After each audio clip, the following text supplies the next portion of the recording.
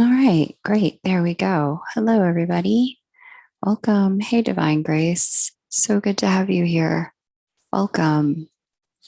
Hey, Missy Bemis. Hey, TK.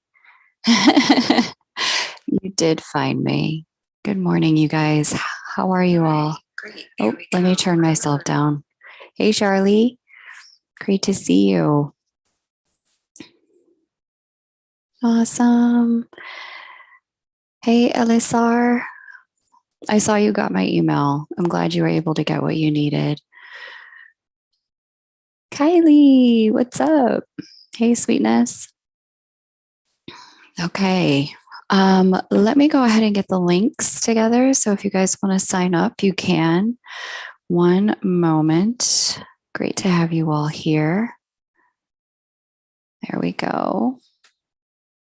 Most of you are already on my private list, so you know how this works. This is not new for you guys. No, I don't want a free trial of YouTube Premium. So let me go ahead and place this in the chat for you. And then if you want to go ahead and jump on the list, you certainly can.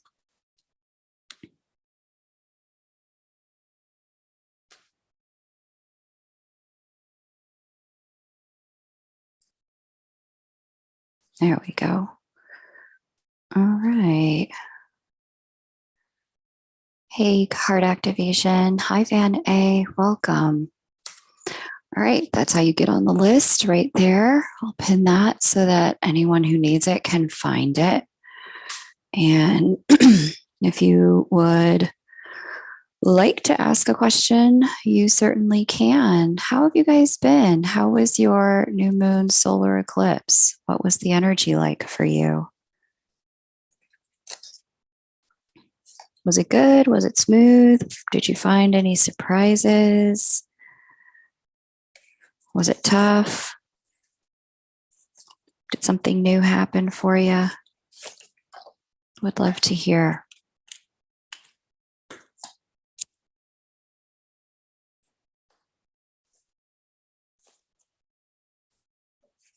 Let me get my notebook together so that I can.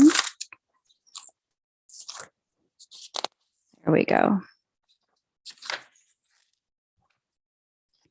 Awesome.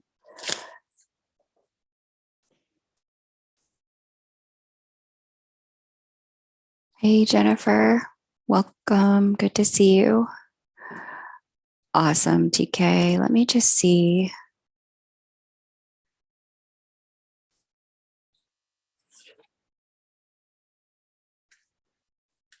Let me pop into my Venmo and just see. It's pretty smooth, just exhausted. Yeah. Some of the energies could have been pretty exhausting for sure. I don't see it here yet, TK. Waiting for the shoe to drop. Well, just have some faith that if nothing has happened, nothing's gonna like that. It's gonna stay smooth. Yeah, I don't see anything from you yet, TK, but double check it. I double checked this morning to make sure that I had the link right for you guys. You can't Venmo from the UK. PayPal, of course, works. There is a PayPal link that's pinned up there, so you can use the PayPal link if you prefer to. Let me see if for some reason, see if I can make that a easier link for you.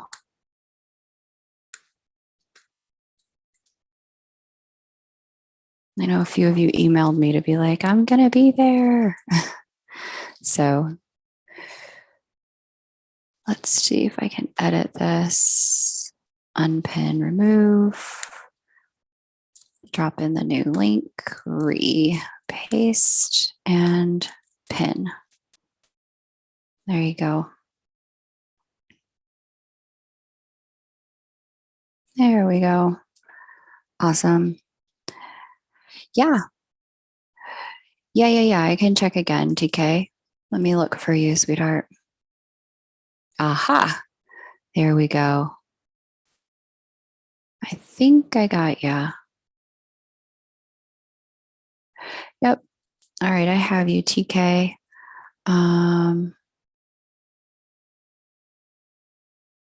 And then Vanessa, I have you as well.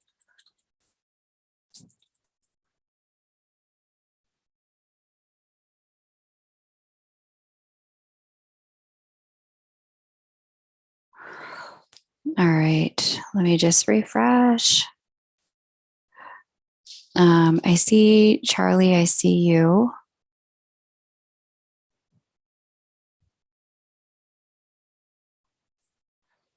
Okay. And then let me just see. I see Elaine. Okay. Heart activation. Okay, perfect. Thank you. Got it. And then I also see Pallavi.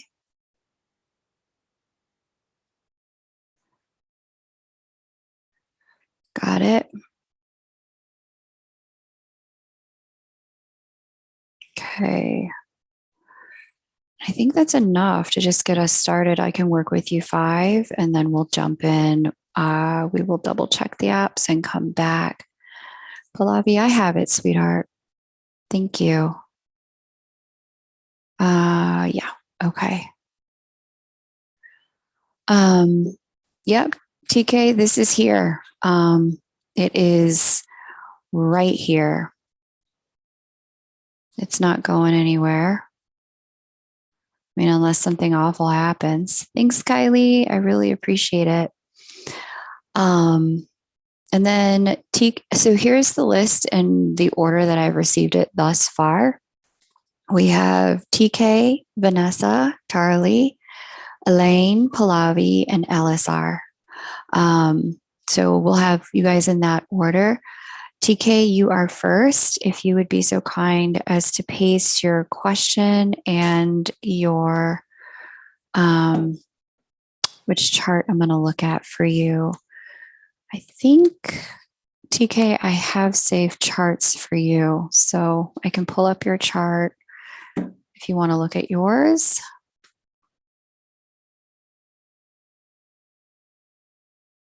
Let's just see what you want me to do. And then Vanessa and Charlie, if you could get your questions together, that would be really, really helpful.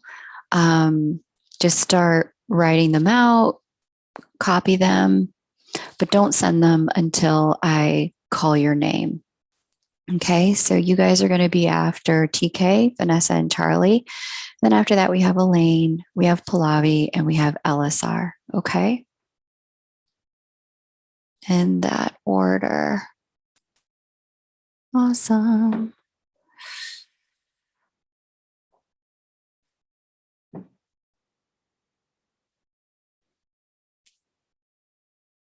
But I am curious, how was you guys' new moon? Ooh, TK, that's a big question, hon. Can you trust it? I don't know if I can answer that one for you. I'm going to be really honest. And here's the reason why. Thank you, Nanda. You can. The way to get on the list, Nanda, is above. It's the pinned comment. Just go ahead and follow the instructions in the pinned comment, and you'll be able to get on the list. Here's the deal, Kim. I can see where the question is coming from, is from a place of having already been wounded and having your guard up around what he is saying to you about how he feels.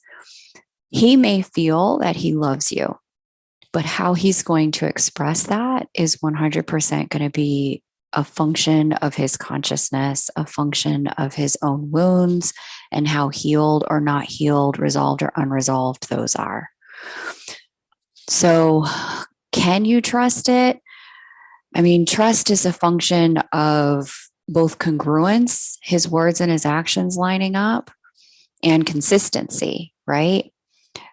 there may be instances in his whole life where sometimes they're not going to line up. And that's life, right? He may say one thing, but life may call him to do another. So, all of that to say, is he going to be perfect at this? Probably not. Should you ask me a different question? Probably so. Okay, Kim. But I totally get it. I get why you would ask, especially if you've already been hurt. I can't look at his chart and say he's going to be all this way or all that way. He's going to always flake or he's going to always follow through, because that's just not life. That's not people. And if he said those things to you, I'm going to be real honest, Kim, I don't think he's lying. If he had the guts to pull it out, I don't think he's going to try to retract it behaviorally or verbally, but life is long, and it is hard for all of us. There have been times when we've wanted to follow through in one way for someone, and next thing we know, our feelings may have been in one place and life has asked us to do a different thing. So, all right, Nanda, I have it. Thank you, sweetheart. You're on the list. Kim, give me your next question and what you want me to look at. And then we can go from there, sweetness. I got it, Nanda. Thank you. Charlie said new moon was rough. Kylie says it was a frustrating moon. I felt down again, waiting for an up sign. Yeah, this would have been the kind of new moon where, gosh, if you had significant placements in cardinal signs, so Capricorn, Cancer, Aries, Libra, or if you had, especially the later part of the signs, or if you had significant placements in the later part of the mutable signs.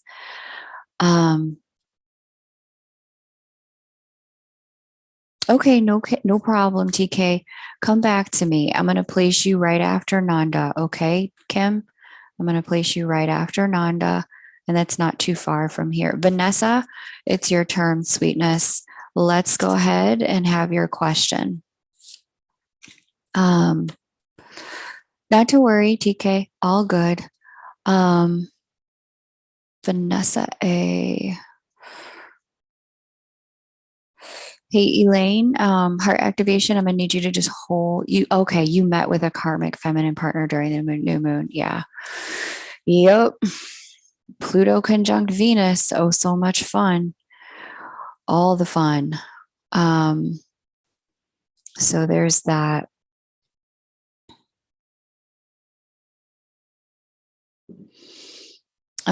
Jennifer, new moon was smooth. Transiting Uranus has moved more than a degree from my natal Chiron, so I'm having a galactic break. Yeah, I get that. Yeah, actually, TK, if you want to do that, we can do that. Are you ready?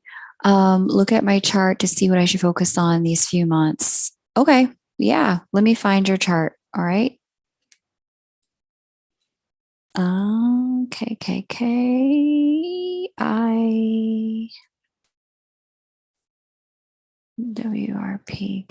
WRPKC. Okay.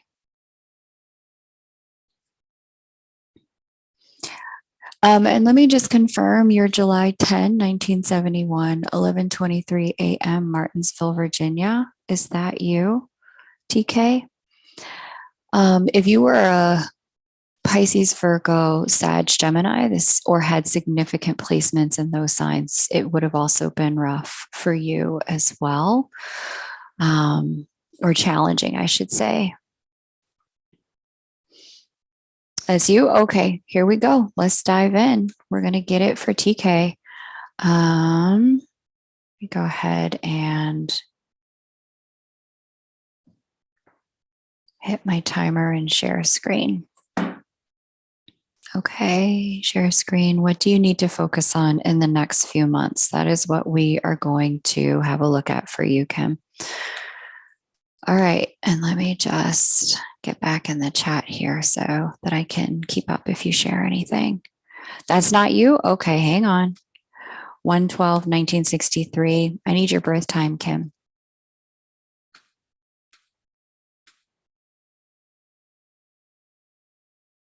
Or your birth location and time, sweetheart. So, for everyone who's just joining, again, welcome. What I want you guys to do is go ahead and put all your information into one chat for me so that there's not, a whole bunch of chats coming through from you at one time. Birth date, time, and location in your question in one chat. Okay.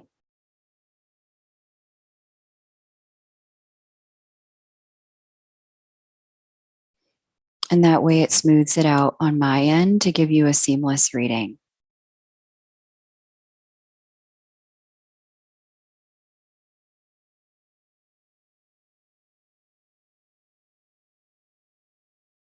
For those of you who are getting ready,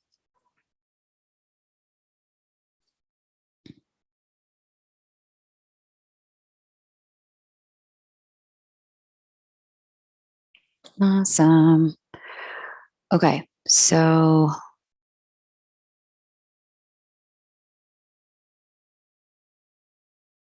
all right, Kim.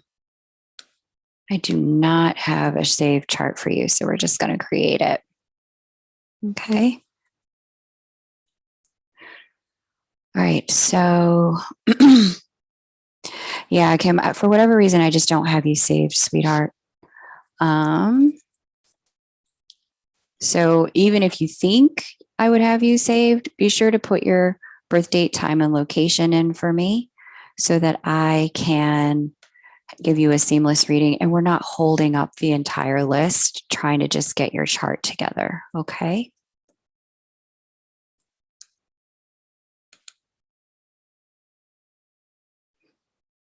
1/12/63, 8:28 a.m. So Vanessa and Charlie, you're after this. All right. So get your question and your birth data ready for and put it all in one chat for me. Okay. All right. 1/12/63, 8:28 a.m. Miami, Florida. Okay, got it. All right. Okay, you said it was Miami. Now you're saying it's Kendall.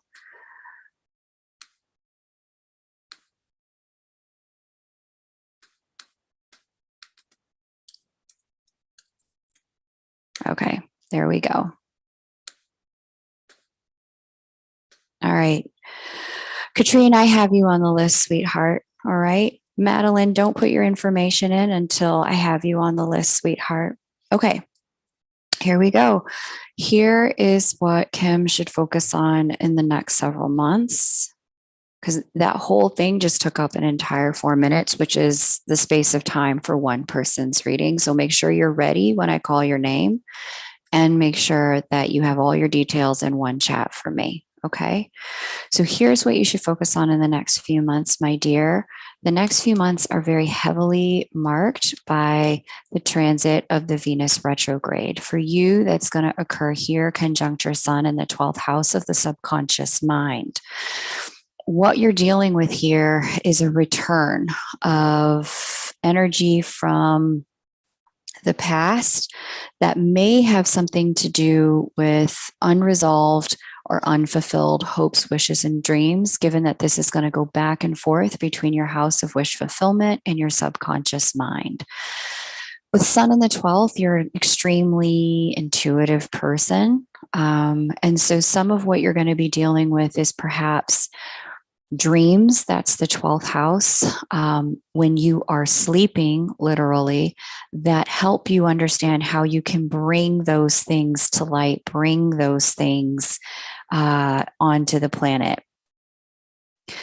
What you're going to need to do as well as Saturn is crossing over your ascendant and descendant line here that bisects your chart is just be really patient with yourself. This Saturnian planet is causing things to slow down, in particular when it comes to your perception of things and also when it comes to your relationships, romantic and business partnerships. That's the descendant line component of this. There might also be a relocation. Let me just double check. I don't see that just yet. It's going to be a while, but you may be sensing a relocation in the next 3 to 4 years, perhaps maybe on the horizon, either a sale of property, a purchase of property, or just needing to move altogether. I don't see this coming as a surprise, but I do see this being related to changes in work that may be occurring in the next 2 years. These changes in work are things that as we get into the early part of next year, like I said, it does look like as we move through the Venus retrograde between now and February, you have some information that's going to come to you both through the dream state, and it's also going to come to you as you, how can I put this, are kind of in meditative states, washing the dishes, driving the car, cleaning the house, that kind of thing. Some information and ideas are going to come to you about how you can begin the process of moving along toward fulfilling certain unfulfilled dreams that you are already aware of, things you already know you want to do. These things for you, because they're going to come to you in a meditative state, I can see because this is a 12th house retrograde energy. You may want to brush them off. You may want to shrug them off. You may even be like, oh, why am I paying attention to that? I gave up on that a long time ago. Or why am I even thinking about that? I already tried it and it didn't work. I'm going to tell you that as we move into next year, things that may not have worked in the past have a huge potential to work out now. You are moving into your season, Kim. With Jupiter moving into water sign Pisces as soon as we hit Jan 1, and then staying here for 6 months. Pisces is the governor of House of Earned Income and House of Fame and Honors, your success placement in your chart, and House of Service, all governed by water signs, which means they are linked. The opportunity bringer jumping into water sign Pisces is going to activate all three and allow you to have open doors where you might have found them shut before. So take your time, be patient with yourself, and pay attention to those meditative thoughts. They may come quickly, fleeting, and passing and gently, but they are going to guide you to what it is you have wanted to do for a long time, but the timing has just not been right. All right, Kim, thanks so much for letting me do a mini reading for you. Let me have a look. I know you wanted to do the 3-card tarot. I'm inclined to pull a light worker oracle for you, if that would be okay, Kim. JD, please guide me would be probably too general for me.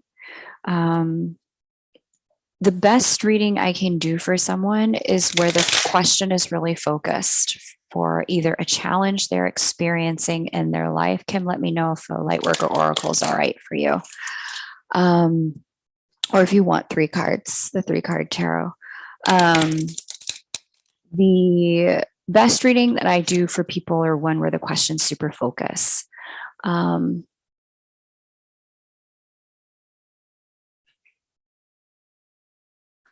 Otherwise, it can be super general. All right, I'm shuffling. Kim, you're welcome. Hopefully that resonated for you and provided you some clarity.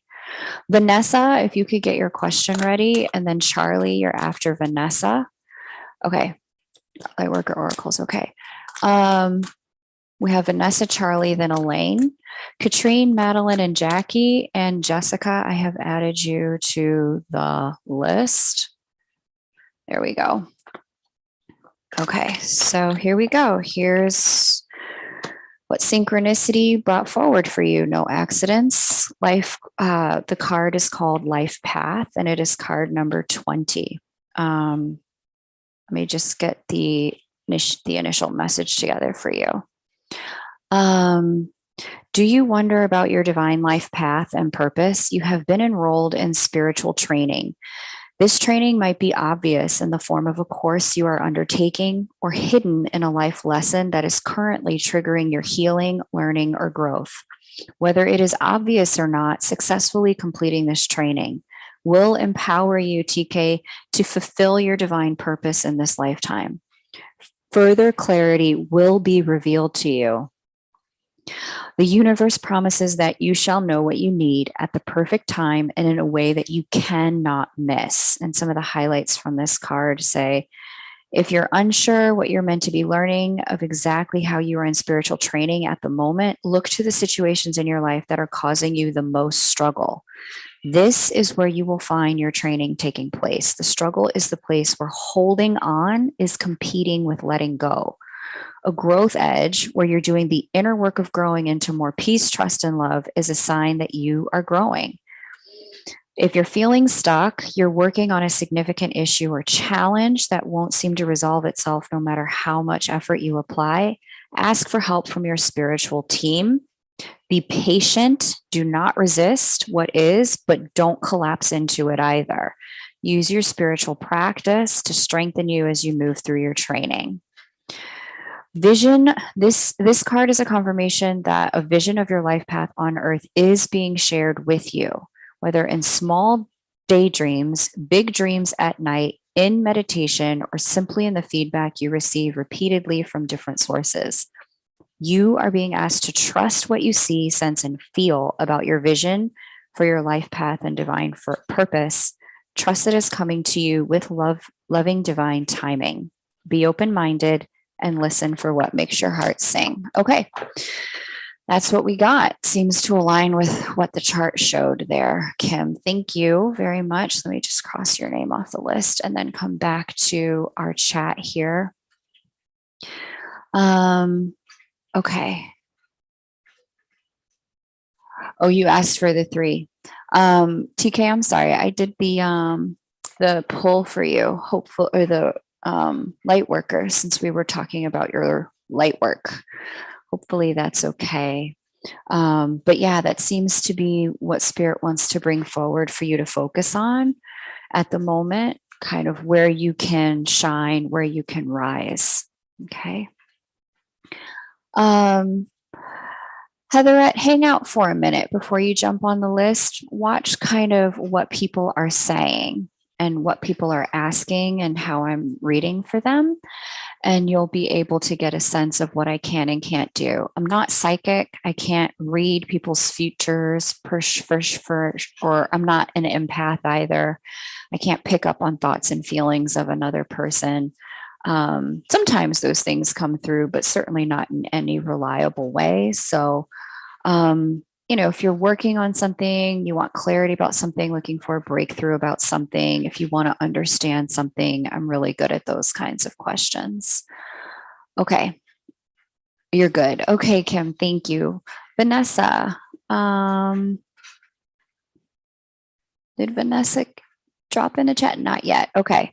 So Vanessa's going to add her information so that I can read for her. And after Vanessa, we have Charlie and Elaine. So Charlie and Elaine, please get your question and your birth details ready for me. Okay.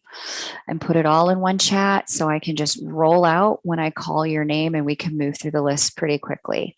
The list as it stands is Vanessa, Charlie, Elaine, Pallavi, Elisar, Nanda, Katrine, Madeline, Jackie, and then Jessica. So I don't know where Vanessa went. Hopefully she's still here.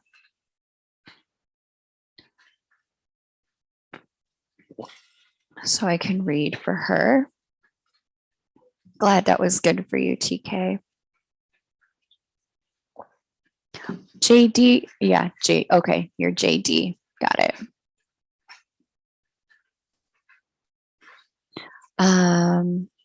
Hey, Jackie, welcome. Great to have you here. Glad you're on the list. I have you there. Okay, is Vanessa still here?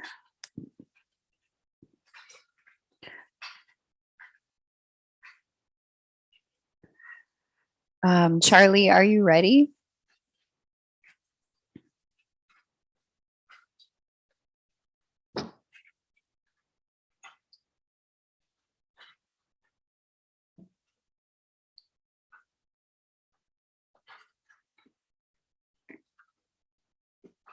I'll just grab a little water here.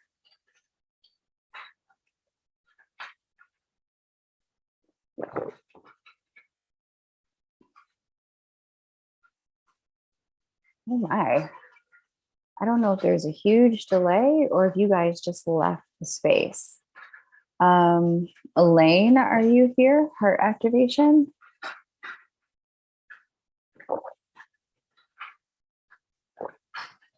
You dropped it. Okay. So Charlie and Elaine hold because I need to find Vanessa's question. Going forward, please, please, please wait until I call your name before you drop your question and your birth details. Wait until I call your name because otherwise I'm not going to be able to find it. Vanessa, I don't see it here, sweetheart. I don't see it at all.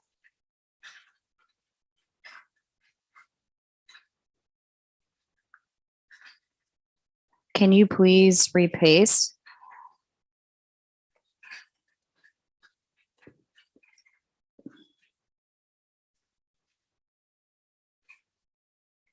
No problem, Kylie. You know where to find me, sweetheart.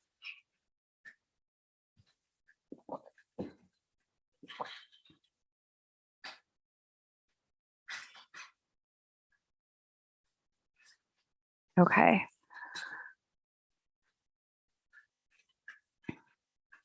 Yeah, I'm not seeing it here at all. I see your new moon was awesome in clearing. So since I have Vanessa,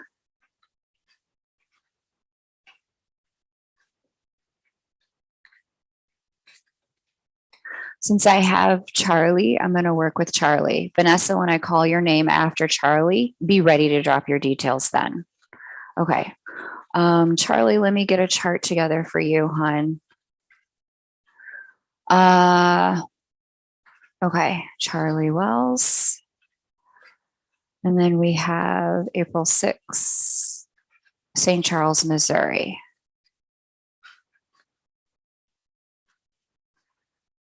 Hmm.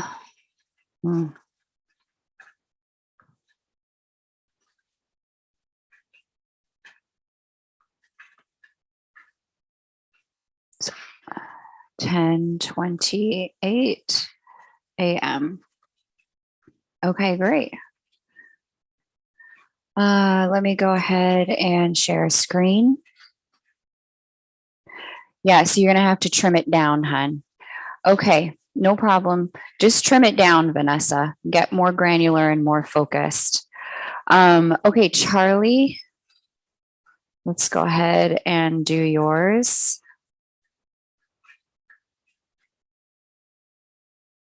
Let me just see what your question was again.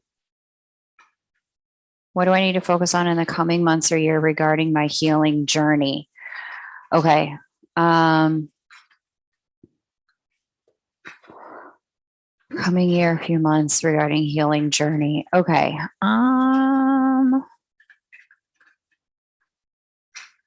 Where is your natal Capricorn?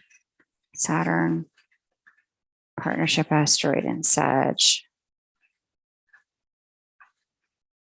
And who is this aspecting? Sun. Okay. Interesting. So the Venus retrograde in particular said that your focus for you, this Venus retrograde is happening in the seventh house of your seventh house of committed partnership. Again, the energy began in November. December 19th is when the retrograde begins. It ends on January 31st. And then we feel the effects of it all the way through the end of February.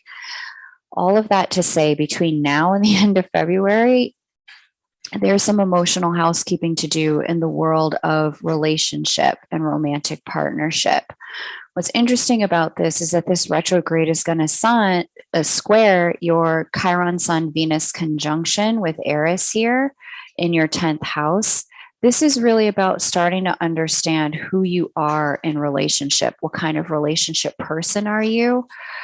What do you need? What do you stand for? And how do you want to evolve relationships past what you got in your family? To be honest, I can see here that with your childhood, there may have been some instability with your family, with just the parenting you got, or in the household you were brought up in. Could have moved a lot of times. There could have been a parent who was unstable in certain ways. What you're meant to be doing with this particular Venus retrograde is twofold, because this is creating a T-square in your chart.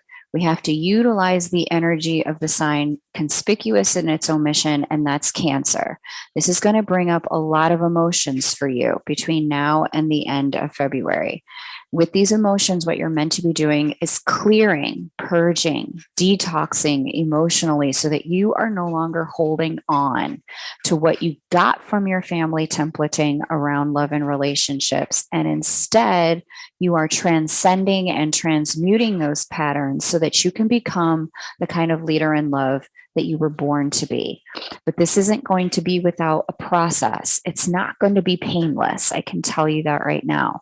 This whole Venus retrograde process is going to bring up a lot of intense past memories about who your family was to you in relationship, who your parents were to one another, and that includes step parents, how they were with one another in relationship, how you felt about that, how you processed that, what emotional stories did you make up about yourself, what limiting beliefs got created, and how those limiting beliefs may have contributed to your relationship patterns up until now.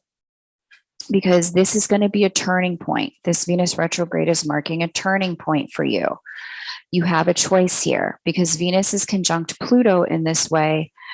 This is an energy of asking you, are you going to operate from love, or are you going to operate from fear when it comes to love?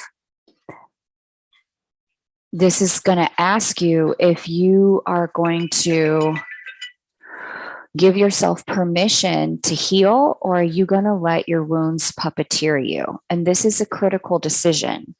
Let me just see. Yeah, you have a really significant relationship transit coming up after this, after you complete this, meaning love relationship stuff can begin to unfold in a really nice way after this in the second half of next year. But this clearing is going to have to take place first, Charlie. And how you do with the clearing, how you heal is going to be really, it's going to set the groundwork for whether or not you are repeating cycles, repeating certain lessons, or whether or not you're moving forward in love without needing to repeat the previous classroom and the previous lessons. So get the healing you need, get the support you need. If you know you need a therapist, a coach, a healer, anything, somatic work, Charlie, do it, because it's really going to set you up to have a completely different kind of relationship and relationship to love and connection as you move into the second half of 2022. Okay, thank you, Charlie. I really appreciate you letting me read for you. Hey, Third I Am. I haven't seen you in forever. Great to see you. You have to let me know how that resonates for you, Charlie. Okay. Melissa, I've added you to the list.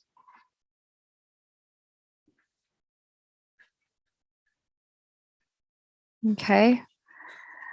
It all resonated for you. Vibe and Shine. It wasn't even your reading, Vibe and Shine, but it resonated for you. That's hilarious. Okay, cool. Hey, Flower and Forgiveness. Wonderful to see you. Vanessa, what do you see? I need your birth details, Vanessa. And here's the deal, Vanessa. We're going to work with you on this because I can see maybe this might be our first time doing a mini reading together. What do I see shifting or coming for me in the next weeks or months?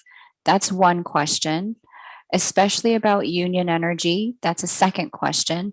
and money. That's a third question. So I need you to find one question and put it in the chat alongside of your birth details the same way Charlie did. Try again, Vanessa. We're going to come right back to you, babe. And I'm going to do Elaine. Elaine, heart activation, if you could please paste, that would be great. We're going to come right back to Vanessa after we do Elaine. Okay. Watch how Elaine does it, Vanessa. And as Elaine has, because Elaine and I have done this many times before, watch how Elaine does it. And I'll take you as soon as I'm done with Elaine. Just decide what matters most to you to know. Okay. Flower and forgiveness, that's awesome. Charlotte's a great teacher. You're going to love her mediumship program. Really love it. She's very gifted at teaching it.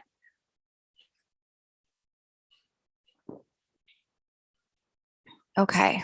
I'm really glad that that was spot on for you, Charlie. Thanks for letting me know. Heart activation, are you here?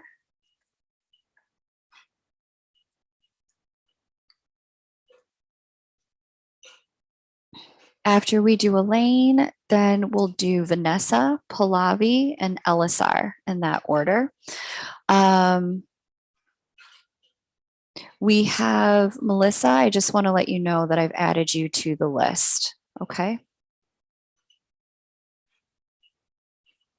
Oh, thank you. You're welcome. I'm grateful for you too, Flower and Forgiveness. I'm really excited for you as well. It's really cute. You guys are all April 6th Aries birthdays, wishing each other a happy early birthday. That's such an Aries thing to do. What does it look like for coming back together? Ended communication last week during eclipse, wanting to know if that was a closure for us. Madeline, you have about 4 or 5 people in front of you. Okay. Awesome. Thanks, Mel. Okay.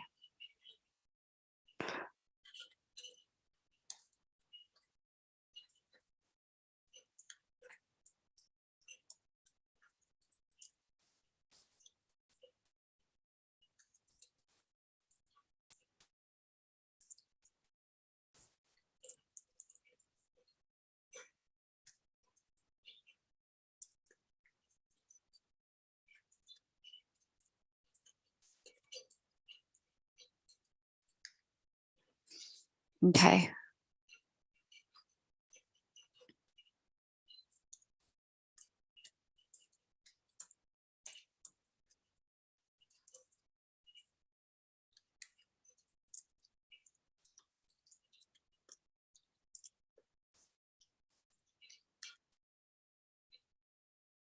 Nanda, you can.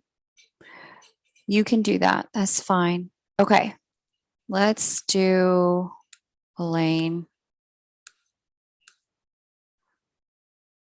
What does it look like for coming back together? So again, this is going to be a tricky one because we still have that final eclipse in the world of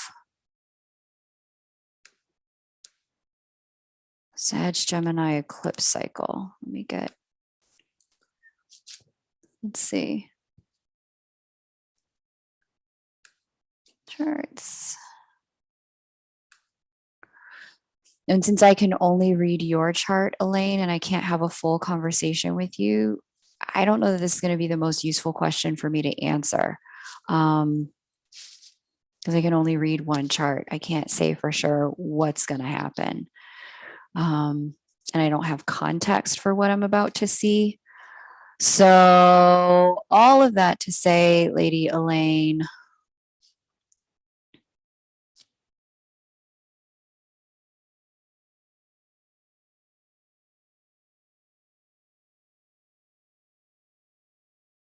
and Elaine, what are your birth details, hon?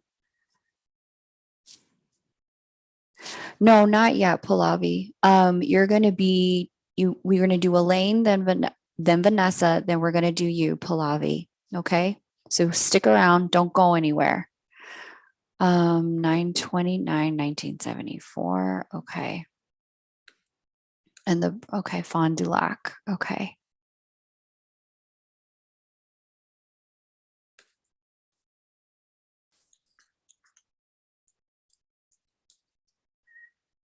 Wisconsin, Fond du Lac, 929.74.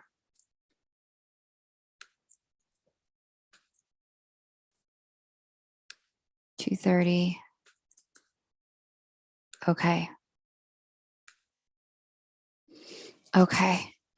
Nanda, we have just a little bit of ways before we get to you, babes. Okay.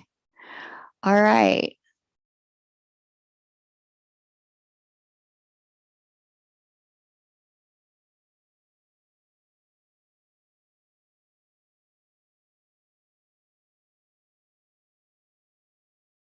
Okay, heart activation.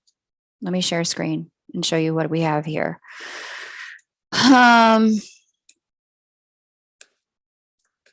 Okay. I'm not surprised, if I'm being honest with you, that there was a split and you guys there was a separation here. And the reason why has to do with what's going on with your seventh house. Now, I don't have your person's chart, and we would need to do a whole different kind of reading to look and see like what's going on between the two of you. Which you can book on my website if you want to do that. There were a couple of reschedules because people have holiday stuff to do. So there's a couple of places open in the calendar now if you want to grab one for us to do a full kind of understanding of what happened and where things are going, looking at all of your charts. But here's the deal. With Saturn crossing over your seventh house cusp line, Elaine, we have an energy here of, for you, Saturn is the integrity bringer, the integrity restorer.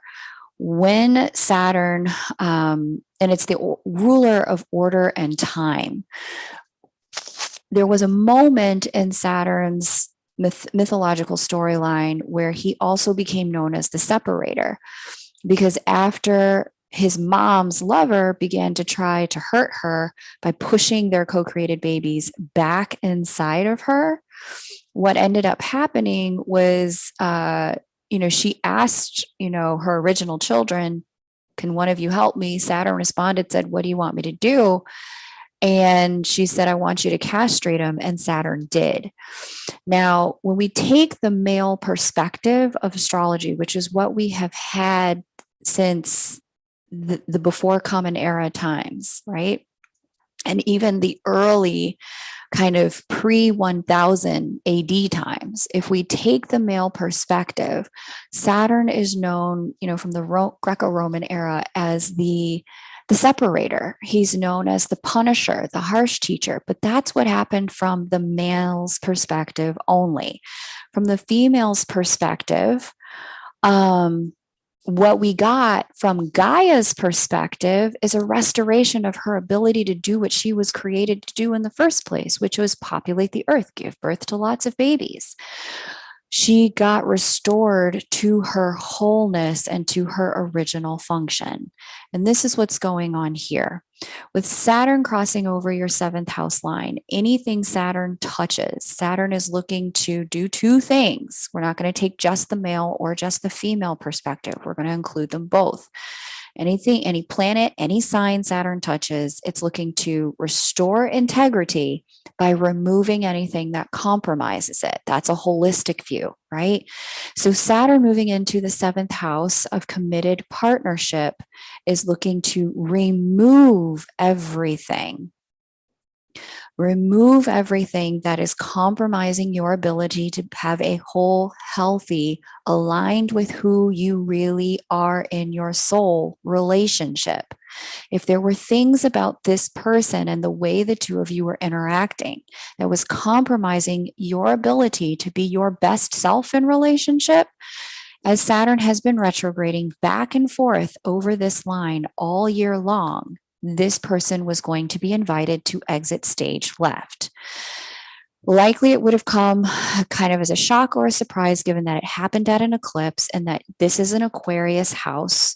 Aquarius governs surprises and the untraditional. Aquarius also governs the energy of evolution and transformation and the new and the next, quantum leaps forward. Can things come back together? Possibly.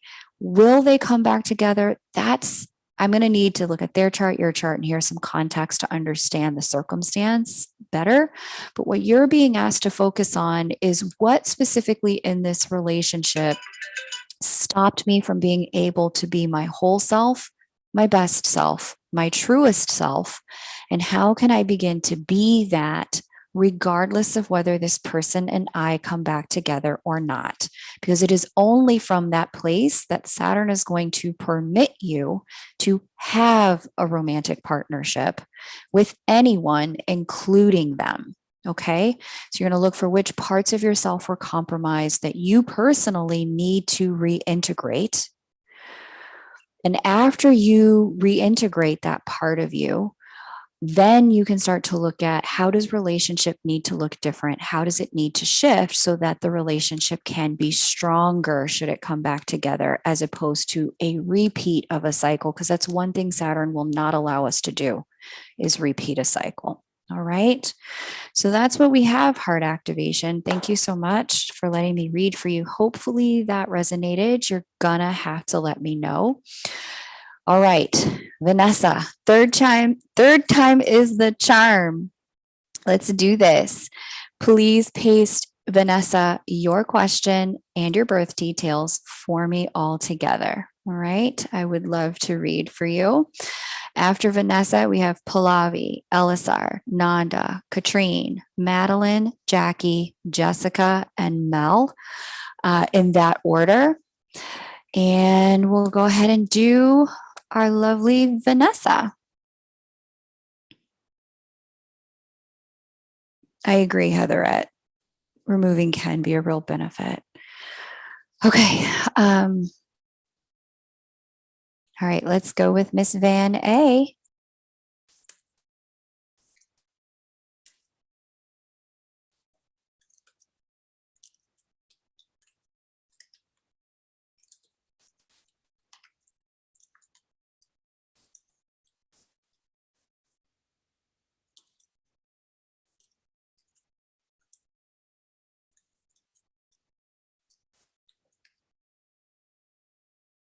You're welcome, heart activation. You'll have to let me know how that resonated for you. Okay.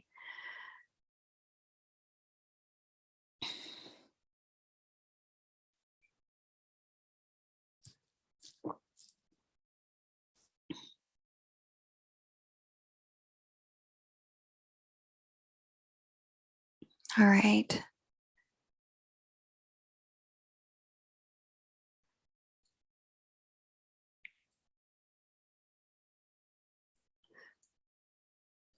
I feel that was very beautiful and on point. Okay, good. Heart activation. Very good. I'm glad that was on point. When things are really aligned, Saturn brings things together in a beautiful way. Saturn, that same transit can also bring a marriage. When Saturn touches things, it never leaves them the same. It is always going to transform them by bringing them into integrity. And if the wholeness is that it's time to come together, then Saturn will create like a marriage bond with a transit to the seventh house cusp. But if it's not aligned, then Saturn will create a separation. But it's all in the higher good. It's about boundaries for the benefit of integrity. Awesome. You did it, Vanessa. Okay. I see all the birth details. What do you see shifting or coming for me for grounding into union energy? My twin has been all over my dreams. Okay. Well done, Vanessa. One question, all the birth details. You nailed it, girl. That's how I need to see it to do a good reading for you. Well done. Let's do this. Okay. Nashville, Tennessee. After Vanessa, we have Pallavi. Pallavi, if you can please prepare yourself, that would be great. I've always wanted to visit Nashville, to be honest. Yes, you did do it, girl. I'm so happy about that. Happy belated birthday, by the way, Vanessa. 1978, 4:33 a.m. Awesome. Okay, let's have a look. Libra rising. Here we go. Share screen. Yep, you nailed it, girl. Third time was the charm for us. So glad we were able to get there. Cool. Okay, so Lady Vanessa, here's what I got. November 8th, 78, 4:33 a.m. Okay, got it. Let's see what union energy looks like for you. So hopefully, Vanessa, you've had the chance to listen to the 2-hour kind of overview of what union energy can look like, the 4 types of union there can be, and all of that, and the things that impact union on my main YouTube channel. Hopefully you've had a chance to do that already. If you haven't, you can just look for 2022, 2023 union energies on my channel. I did like a 2-hour special on it to give everyone like some guidance around it. Okay. So let's jump in. Here's what I got. We have, let me see what your 7th house cusp line. Okay. Okay.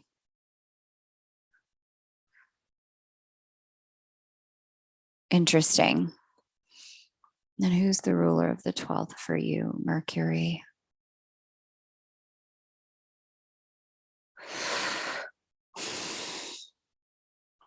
So then what is the issue?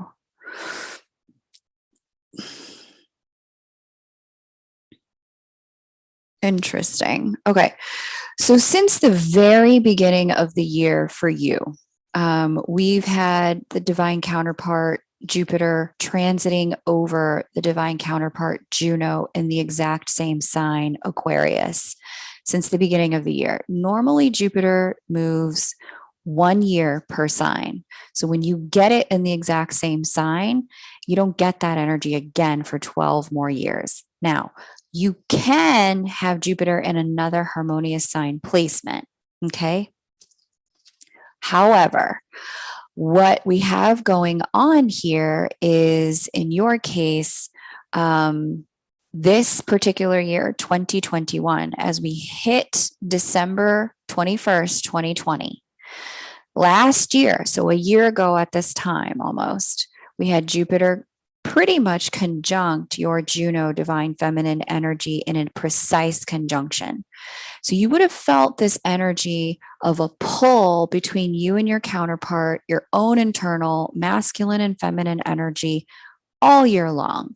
The pull gets the loudest when the transiting Jupiter touches the transiting Juno in the same sign. Okay, which is what you have here. They are in the same sign this year. Okay. Now, because they're in the exact same sign, you would have felt this pull, but simultaneously, you have some energies in your own chart that are asking you to pay attention to some really significant lessons for your benefit that have nothing to do with your twin. All right, let's get into where those are at. We have Uranus here, opposing your natal Venus, Sun, Uranus conjunction, which you would have felt much earlier in the year. Uranus got out to the 14th degree, which you see. Uranus is at the 14th degree of your natal Venus. Venus is at the 14th degree of Scorpio, the opposing sign. Sun is at 15. Uranus is at 16 of the opposing sign. When Uranus wants to talk to the personal planets, specifically Sun, Moon, Mars, Mercury, Venus, when Saturn wants to talk to the personal planets, which Saturn is also doing, it's in a square to these personal planets. What you get is an energy of needing to do some internal work. But when union energy happens during one of these transits, happens inside of a need to do internal work time, what we get is a period of time where the divine is preparing us through experiencing the pull itself. When we experience the pull, but we have this stuff that goes on and it's just not time. because these other planets are teaching us certain lessons. The lessons are coming through the pull. The lessons are coming through the connection. This is why he's been all over your dreams. He's been all over your dreams because there are certain messages, pieces of information, parts of yourself, your own masculine and feminine energy that you are meant to be integrating and lifting to with Uranus in conversation with Venus to higher levels of consciousness. Uranus is about our divinic consciousness, our divine mind, integrating with divine mind and divine energy. And this Saturn energy here is asking you to anchor there. So essentially, this is you.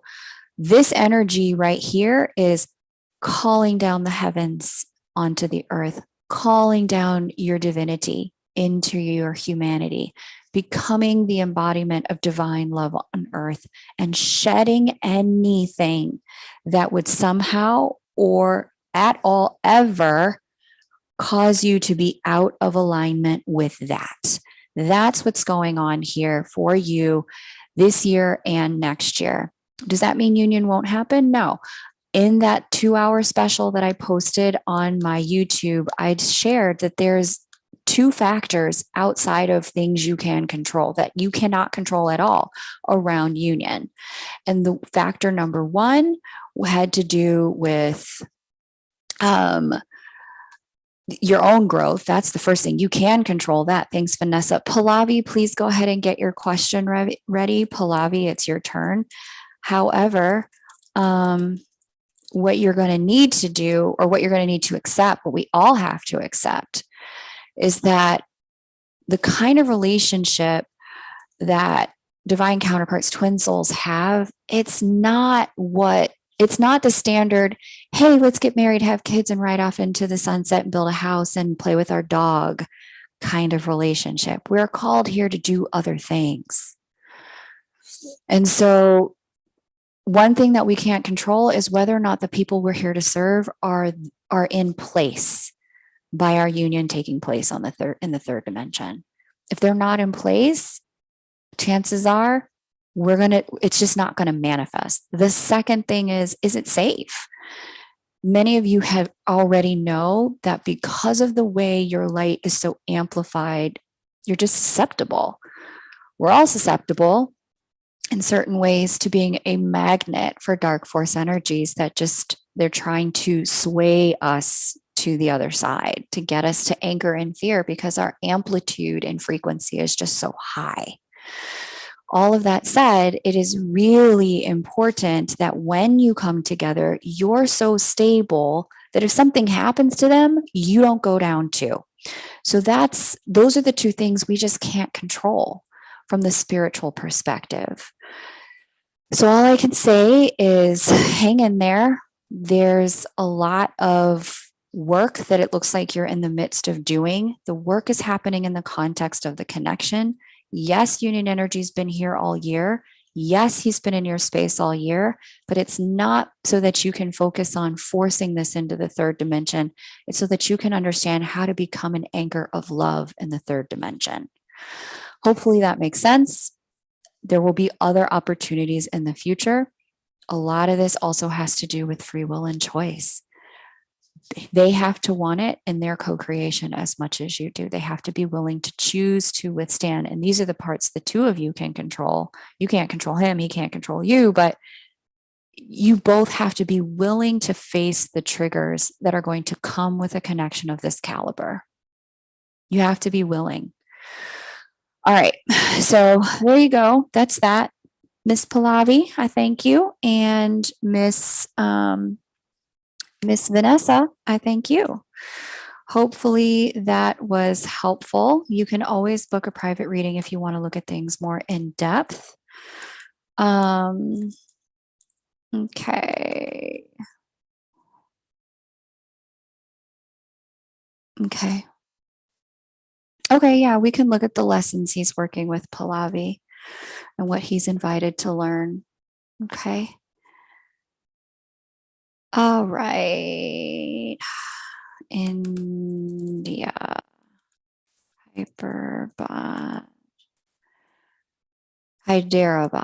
Hyderabad. Okay.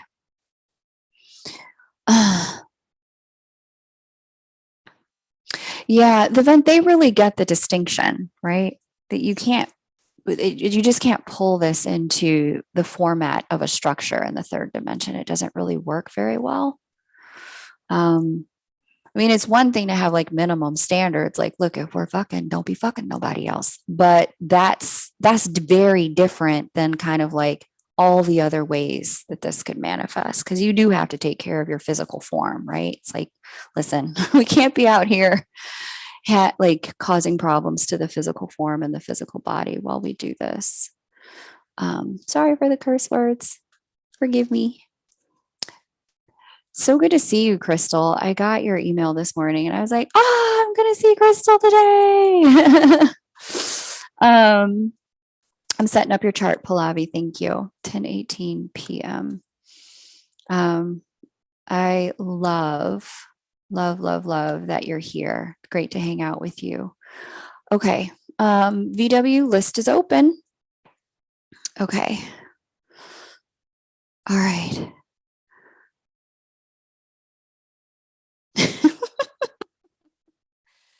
See, Crystal, this is why I love you, girl. You understand. All right, look. Let me see. Pallavi wants to understand the trajectory of her counterparts lessons at this time. Okay, let's get into it. Let me go ahead and hit the timer, share a screen.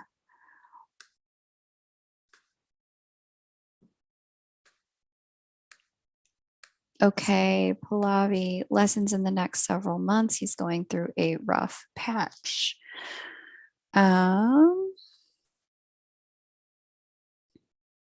Nanda's like, it's okay to curse, be yourself. Shut up, the vent. I know I'll be on here for hours, but I know you don't have to go to bed. Oh, wait, did you tell me you work a night job? I think you work a night job, so you do have to sleep during the day. Okay. All right, cool. Let's go ahead and have a look. Oh, your person's in their Saturn return period. This is exciting for them. Okay. This is good. This is really good. So a Saturn return period is a period where we are asked to get in alignment with what our life path is in this lifetime. It's filled with a lot of tension because depending upon what we were doing prior to the Saturn return arising, we may find that we need to leave a lot of things behind. So recall what I was saying about Saturn a couple readings ago, right? For heart activation. So with this, Saturn is asking your person to shed a lot of the things that have not been serving them. Because and we're going to talk about the specifics of what they're shedding in a minute from based on the axis point here, but there's some shedding going on so that they can get in alignment with their highest and truest path. Saturn return, it's one of the periods of time I really like in a person's life, even though it's hard, because it's one of the moments where the push and the pull internally from your soul is so loud, it's nearly impossible to ignore. It's almost like the hand of divine intervention shoving you onto the path you're meant to be on. And this is what's coming for your person. The axis this is happening on is the 9-3 axis. And on the 9-3 axis, 9 and 3 together represent beliefs, they represent communication, they represent our thought forms, PR and marketing, higher education and education. So with this, and what I love about this for your person is one of the reasons they probably just are not checked into you or connected at the moment. And one of the reasons you can certainly relax is because there's so much internal energy forcing them to look, am I on track? Where do I need to be? Why am I where I am? And what should I be doing that's really going to be aligned with who I'm meant to become? There's so much tension and internal like force around that right now But they really don't have a choice but to pay attention to that first and pay attention to that foremost. I got it, VW. No problem.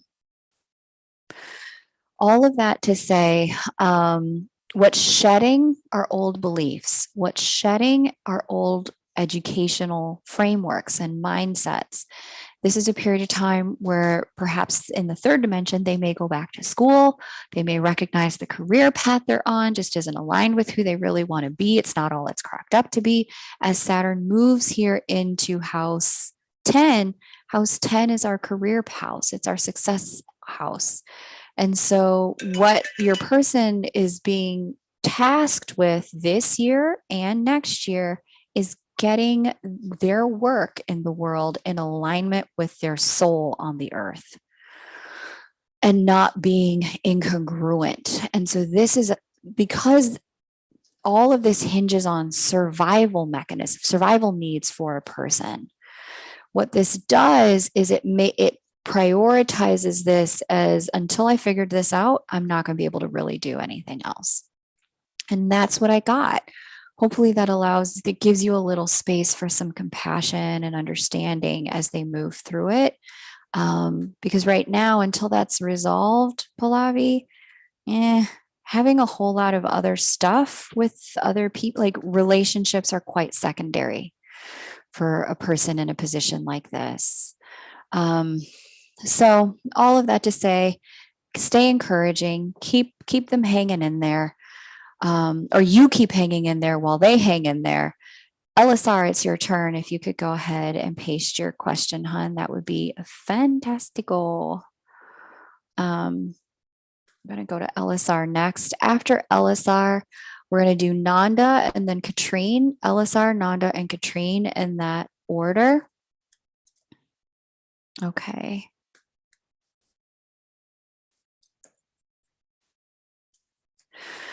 But yeah, that's it's a tricky thing. It's a real tricky thing when someone's going through something like that. Okay.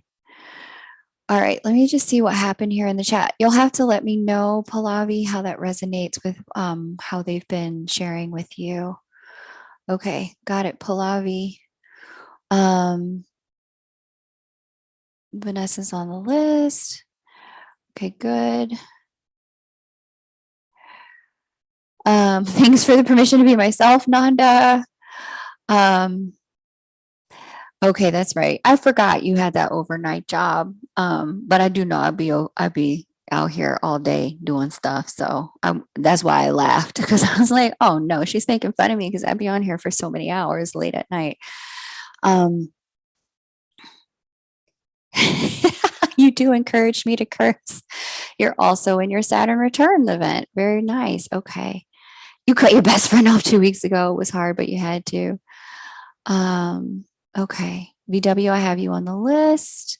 Remolding yourself, that's you. Yep. Okay, glad you get it. JD asks random question. Do you have info on, and if so, have thought about offering a course on reading charts for kids would be such a great tool for parents and parent coaching away from reward punishment. Ooh, JD. I do read for kids. A lot of parents will come to me about their children, mostly because they want to better understand how to not push their child in a direction that's not aligned with their child's soul. And what kind of like stuff their child will respond to if they need to be redirected. Like, is it a conversation? Is it discipline? Is it this? Is it that? And what kind of talents and gifts their children might have. I do read for parents around that kind of thing, but I've never thought about offering a course on it. I do it privately more than I do it, probably because I just don't have kids. So, and I just don't feel entitled to speak on parents, being a parent, because I don't have kids, but people do ask me to do that for them. The event's like, I'm just going to give you money. And if I'm up, I'm up. If I'm not, I don't care. Biology, you're sweet. Hey, Raleen, welcome. Say hello to Honolulu for me. Must be nice. Okay. Okay. LSR, what can I focus on over the next few months to ground my union energy in the third dimension? Been in separation for a long time, but doing lots of healing. Okay. The man has a reputation for sarcasm. Yes, you too. I think that might be my favorite form of humor. I love sarcasm. That's why I laugh so much when you're on my lives. Toronto, Canada. Okay, and 3-5-1983 5:05 p.m. 3-5-1983 5:05 p.m. Toronto. Okay, let's see. You want to know what your union work is. That's great. Okay. So, like I said, there's 4 types of union.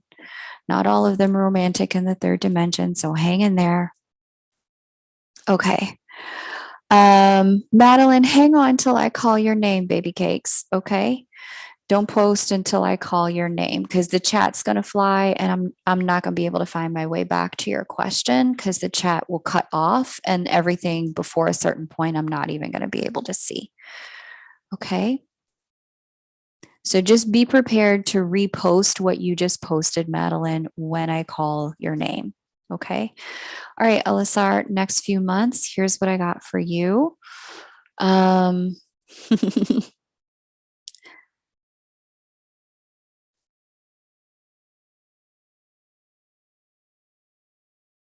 Okay.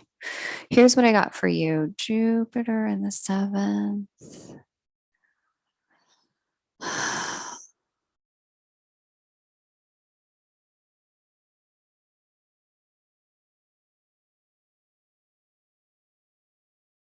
Dang. Okay. LSR, I know I've read for you before, but I really try to expunge from my mind every person's story so that I'm not carrying everyone in like my energy. If you have been the kind of person, LSR, who has had a string of relationships without closure behind you. I got it, Crystal. I got it, hon.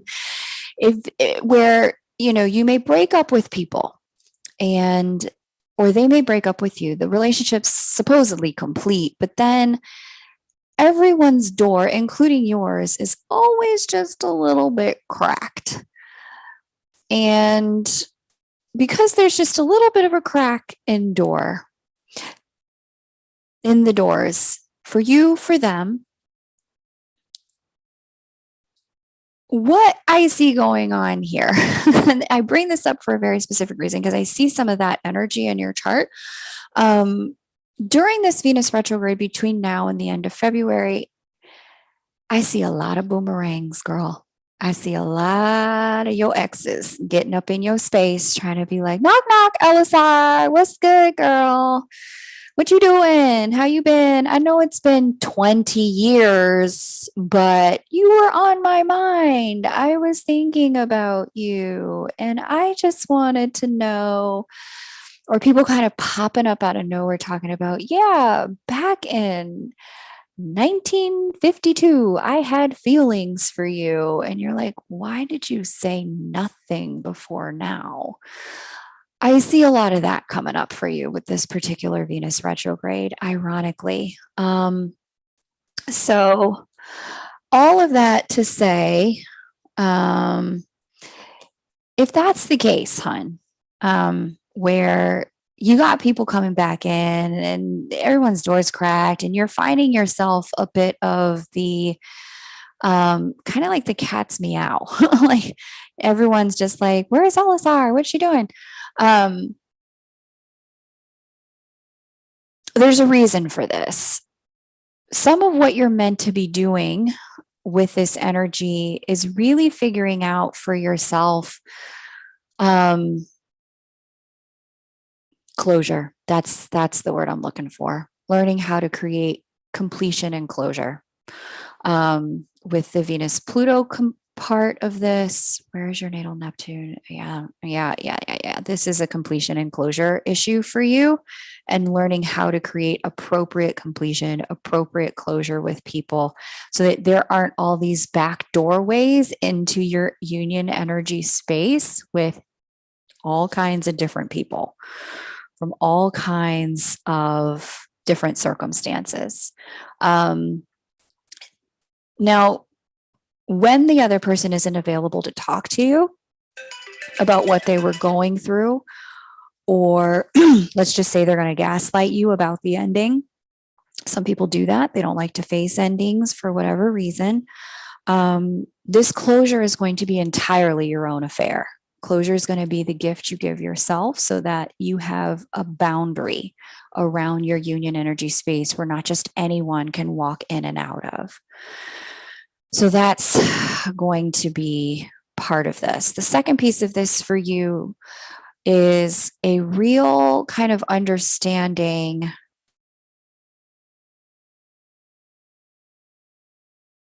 Yeah, a real kind of understanding about some of your own fears and inflexibilities about when things start to get off the ground, and sort of that like gray space between we just started dating and we're in a committed relationship. More so the we just started dating part, where there's, because this house of flirtation, romance, and intimacy, that fifth house with Venus retrograde happening so close to your Lilith, I'm just seeing this presenting. Nanda, it's your turn. If you could drop your question, please, Nanda. I see this presenting an energy of you needing to resolve, if this has been a pattern for you, what I'm about to say now, you needing to resolve specifically like things never get past the dating phase with you because there's just rigidity. There's like inflexibility or a need to have it your way, or it's like we go on one date and now you're mine, like that kind of thing. If that kind of thing happens for you, or like we go on 3 dates and it's like, so I need to know what we're doing here. Like there's no kind of like allowing this to let things unfold. I see some of that pattern coming up for you to examine how that may, for other people, put them in a position where they can't go further than that with you because they just don't know as quickly as you know. It can't go as fast as it goes for you. They don't have as much clarity as you have up front, or need as much structure as you need in that fifth house. The final thing I'll say is that if you have kids, LSR, if I recall, I think you might, I don't know for sure. If you have kids, this could impact your children's lives in certain ways, this Venus retrograde, where they may have a revisitation of certain challenging events from their own past, where they are, well, it scares the shit out of people when you do that on date 3. Right? That's the deal, the event. Like people need time to evolve into what this is going to be, but I can see LSR here gets real clear real quick with people, with herself when she's connecting with people. But going back to the kids thing, LSR, if they had something in the past that was really challenging for them, that may have brought up a side of them where they started to really showcase either a rebellious side, or they dealt with a very serious rejection in some way, that issue could come back up again between now and February for you to work with them on and give them guidance on how to deal with their shadow emotions of fear or pain or rejection or grief and sadness. You really want to prepare yourself, if you've got kids, that something like that could show up again, so that if that rejection shows up again, or their fear or their anxiety or their desire to like really grip on and control things shows up again, know that that's a fear response, and you can really dig into with them to help them understand how to work with fear, LSR. Okay. So that's what I got for you, darling. It's going to be an interesting Venus retrograde for you, specifically because it's in that fifth house, and that fifth house represents, it's twofold. It's both children, it's our creative works, offspring, and projects. And in addition to that, it is also going to be flirtations and romance and relationships that just get off the ground. So there's going to be stuff for you, stuff for kids if you have them, potentially involved there. Okay, let me get to Nanda. Nanda, thank you for being prepared. I really appreciate it. Maybe inner child. It's been a pattern of relationships never getting off the ground. Me either being too easygoing or too forward definitely resonates with my inner child. Okay, good. Okay. I have a question about my daughter. She was born September 10th, 2010 in Poughkeepsie at 105. She works in the performing industry, and I'm wondering what's coming up for her in her field. Very nice. Okay, we'll have a look. Just based, if she's a Virgo, I can see she's got some interesting stuff coming up next year. People who have, she's 11 and she's an actress. Okay, got it. Thank you for clarifying, and thank you for asking that clarifying question, the vent. I really appreciate that. Glad that resonated with your inner child.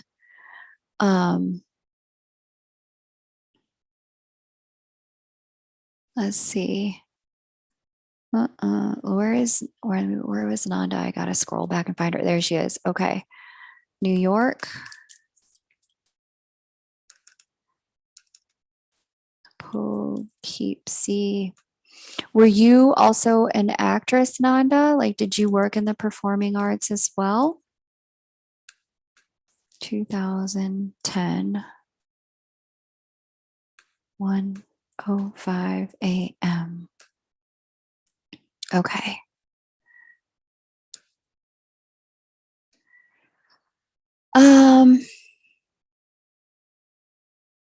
Okay.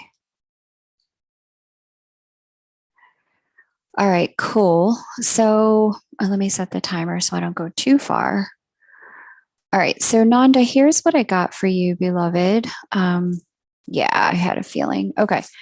Yeah. So I have a friend who's got the Pisces midheaven as well, who's also an actor. And I've been telling him all year, like, next year's going to be big. It's going to be really big. Just keep holding on. Just keep going. Keep auditioning. Keep sending out. Keep doing all the stuff. But your daughter has the Pisces midheaven. It's going to be a busy year. There's going to be a ton of opportunities for her.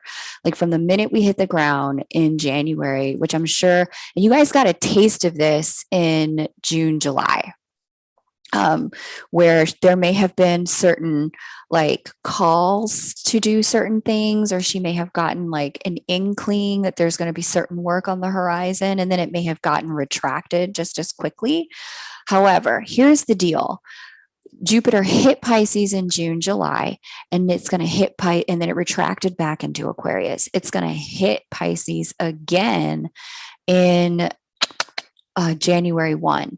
It's going to take a quick trip. Normally it's a year per sign, but next year Jupiter is going to go Pisces, then Aries, all in 1 year, 2 signs in 1 year. That's very rare.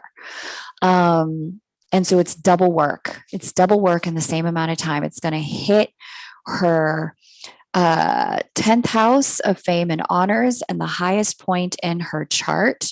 And it's just going to create a ton of visibility for her, a ton of opportunity for her. So, and she's going to experience her Jupiter return, because I guess this is her 12th year, I guess, on planet Earth, or 11th year, you said. So get ready. Here's what I would say, and here's what I would recommend. If you haven't already thought about preparing, what's education? Okay. If you haven't already thought about, I mean, you've had to because of the pandemic, kind of this like getting her private tutors for schooling, that's something you're going to want to consider in the next year, because trying to attend regular school with the amount of attention, visibility that she is going to receive, an opportunity that's available to her, is going to be really hard. Secondly, Jupiter is going to oppose her sun, and that's going to make her even more visible and even more ambitious about getting the visibility she wants. All of that to say, oh, sorry, I didn't show the chart. Yes, Nanda, my apologies. Here you go. Here's Jupiter going into her 10th house, and then opposing her sun right here. All of that to say, you may find that she feels, and you're conflicted even as a parent, should she be in class right now? These opportunities are once in a lifetime, or are they once in a lifetime? She's so young. Should she really be exposed to all of these things? What kind of structure should I keep to make sure that she's surviving and thriving, even though she's so young? It's going to be an interesting period of time for you both to navigate. Let me just see. Yeah. Okay. I can see here. Saturn, moon. I see structure's not a problem for you. You provide it. You're real clear. Ain't no acting stuff going on unless some schoolwork stuff is happening. And so you're good about that already with her. I can see that. Like you're on top of making sure that, she eats her 3 squares a day, that, she's fed and clothed and housed, that she's grounded. And really anchored in reality about what's going on. I can see you probably also go with her to every audition. You don't just send her and then pick her up. So she's not liable to be, taken advantage of by people. Like you're involved in all of her decisions as her parent. So this is good. She's got good protection around her with you. However, what I'm going to say is that this energy in this chart that she has going on next year, she is not going to experience this for another 12 years. So the questions you need to ask yourself, Nanda, are, does she actually love it? Is this actually who she likes being? Or is she more of a kid who really likes reading and science and maybe singing? Performing arts, acting, singing, drawing. With the Pisces midheaven, some of the visual arts could be something that she could be very successful at. Whatever the art mechanism is for her, it's just going to be so important that she's expressing it in the avenue that she feels is most aligned with who she is, and to give her that space to explore and express herself through the art for her stage of life. Okay. That's the thing there. Because this could open a lot of doors for her future. And it could also, if this isn't really who she is, but it's the kind of thing where she's good at it, but you just have a lot of connections, so you're exposing her to it, it could be who she could become. But if she feels pressured or forced to do it simply because you have the connections, she's decent at it and good at it, and so you're giving her the opportunity, but she's just not as into it as you are, it could be the kind of thing where she closes off to it as Jupiter hits house 12 and moves into house 11. She shuts down and she's not open to it anymore, especially as Saturn moves into house 9. It could be the kind of thing where she completely begins to reject it. And you could have a lot of those tween teen the self-differentiation period could move into full-on rebellion if this just isn't aligned for her. So there you go. That's what I see in terms of the next year for your one question. It looks like huge opportunities. Just, as her mom, you just want to make sure that it's really aligned for who she is and how she wants to roll in life, and be paying attention to her signaling around that. Because that Pisces midheaven can make her wonderful at visual arts. It can make her wonderful at singing, any of the performing arts. It can make her wonderful at dance or music, anything having to do with instruments or music. She may decide, like, Mom, I need to take a DJ class. Don't shut it down. Like, let her do it. She has the potential to become kind of like a world-renowned kind of DJ, world-renowned dancer, world-renowned singer, actress, any of the arts. any of the arts. Okay. So just be paying attention because this is the stage and the age where she is going to figure out which of the artistic paths work best for her. And you're going to be needing to pay attention so that you can foster that. I got it that she's in the performing arts on the whole, but the first round is of that Jupiterian return hitting the midheaven is always the differentiation stage. The fame really tends to come in the second round as long as we are on track at the first round. And that's the focus of this. Katrine, paste your question, please, beloved. It is your turn. Please paste your cue. After Katrine, we have Madeline. I think I saw she has to go to work, so I'm going to refund her. Then we have Jackie and then Jessica in that order. So Katrine, then Jackie, then Jessica. Unless Madeline pops up, but if Madeline's not here, sorry, Madeline, I don't read for people who aren't here. If they have to go, I just refund them. Okay. Okay. No. It 2, 3, 4, 5, 6, 7, 8, 9, 10 people are in front of you, but we're moving a bit faster now because people kind of get the trick of like pasting their question and being ready when I call their name. All right, Katrine, any changes in the next month regarding his marriage? I don't know. We can look and see, Katrine. I'd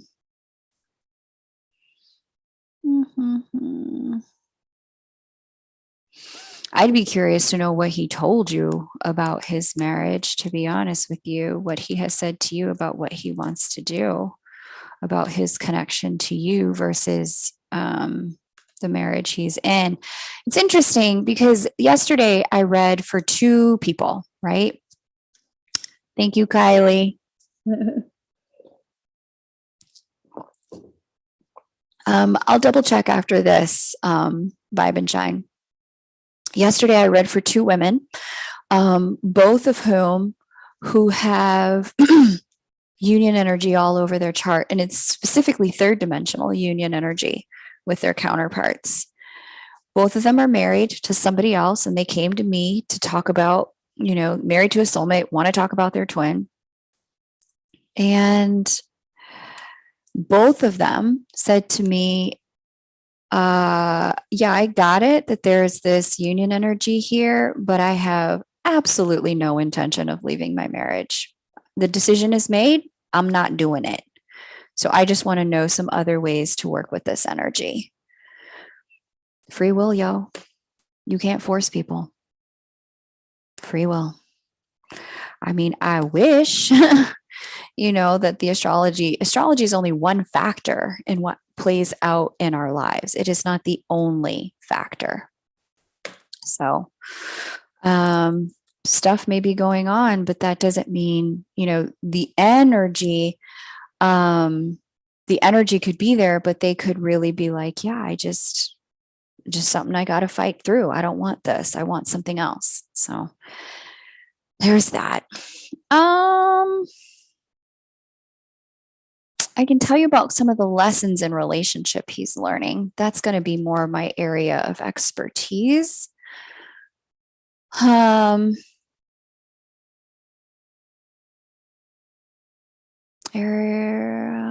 Interesting. All right. So lessons in relationship. Let me set my timer so I don't fly off into the wind like I am wont to do. Uranus conjunct Chiron here is the big story in your person's life right now when it comes to relationship. And then Uranus opposed Venus. Your person was born with Chiron opposite Venus. When a person is born with Chiron opposite Venus, they tend to have a very hard time in love and life, period. Relationships don't tend to walk a smooth path for them. They tend to be quite fraught with a lot of pain, a lot of wounding. They also tend to be Chiron Chiron brings in an energy of not enoughness. It brings in an energy of feeling insufficient, an energy of feeling, how can I say it? Like constantly operating from a deficit, constantly operating from a place of, yeah, just not enoughness.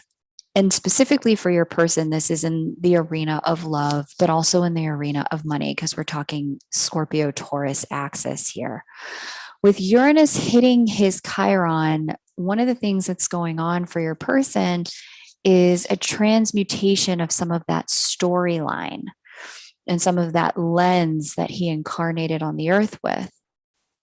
That storyline that I'm not enough, I'll never be enough.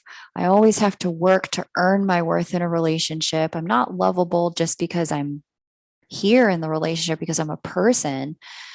I have to work to be lovable. I have to earn my love. And if I didn't earn it, then why would anybody love me? And I have to grasp on to any little scrap of love that I get because I'm constantly running on an empty tank because there's a hole in my tank, right? With that kind of energy, Uranus speaking to Chiron and now to his Venus in the next year is helping him understand twofold. What might be the divine purpose of having incarnated with a lens that has you constantly thinking less of yourself than everyone else on the planet? For some, they incarnate with this this energy because they are learning compassion and how to be compassionate to other people.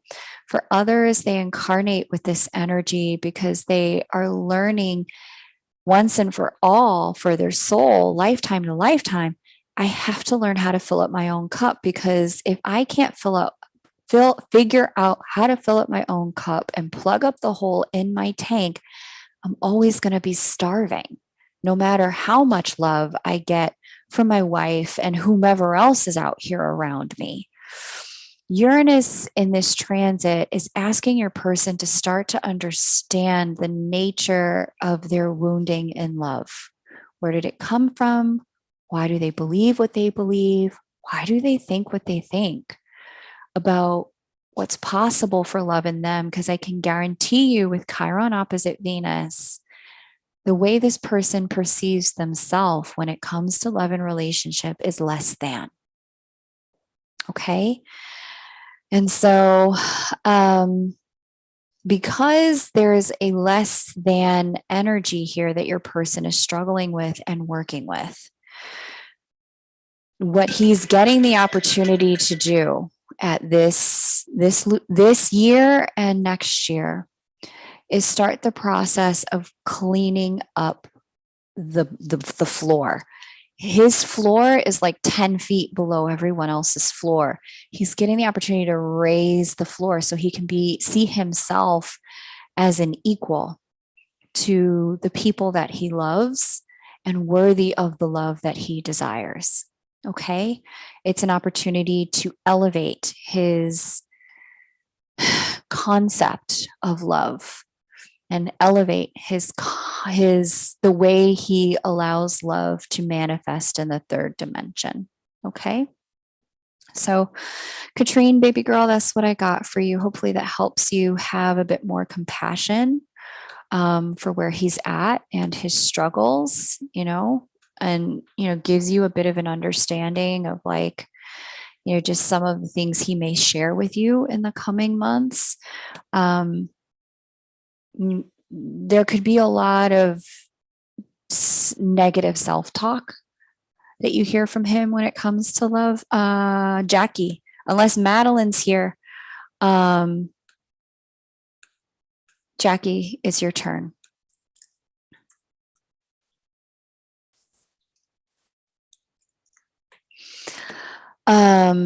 And so this transit, it's not an easy one when Uranus talks to Chiron, but Chiron was already talking to Venus. It's an opportunity for him to really heal. some of that negative self-talk that he has going on when it comes to who he is in the world of love and connection, so that he can find his way to from having more self-love into being a more loving person to the people around him. Because when we don't have a lot of self-love, the people around us can really function as kind of supply. I hate to use that word, but they're kind of stopgaps. We don't actually want them. We don't even actually see them when we don't have enough self-love. We just need them to keep our tank from emptying all the way. Right? So, Jackie, please place your question. And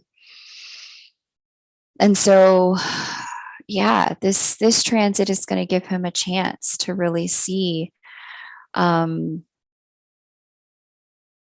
of his patterns in love and relationship, why he does what he does, so that he can heal it, so that he doesn't have to keep repeating the same pattern over and over and over again. That tank doesn't have to stay empty. All right, that's what I got. Okay, if Jackie's not here, we're going to go on to JD. Here's the list as it stands. Let me go double check my apps here. I'm going to take an app check.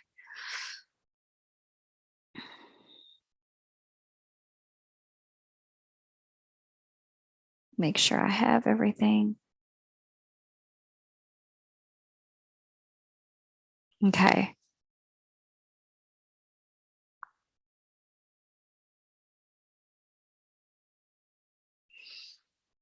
Okay, so I added JD.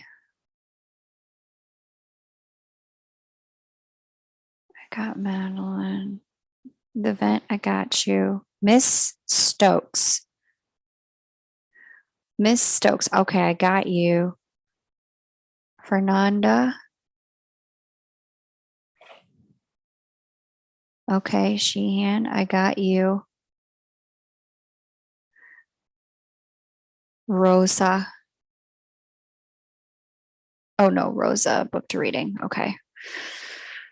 All right. By the way, those of you who are here, I'm not going to tell everybody this, but I was able to open up an extra day in my calendar before the end of the year. I think it's like December 30th. So if you would like to read on December 30th, you can book some time with me on that day. Charlie, Pallavi, Jackie, Melissa, Chrissy. Do I have Chrissy? Yes. And then Christy, I have. Okay, that's everybody I got on the list. Here's the list as it stands. Let me come back to the live chat. Okay, Madeline, who's not here, Jackie, who I'm going to do now, Jessica, Melissa, Chrissy, Christy, Vivian, Crystal, Miss Stokes, and Nanda again. Okay. Okay. Oh, Vibe and Shine. Okay, thank you. Let me make a note of that here.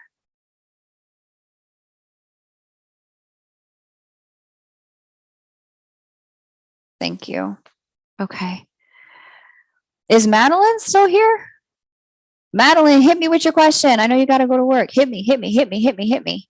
Hit me with your stuff, girl.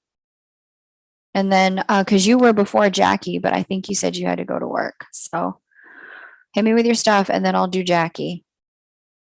Katrine, thank you so much. Makes so much sense. I'm glad that made sense for you. Yeah. He is enough, but until he recognizes that he's enough for anyone that loves him, it's going to be a hard road. Okay.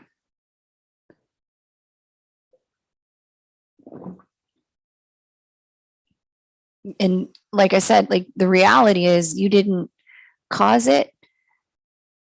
You can't cure it. Right. And you can't control that in him.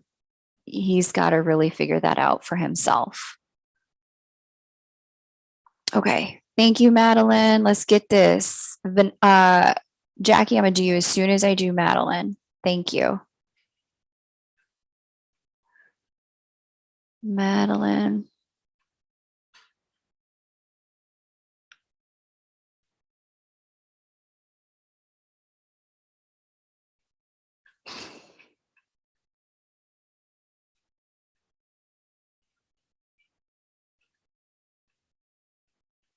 Colorado Springs, Colorado.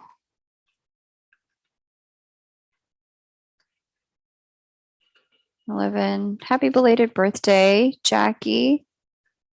1985, 7:28 p.m. You keep drinking some more water, like Kylie said. What does Venus retro want me to focus with regard to union work over the next few months? That's a good question. So it's happening in your 7th house.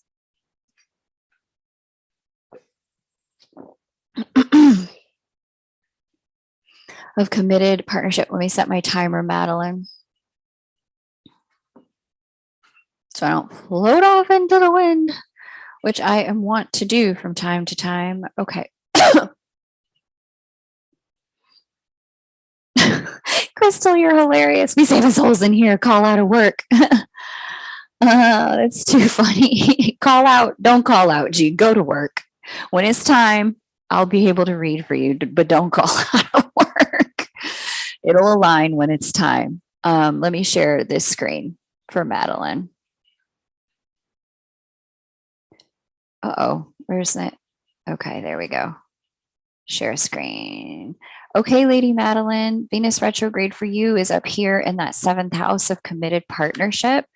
And this is going to be all about relationship and relationship energies for you and getting to a place where relationships can thrive. But where's your natal Saturn conjunct the sun?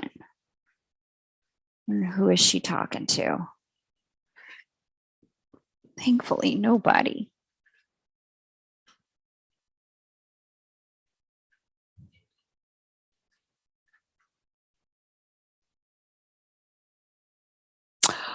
Okay, just straight up, I got a singular interpretation. Like there's not multiple interpretations for you. This is very clear, very straightforward. This just looks like someone from your past coming back into your world.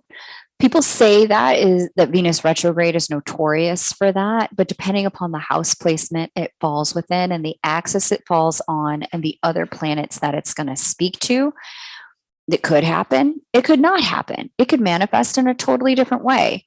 But we're out here in 7th house of committed partnership. Retrogrades of Venus tend to bring X's back as the primary interpretation. With Pluto in the mix, this is something that would have been quite karmic.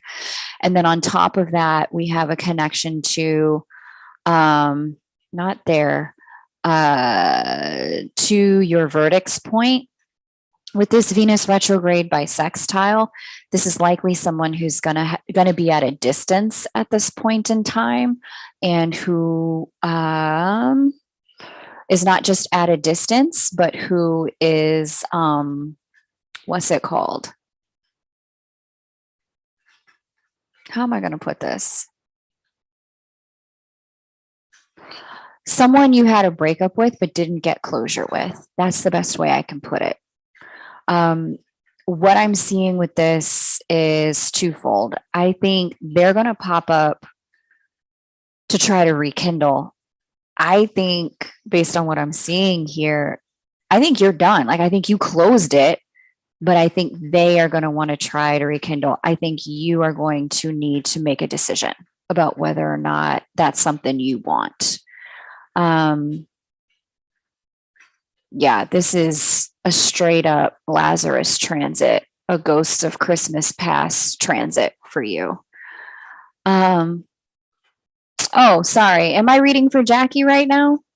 I am reading for Jackie. I'm so sorry. Jackie, this is you. Madeline, we're going to come back to you. All right. But that's what I got for you, Jackie. This is what this looks like. A straight up ghost of Christmas past transit. Where what we have going on here is someone from the past coming back in. Here's the deal with Venus retrogrades and X's.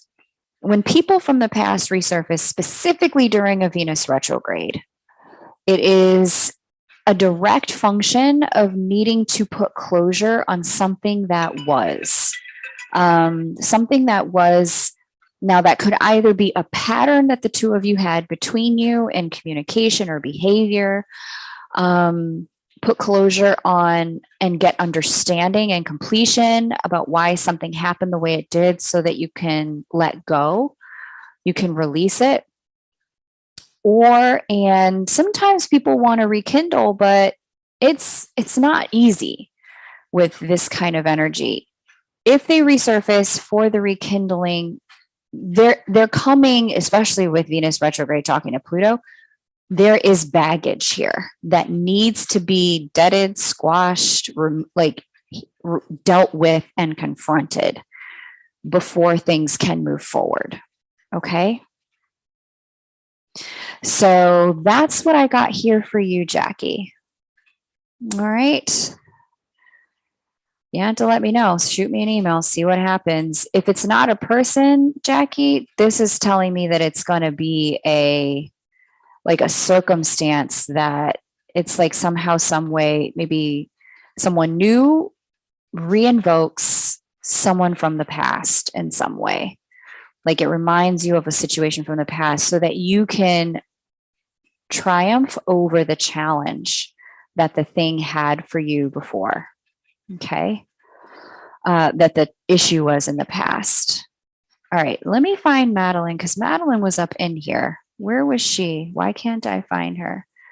That's Jackie. Where is Madeline? Madeline.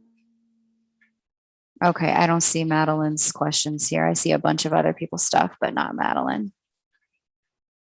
Okay, got it. Perfect, Madeline. Thank you.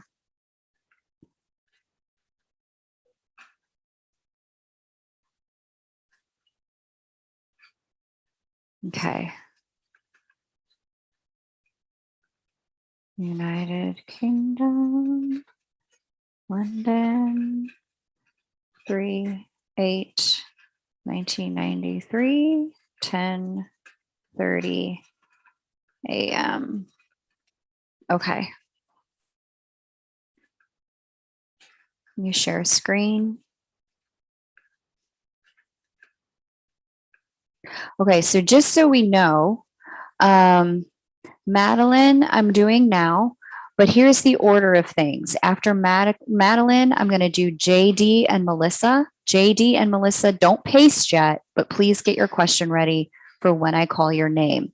Madeline, JD, Melissa, Chrissy, Christy, Vivian, Vivent, Miss Stokes, and Nanda again. Okay. All right. Well, let me just see. Okay.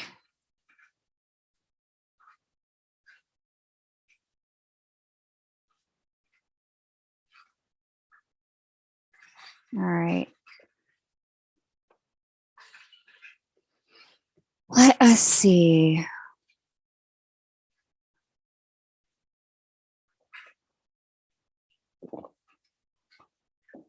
Let me just take some water and some vitamins real quick.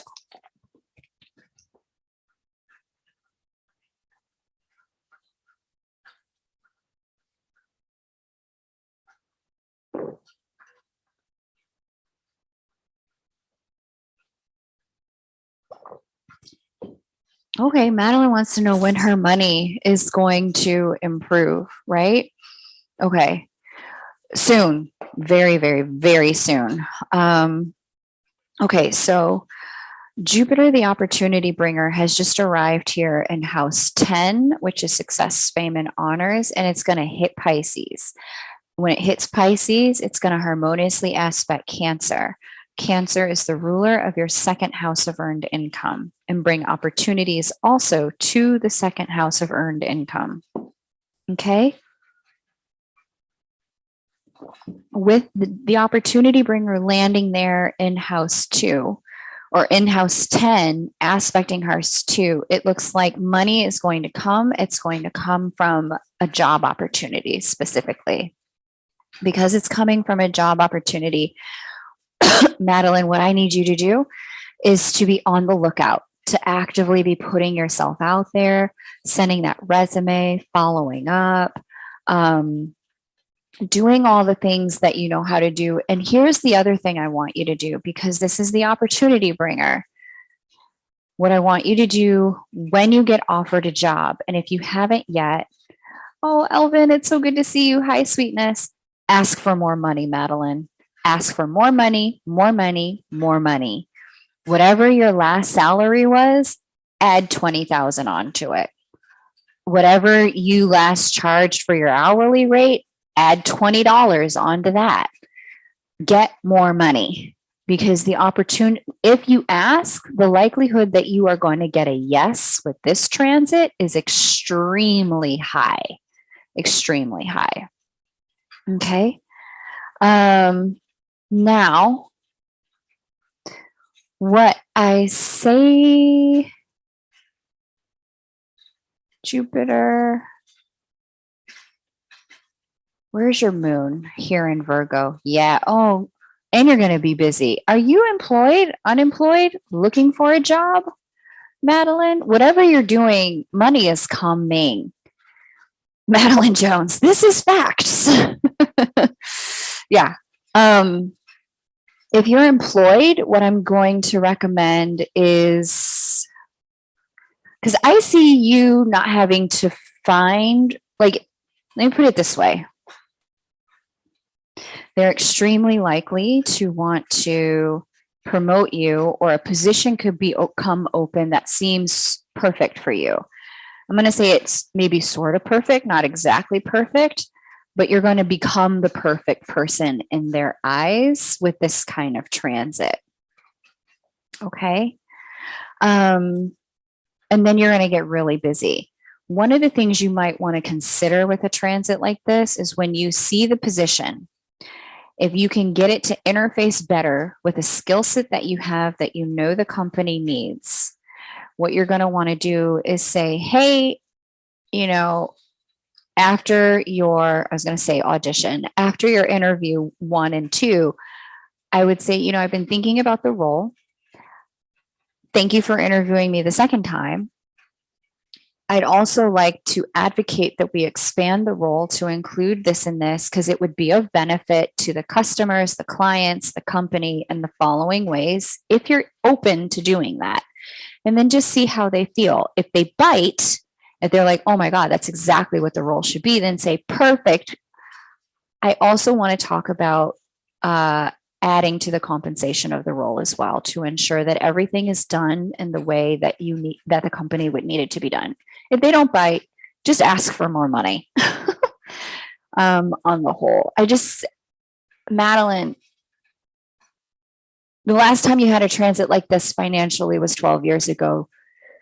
Get this money. That's all I can say to you about that. It's coming. Get this money, girl. Ask for this money. Get this money. It's not going to land on your plate. You're going to have to advocate for it. But know that whatever you advocate for at this point in time is likely to be given to you. Very excited for you.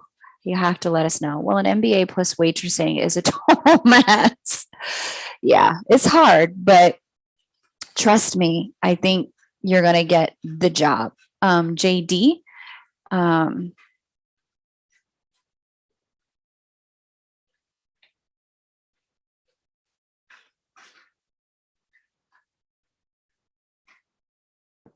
hey, the vent, give her the verbiage. You are good with words. I have noticed that.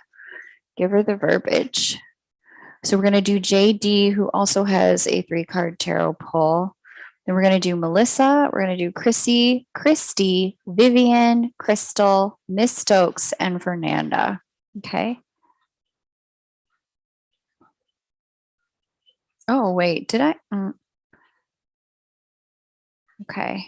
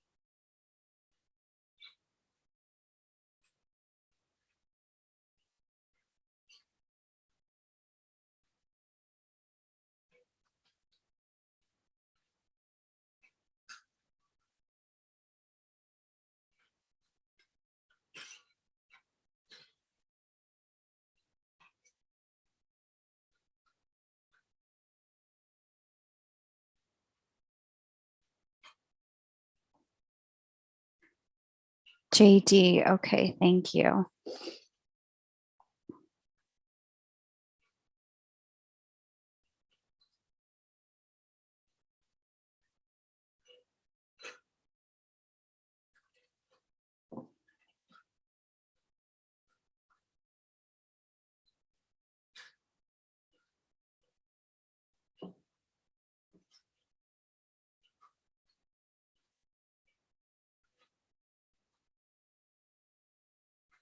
Let me pull up JD's chart. Okay. No.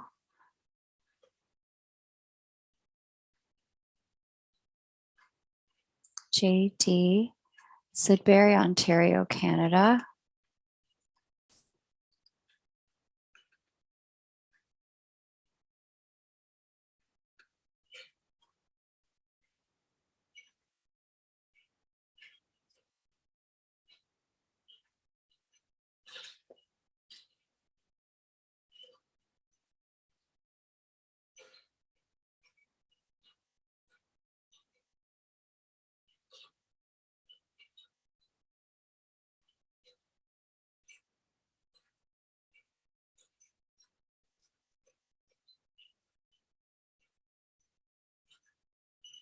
Eight one.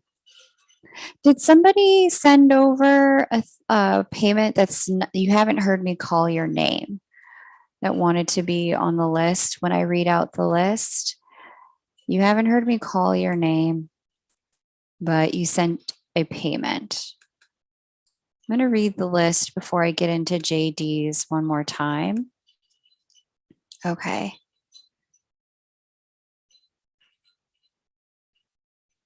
Feeling like the freedom loss is crushing my soul. Okay, wait. Definitely at a crossroad with career, needing to be at home more.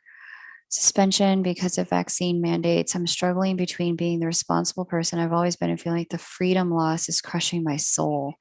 Is it just me being stubborn, or am I being ushered out by the universe?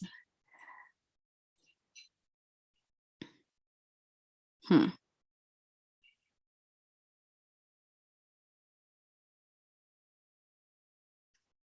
That's a good question. Let me take a look. Give me 1 second. I need to grab something and then I'll be right back.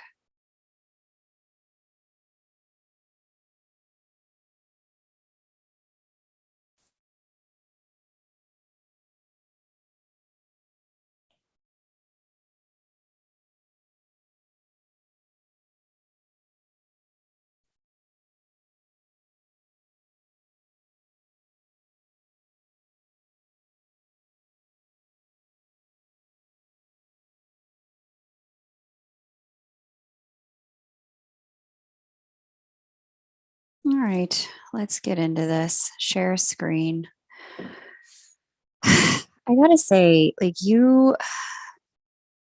before I read this for you, I just want to speak on this for a minute, JD. Um, you're not alone in this. The thing that we have to remember about this, about what's happening, is that this crossroads that you're at isn't unique to you. It's happening to many people all at once, right? A lot of people are struggling with the mandates, with what the way the economy is changing as a direct result of um, gosh, the way the economy is changing as a direct result of the pandemic and what happened. Hopefully, you guys understand why I keep pronouncing it pandemic. Um, like, and even that in and of itself is a sign of the times that we cannot globally just speak freely about what's happening and the impact it's having on us. That only some people can talk about it, but some people cannot without having their content censored, deeply censored. So I say that to say that the crossroads that you're at, soul crushing as it may be for you as a person, I really want to encourage you to, and for anyone who's going through what JD is going through, and I think we all are to some degree,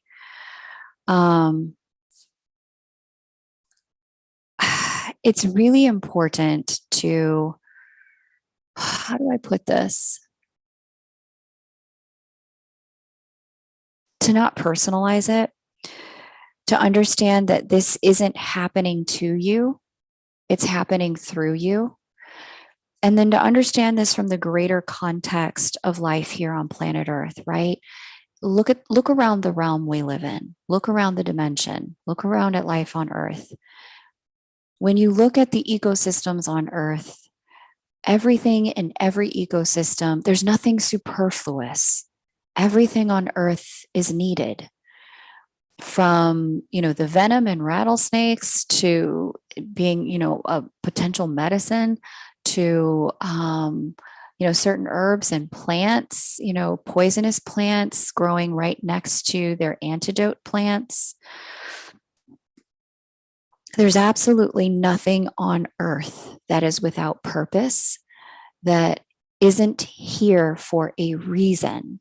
That's the nature of the dimension you incarnated into. And so, because that's one of the rules to get here, and I say this to JD and to everyone who's going through this, that pertains to you too. There is nothing needed that isn't also born into this dimension. And so you can take it on faith that if you are here, it's because there's a purpose. If you're here, it's because there's a reason. And if you're here, it's because something here on Earth needs you. Even if, the pandemic has created a circumstance in which what you were doing isn't what you can do anymore for reasons. There's so many reasons why that could be the case. Mandates are just one reason, right? But trust that we are all going with the change that is unfolding here, and that we won't be left behind by it. It's just a matter of finding our next right place. Okay.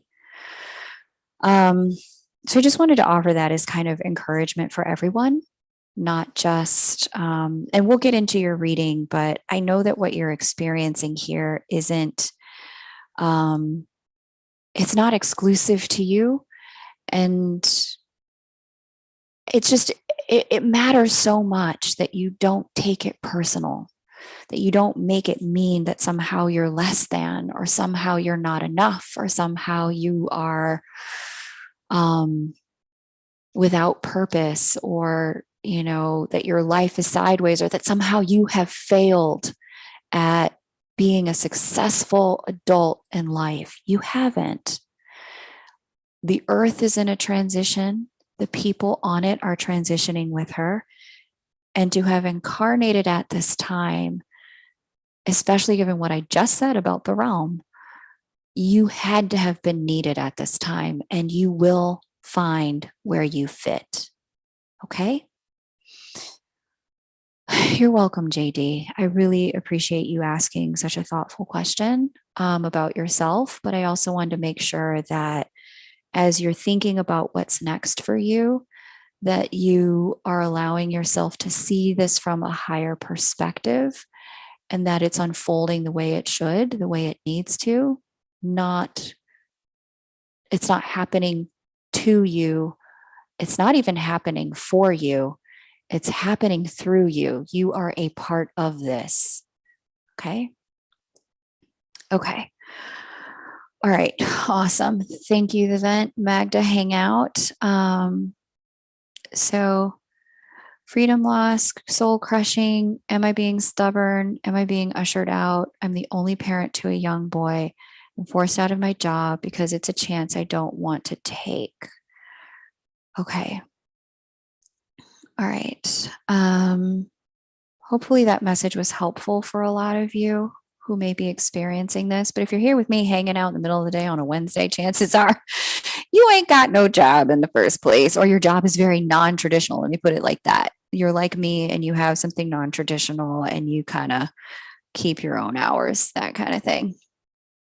But please share that kind of message with your friends and family who may be struggling with the same challenge. Okay. Um, okay. Did I share the screen? Yes. Let me come back over here. I think third eye means not alone. Okay, yeah, not alone. Okay, so she wants to know if she's being ushered out. Why does it keep doing that? Transit. There we go. Okay, yeah. So I do see, let me set the timer now. Now that the special message is complete, let me set the timer now. Okay, so I do see here a change in the world of work for you. Let's see, what year were you born? 81.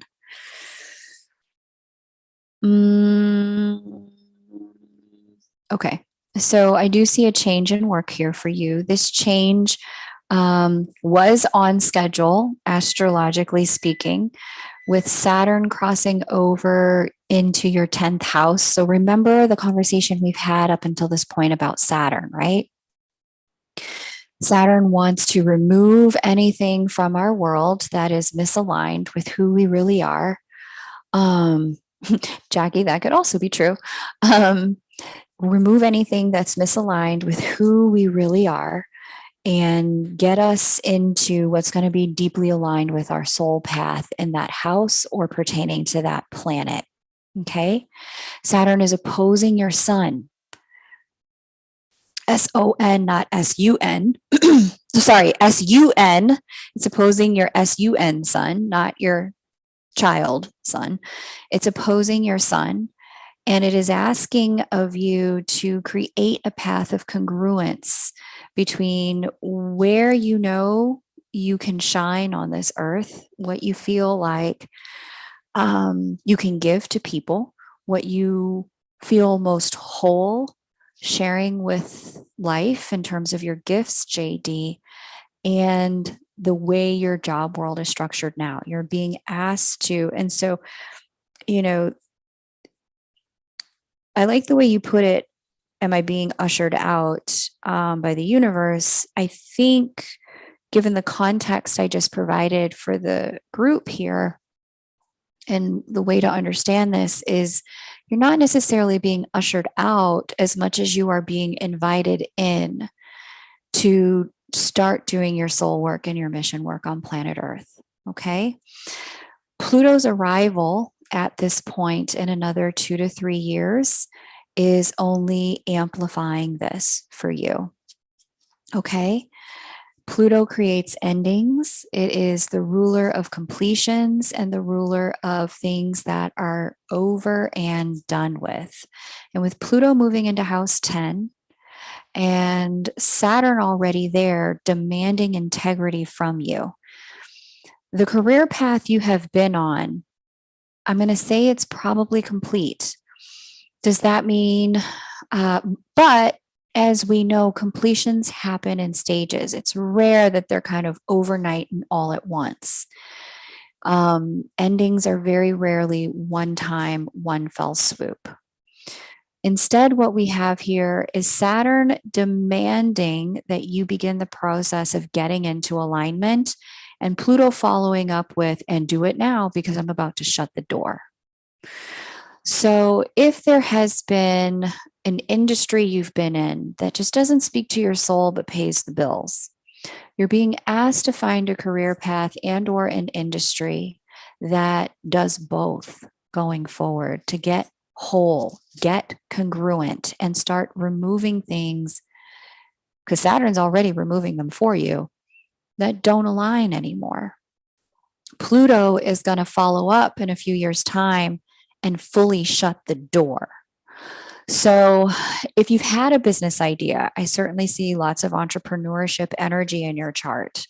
If you've had a passion that you've wanted to follow, the thing to do with the energy that I'm seeing here, especially since you have a child and you're a single parent, do what you got to do to get a job for now, because you got to put food on the table and keep a roof over the two of you. Like, you're just, when we have children, we're just not at liberty to self-serve and fly by the seat of our pants in the way that we would be at liberty to, like if we needed to eat some ramen noodles for several weeks, no big deal. But it's a pretty big deal if we're eating ramen noodles with a child for several months in critical developmental stages of their brain health, right? So the strong recommendation from this, because you have a window of time between Saturn being in this house and Pluto getting there. Saturn's demanding the change. Pluto's going to force the ending in a few years' time. What this is giving you is an opportunity to begin the process of getting congruent, getting in alignment, start the business. But while you're doing that, do what you got to do to keep yourselves fed, housed, and clothed. Do what you got to do to keep food on the table. Because in doing that, you're going to find that your self-worth increases and you get to a place where it's also going to help you narrow down some of, I see you said too many ideas. It's going to help you narrow down specifically closer to 10, the vent 8 to 10. It's going to help you narrow down because you're working the job, you're really focused, you've got limited hours. It's going to help you be more practical about what the business ought to be. And I see that's one of the things here. With Leo moon, Leo sun moon, Taurus rising, and Scorpio, yeah, you got a lot of fixed energy here. Letting go is not your strong suit, JD.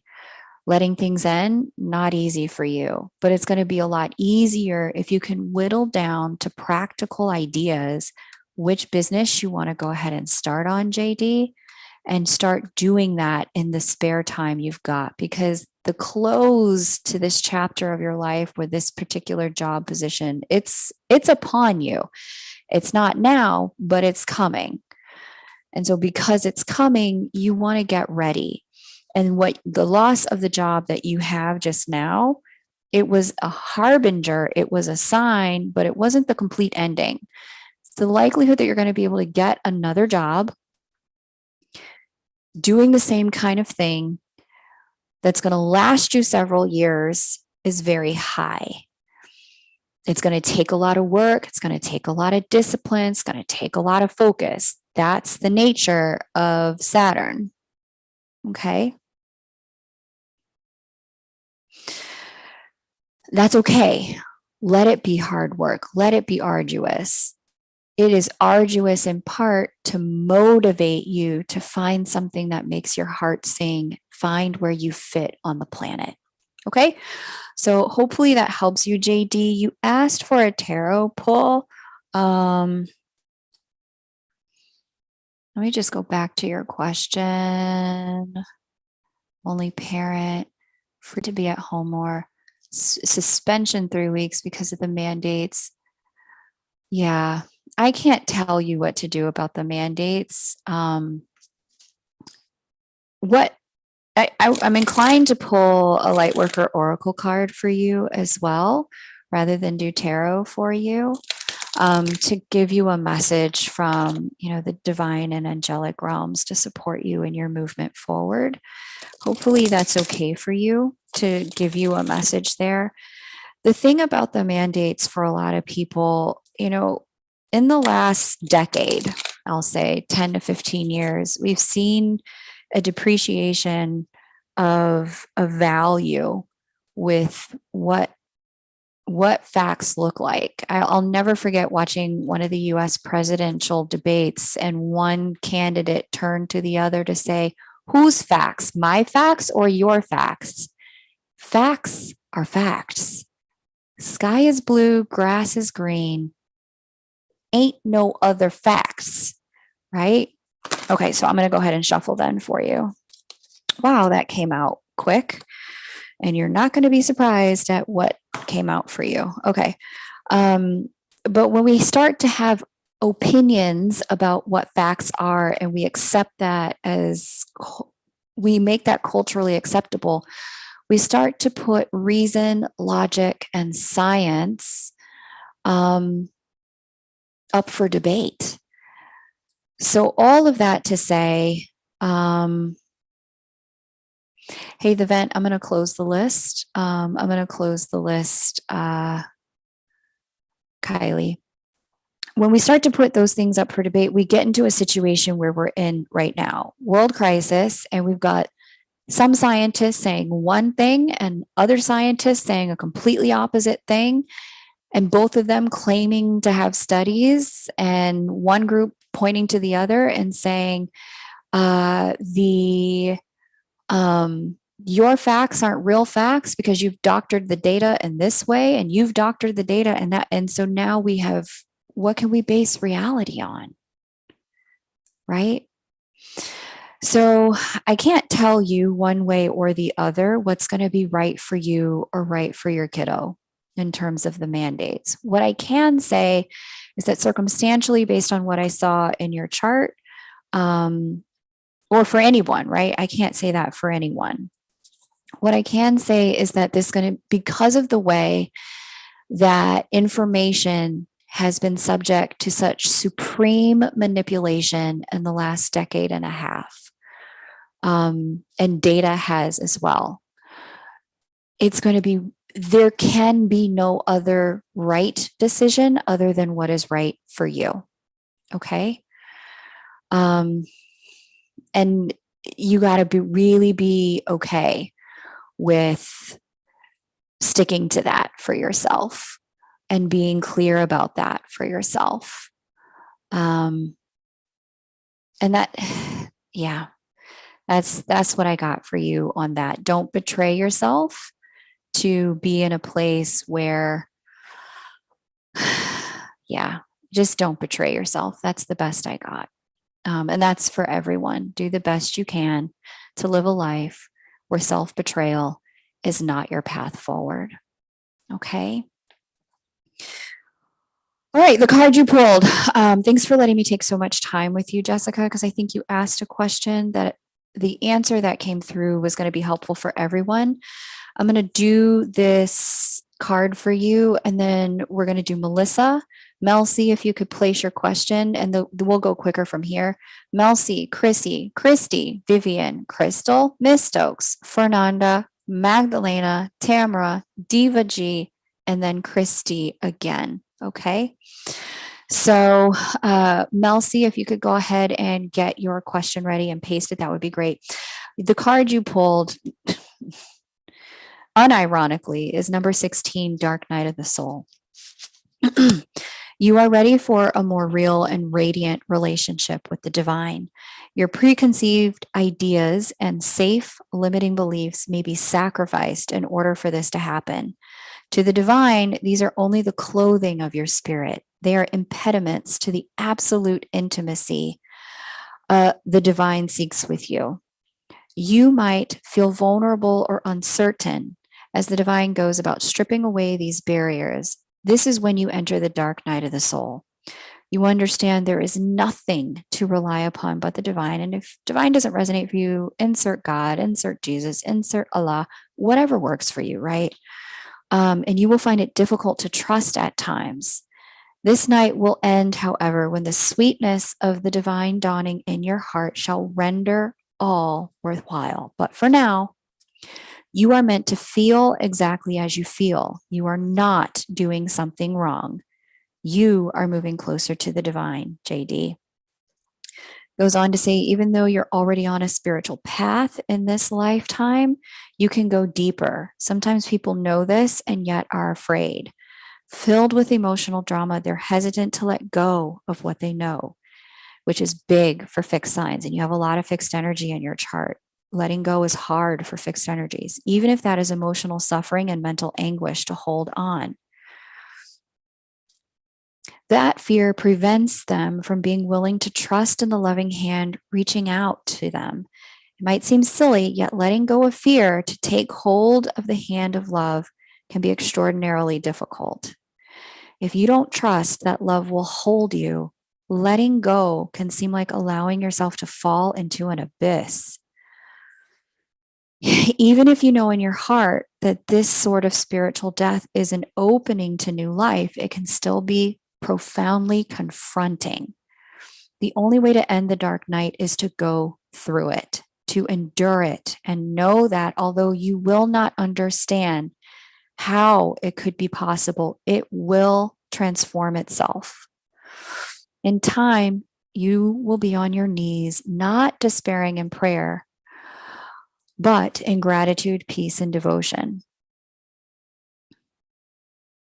Though it begins as a challenge, the dark night of the soul will become a saving grace. Love knows, JD, that you are ready. No matter what you may think at this moment of struggle, you are ready to take this spiritual test and emerge more in love with the divine than ever. Okay? Look for the love within and let it guide you through the dark night. It will lead you faithfully and in perfect divine timing into the light of your sweetest morning. All right, cool. So that's what we got for you, JD. I know this is a difficult time, but I want you to just hang in there and try to remember that you're part of something bigger here. This isn't happening to you nor for you, but through you. And in it's happening through you, it's just about finding your way. Trust that you're meant to be here. Okay. And that's for everyone who's struggling. Thanks, Mel C. I appreciate it. I got your info. Let's dive in for Mel C. After Mel C, I have Chrissy, Christy, Vivian, Crystal, Miss Stokes, Fernanda, Magdalene, Tamara, Diva, and Christy. Before I jump in with Mel C, I want to talk to Rawleen for a second. Rawleen, I saw you sent me something, but what you sent me wasn't a payment. It was actually a payment request, which means that whatever button you clicked, it was a request for me to give you the payment required for a reading. So, Rawleen, you are the only exception here. If you would be willing to, let me go back here, see the activity. Yeah, it says payment request from Rawleen. Diva.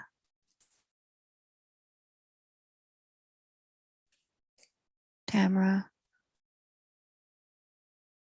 Magdalena. Do I have Magdalena? Yeah. Okay, Rawleen. Yeah. Okay, it says that you canceled it. Good. Okay. So you just need to send an actual payment for the exact amount that I had. It's 33.33 if you want a 3-card tarot pull with your reading. It is 22.22 if you just want an astrology reading. Okay? So if you send that amount, then I'll add you to the list. All right. Mel C, let's jump in. Okay. Once again, I just wanted to say a special shout out to the vent and Kylie. If you guys stick around, I'll read for you both. If you have a question, if you think of one. And the vent, yours is on me today. Thanks for being a moderator today. I appreciate you both. Really, really appreciate you. It helps so much to have eyes in the room other than my own. Okay, Mel C, let's get into it. You were born in Jamaica, Kingston, on 1/11/1988, 8 o'clock a.m. Okay. Cool. Let's do this. Let's share screen. Was that message that I had for Mel C? I know it took a little bit of extra time, not Mel C, but for JD. Was that helpful for some of you to hear that? Because I know the mandates and everything that's happening, it's been just so hotly contested by a number of people. And we just need to come to the conversation with more love.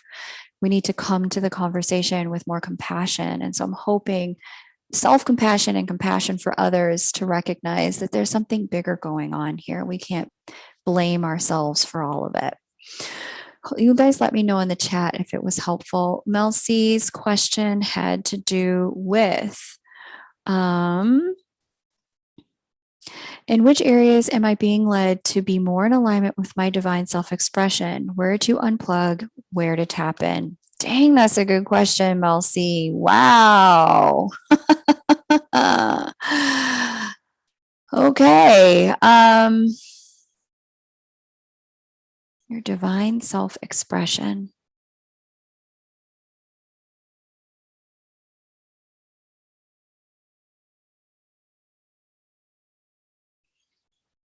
Wow, this is a big question, Melcy.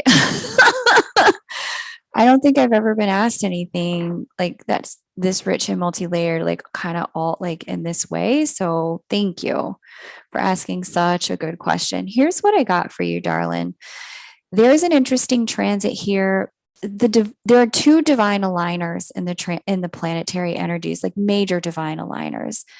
All of the planets do a divine alignment work, but for the purposes of what we're going to talk about here, there's really two that I think are working the hardest in your chart.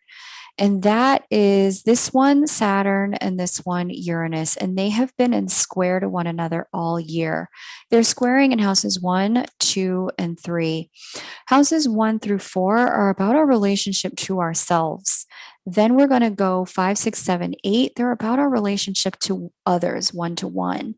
But 9, 10, 11, and 12 are about our relationship to the world at large and where we fit on the world stage. Okay. Saturn and Uranus in square, sandwiching house 2, no less, is asking you to get focused on a couple of things. Your divine lesson in life, which is your North Node Pisces second house, which is about really valuing all that is, valuing your spiritual growth and spiritual alignment, finding your self-worth and your self-esteem through your spiritual path and aligning the way you earn your income through your spiritual reality and spiritual truths. With Saturn Uranus aligned in that way, I guess what we have going on here for you, not I guess, I can see it, for you is needing to align. It's almost an alignment between walk and talk, really. It's an alignment between who you are and how you behave and your general energy and the way you speak and the way you think on top of that. This is also about abolishing, I use that word intentionally, self-limiting beliefs and negative thought forms and getting to a really insistent place in your mental constructs around allowing things to be what they need to be. Okay.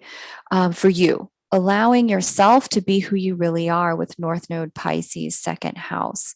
These two energies have been acting all year on Libra on your moon, and Uranus has been acting on your horizon line, your perspective. So, what this is telling me is that you have a massive perspective shift going on for you right now, Mel. Who you are at a fundamental core level, and the way you think and the way you look at life is radically changing. Your perspective and your thoughts and your points of view on yourself and life and the people in your world and where you fit 180 degrees in a brand new direction that's more congruent and more aligned with your soul and who you really are. Let me go back to the question, make sure I got this. I want to make sure I'm doing a good job here. Alignment with divine self-expression. So where to unplug? For you, it's going to be from perspectives. I'm specifically getting media perspectives for you because of the Aquarian placement on the horizon line. One of the things you need to do for yourself is to stop forcing yourself to listen to people and perspectives that just make your soul close, that make you feel like internally not open, just shut down. There's a lot of stuff, this for you, it could be your church, your pastor, it could be kind of mailing lists that you're on, it could be teachers that you've outgrown, maybe even certain friends, like in the last 5 years, if you live in the US, and I would probably even say maybe even in the European Union, have been just very divisive years, very me, not we kind of years. And what you're being asked to do is get to a clarity about how me is included in the we, That's your job here. And anyone who is telling you otherwise, who is saying it's my way, not your way, it's our way, not their way, and you're wrong, but I'm right. Anyone who can't have a holistic or inclusive view that includes different perspectives, anyone who's going to completely shut down or shut you out when it comes to, your perspective, that's where you're being asked to unplug from. Because me is included in the we. And you are being asked at this time to include yourself in a more global perspective and start to unplug from people who are a bit more small minded stations, outlets that are more exclusive and divisive at this time. Because your perspective is just expanding in such radical ways. The walk that you're being asked to walk and where you're being asked to plug in is into what, like, you have an internal compass for truth, Mel, I can see. Based on what I'm seeing in your chart, you have an internal compass for truth. And I can see that while a compassionate person at times, you may find yourself, how can I put this? Trying to be compassionate and save people who refuse to save for themselves and who have zero self-compassion or compassion for others. You're not being asked to cut them out completely. You're just being asked to tune into your own truth enough to not need to be swayed by them or live your life around them anymore at this time. So hopefully that helps you a bit, Mel. We're going to go on to Chrissy and then Christy. Okay. Hopefully that helps you a little bit with some of the soul path lessons that you're learning here, Mel. Okay. Let me hit save. There we go. Chrissy and then Christy in that order.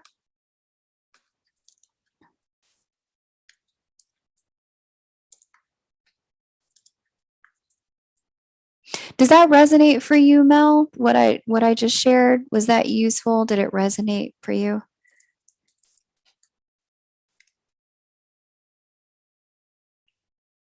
Okay, awesome. Third I am. Yes. Okay.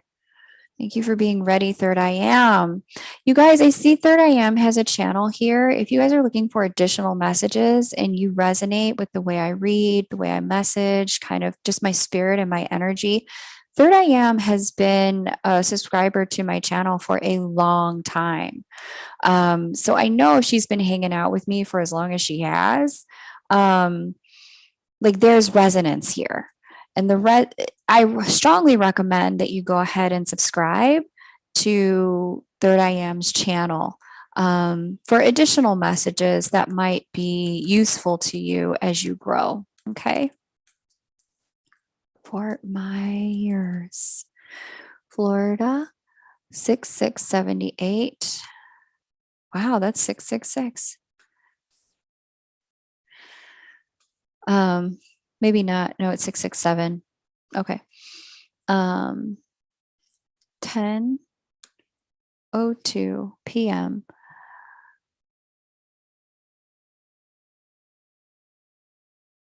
Recently found my birth certificate. I was definitely born at night on a new moon. Okay. Fort Myers. Fort Myers. Do I have it right? Fort Myers, Florida? Am I spelling Myers right? No, I'm not spelling Myers right. Okay.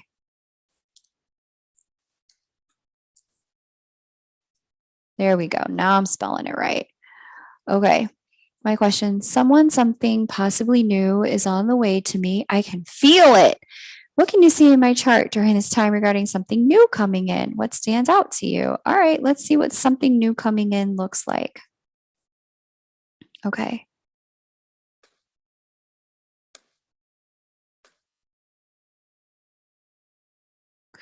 And you guys, if you can keep your question and your birth details in kind of one chat, that would be fabulous. But I understand sometimes it's not always possible. Okay. Fort Myers. Let's see what we got here. Spot on about the last 5 years, lost all my quote unquote friends. Yeah. Transits like the Saturn one you just experienced can bring that in, Mel, but just try to hang in there. New ones are coming, but it starts with you being really aligned with who you are. Okay. Third I am. Let's see. Something new coming in. Let's get this. Let me hit the timer. Okay. Transit on a timer. Let's go. Well. Yeah.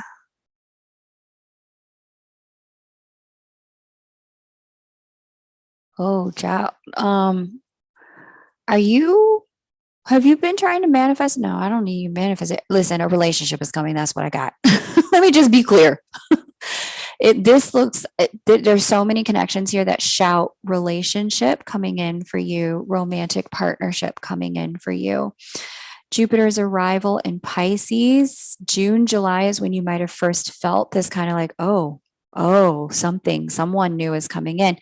But because Jupiter has retrograded back and forth over your vertex line, sorry, not by opposition, there's been a retrograde by opposition to your vertex from Jupiter all year.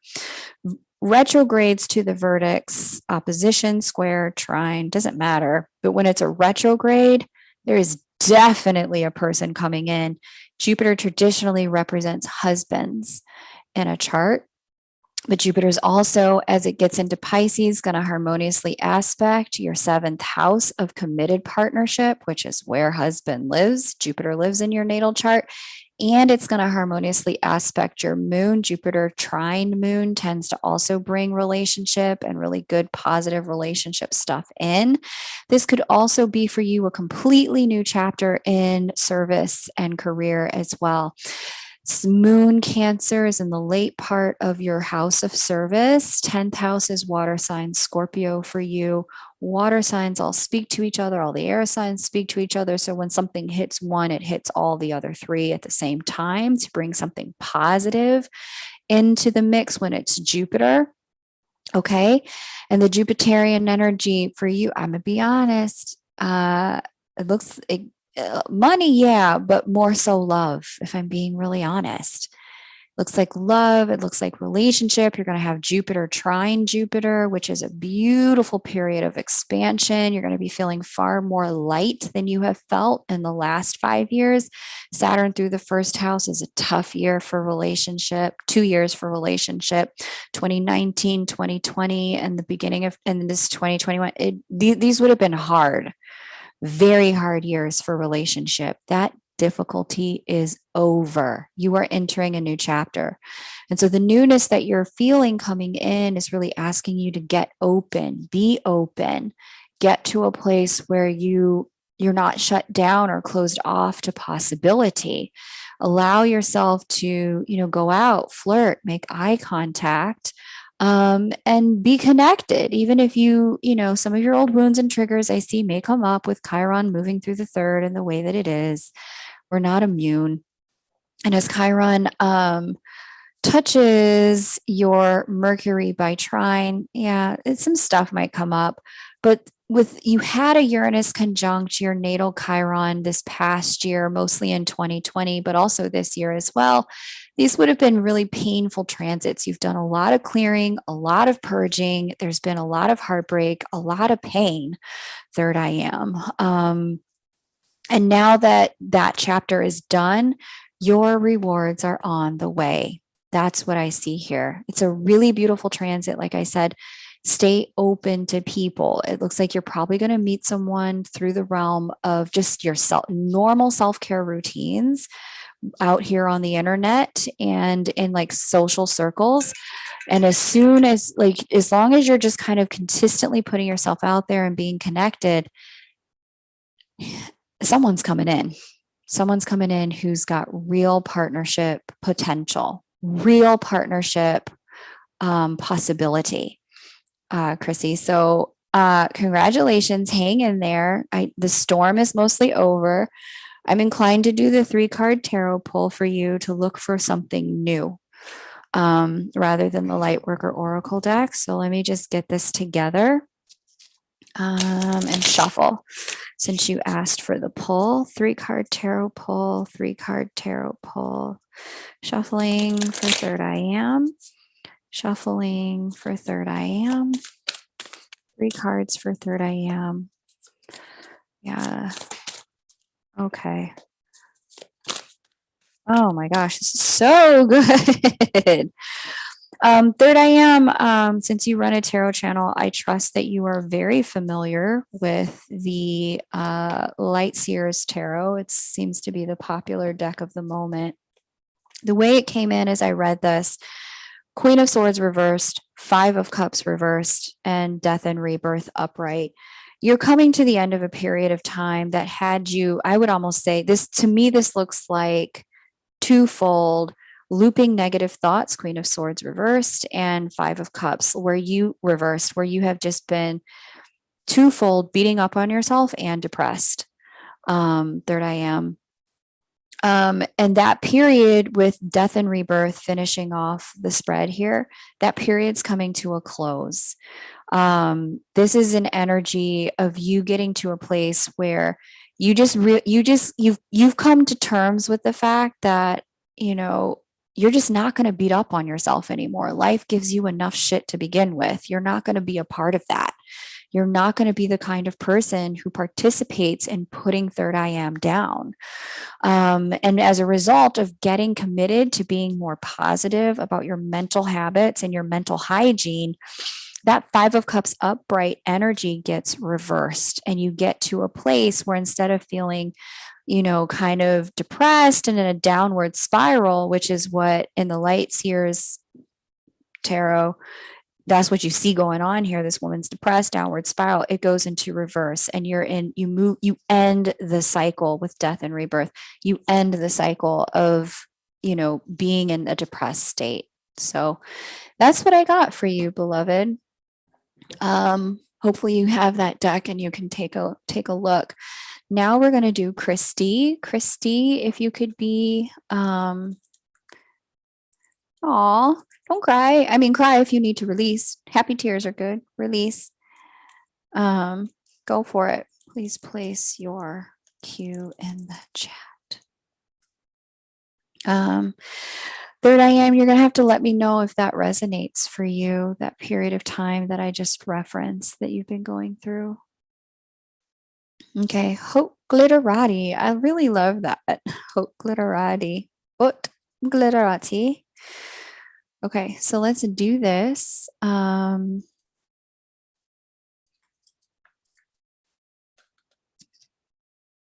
Texas.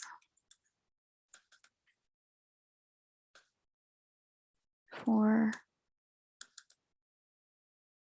7. Okay, that resonates for you. Good. I'm glad to hear it. 1981, 12:34 p.m. Okay.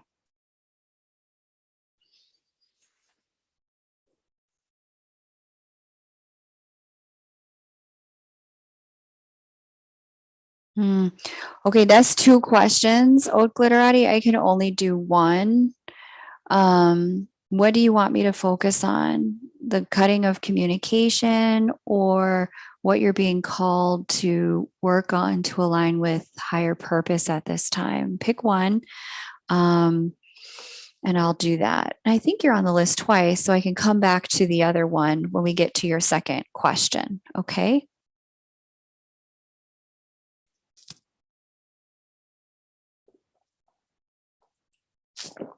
Okay. Let me know which one you want me to start with. Oh, third I am. Thank you. I love you too, sweetheart. I love all of you guys. Thanks for being here. Okay, so we'll do the first question then. Let me share the screen.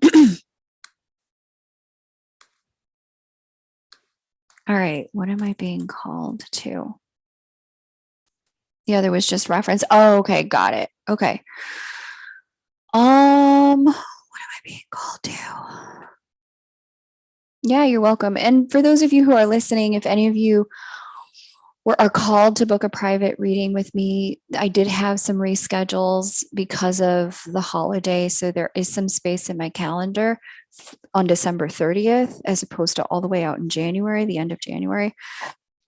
Feel free to grab one of those if you're called to do it. Also, what was I going to say? Yeah, so that's that. Let me get the timer. Let me do the timer.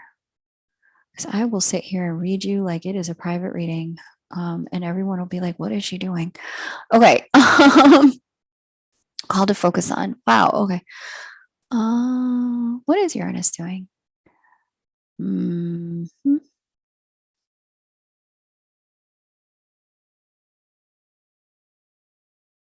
Oh, that's it. Okay. So you're at a crossroads in your life. In terms of your lessons with Uranus retrograde squaring your nodes and then Saturn over the South Node. Got it. Okay. So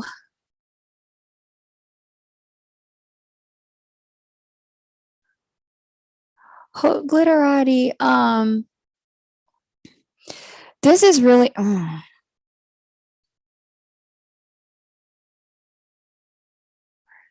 interesting. What's interesting to me about this as I'm looking at it is that there are some your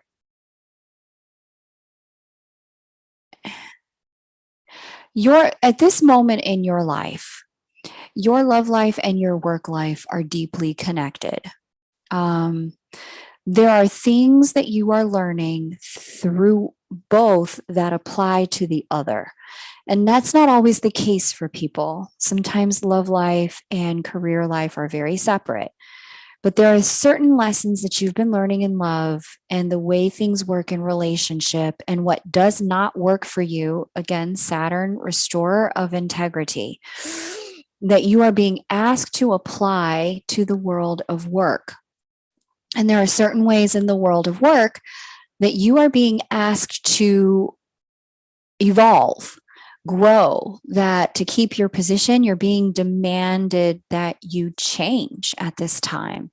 Specifically, and I'm seeing this next year in a very loud way when it comes to your self esteem and what you're capable of. Let me just see. This has been going on for a while. Wow. Okay. So you're being asked to evolve in work, and the ways you're being asked to evolve in work is going to, you're also being asked to make the same changes, apply the same mindset, apply the same evolution to the way you're dealing with your relationships. The same new boundaries in relationship, you need to apply them in work. The same way that you're dealing with work growth and career trajectory and taking that on, you're being asked to do the same thing in the world of relationship. This period of time in your life is pretty pivotal. The lessons that you're getting and the way these two areas of your life are feeding one another right now are meant to put you on a completely different track, both in love and in career, in the next several years. Because what I'm seeing happen is you take a quantum leap forward in both areas of life. All right. With the Uranus square to your nodes, this is specifically about integrating certain life lessons that are meant to align you with your life path and specifically what you're meant to learn here on earth. There should be an energy here of culmination, an energy of choice. And one path is going to lead you to much greater fulfillment than the other path. But the choice point, I can't say, how can I put this? The choice point is going to ask you to be willing to let go of knowing it all, of having all the answers. The right path for you is going to be a path that it's far more spiritual. It illuminates a lot more of your own divinity, but it's going to feel way less certain. It may feel with Uranus a lot more chaotic. It may feel a lot more kind of like, you may feel, let me put it this way, you may personally feel like, I prefer to stay where it's safe. I don't know if that ice is going to collapse if I walk out on it. So I'm going to just sit here on the land till the ice thaws and then walk my way around the pond. What you're being asked to do at this point is to have a bit of faith, to take some risks, to grow in the direction of what's going to allow you to be most sovereign. And that's North Node Leo. With South Node Aquarius in the seventh house, I can see you in this lifetime, especially with the Aries sun. You know, you got a big heart. You want to do right by other people with the Taurus moon. You typically will put other people first. For you, it's always the we before me. In this moment, you're being asked to put yourself first in the world of work and to have some better boundaries in the world of relationship. And if you can apply those two things to the other area of life as well, you're going to find that the turbulence of this moment in time settles down significantly. You'll know which path to go on because it's the path that doesn't require you to self-abandon or self-violate in order for the relationship or the career to succeed. And you're also going to see that it's the path that gives you permission to be to self-love. It appreciates you when you appreciate you yourself. Okay. So yeah, buy one, get one free. That's exactly kind of it. So Haute Clitorati, let's go ahead and do your 3-card tarot pull. Unless you decide you prefer a light work or oracle deck message, I'm going to do a 3-card tarot pull for you. Vivian, VW1314, if you could paste your question, that would be great. I'm going to do the 3-card tarot pull for Haute Clitorati, and then we're going to do you next. Oh, yeah. Okay, so the 3 cards that I got for you, 9 of Pentacles upright, that's a card that talks about standing in your own power, being self-reliant, not basing your decisions, your next step, your accumulation of wealth, your accumulation of resource on what other people are doing. Literally looking out for yourself, having your own back, followed by Ace of Swords upright. This is giving me I need to be honest. If other people can't be honest with me, I need to at least be honest with myself vibes. And so this vibration here is talking about needing to give yourself permission to see the truth about people at work and in relationship, what you're capable of in both areas of life, so that you're not in a position where you're overextending in order to be included. And instead, you're saying, you know what? This is what I can do. This is what I can't do. Meet me halfway. Okay. 7 of Pentacles reversed. This is telling me that you may have been perseverating on making certain decisions in your world, trying to figure out, should I go forward? Should I stay here? Should I leave or should I go? If I go, I might be missing out on something really important to me. But if I stay, something important to me might pass me by elsewhere. Okay. And so here's what I need you to do. This is telling me, again, we're talking about that Uranian energy about risk.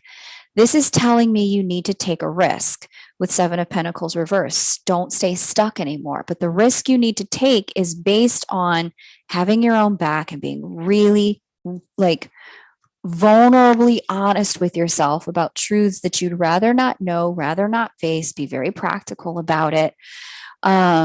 Give yourself the permission to look and leap, okay, without basing your decision on anyone else or what anyone else is doing. So hopefully that resonates for you. There are times for really taking other people into consideration and learning how to work with others. This is a time for learning how to work with yourself, look out for yourself. Okay.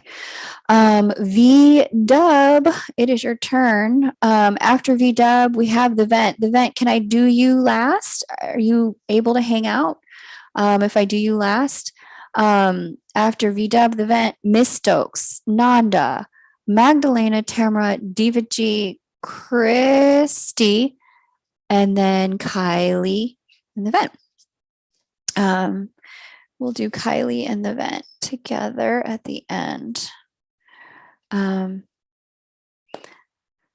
Okay.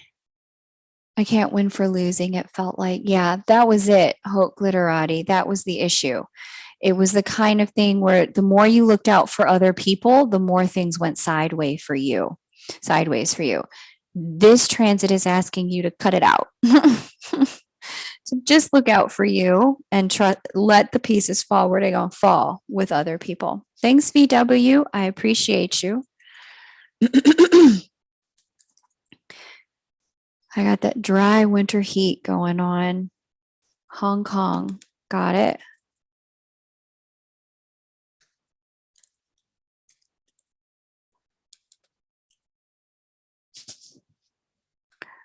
I am in Hong Kong.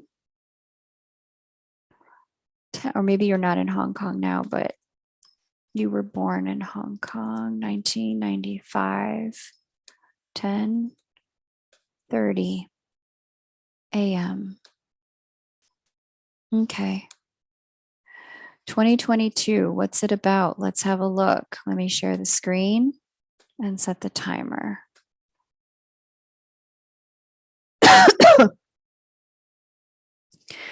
Gosh, winter air is dry. I don't do so well with winter air. Okay. Okay, you feel like it's about career. Let's take a look. I'm going to tell you what I see, astrologically speaking. You got to go to bed by 2, so you're not sure. Okay, Crystal, I'll just do you next. That's fine. Thanks for hanging out as long as you're able to, Crystal.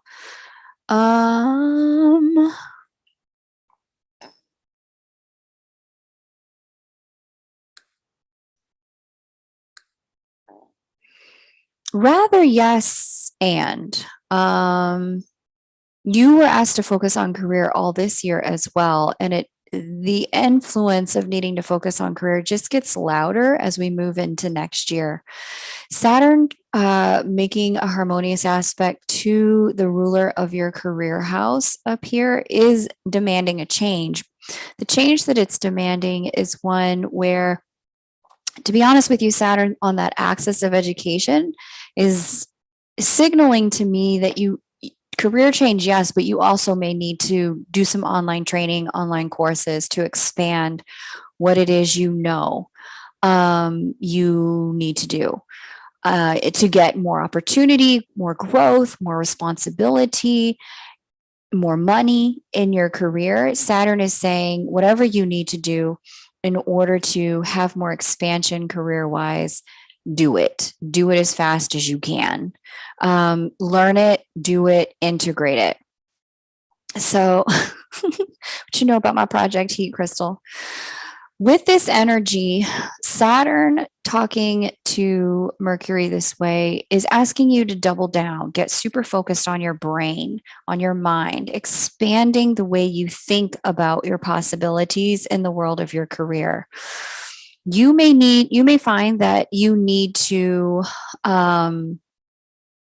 what I'm seeing here is I get very clearly, you probably left a role or felt constriction in a role, or like there's just no upward mobility in the role that you've been in. So now you're evaluating, okay, what do I got to do to be able to grow again? Planning to do higher education online. Good. Okay, good. That's perfect. And so that's the question. That's the way you want to approach how you graduated. Okay. You want to approach this from, okay, to get to the role that I want to get to, what else do I need to learn? What else do I need to know? Where can I study? Where can I get the information from so that I can have the most successful possible career outcome? Okay. So happy you're doing school online. That's 100% aligned with what I'm seeing here. And it'll allow you to have the career expansion that you really want. All right. And the path of career that you really want. Just make sure that in whatever program you're doing, that you are doing things that really, I mean, Saturn is about alignment, right? It's about that integrity. So if what you really want to be doing is investments, don't go studying accounting, that kind of thing. If what you really want to do is work with the heart, don't sit up here and go study urology. Okay. It's that kind of energy. Um, you want to pay attention to what it is that you feel most excited about, lit up about, gives your brain tingles that you could stay up all night studying and researching. Focus in there because you're going to find that you're going to be A, fulfilled, B, aligned, and C, make the most money when that is your starting place. Now, that's common sense, but the Saturnian transit here isn't going to let you have it another way. Your parents could want you to study medicine, but if what you're really attracted to is tech, do not study medicine. You're going with Saturn here, it is going to be a painful road. In fact, I would say Saturn would almost make it so that you fail at something that is not aligned, incongruent, out of integrity with who you really are. Focus in on who you really are and make sure whatever you're studying is fully aligned with that. And you're going to be in a great place. And that's what the focus is of next year. You mentioned career change. I certainly see that here, but the change is about getting into alignment with where you want to go via the avenue of education. Okay. So VW, awesome. Let me do your 3-card tarot pull for you. And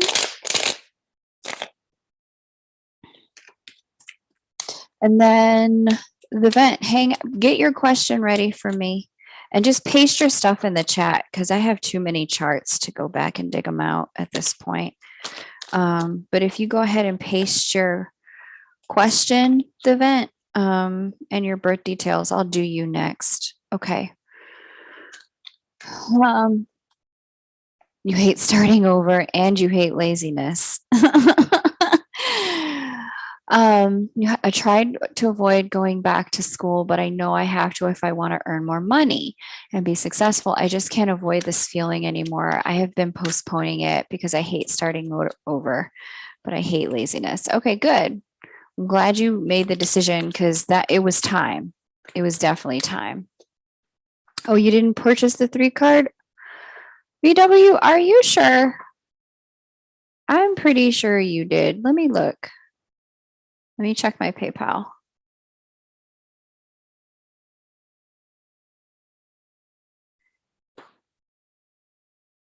Oh, no, you didn't. You are correct, madam. Okay, that's fine. No worries. Glad we cleared that up. Thank you for your honesty and integrity. I really appreciate that. All right. So the vent, are we doing you or do you want to wait? Here's the list as it stands so you can make a decision.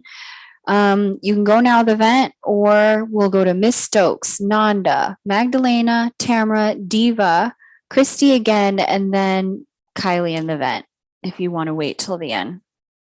Otherwise, we'll do the vent now. But you have to be ready with your question now.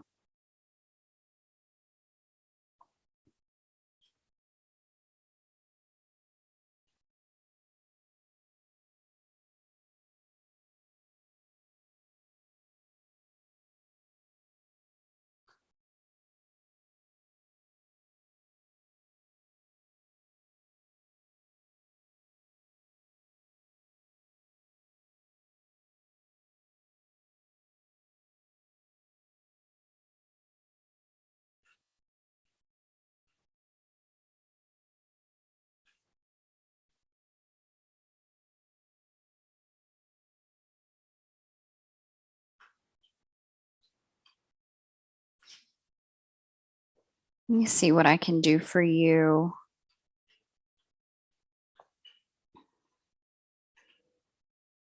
That's not what I want to do. Rawlene, are you still here? Miss Rawlene. Oh, there we go. Raleen, I can't call you, sweetie. I don't call anybody, hun. If it didn't work this time, it's probably not meant to. I do these readings semi regularly. I haven't lately, and you definitely don't put your email on the internet like that. Okay.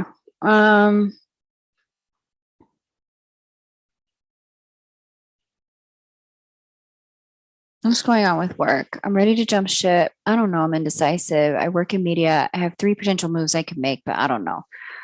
Okay, let me let me pull up a chart for you, Crystal.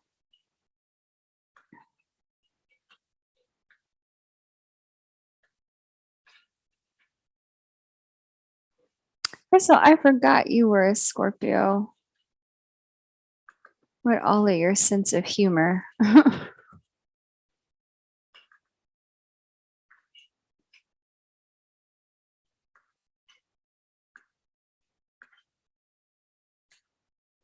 Because you present so much like an Aries in so many ways with your and or a Sagittarius.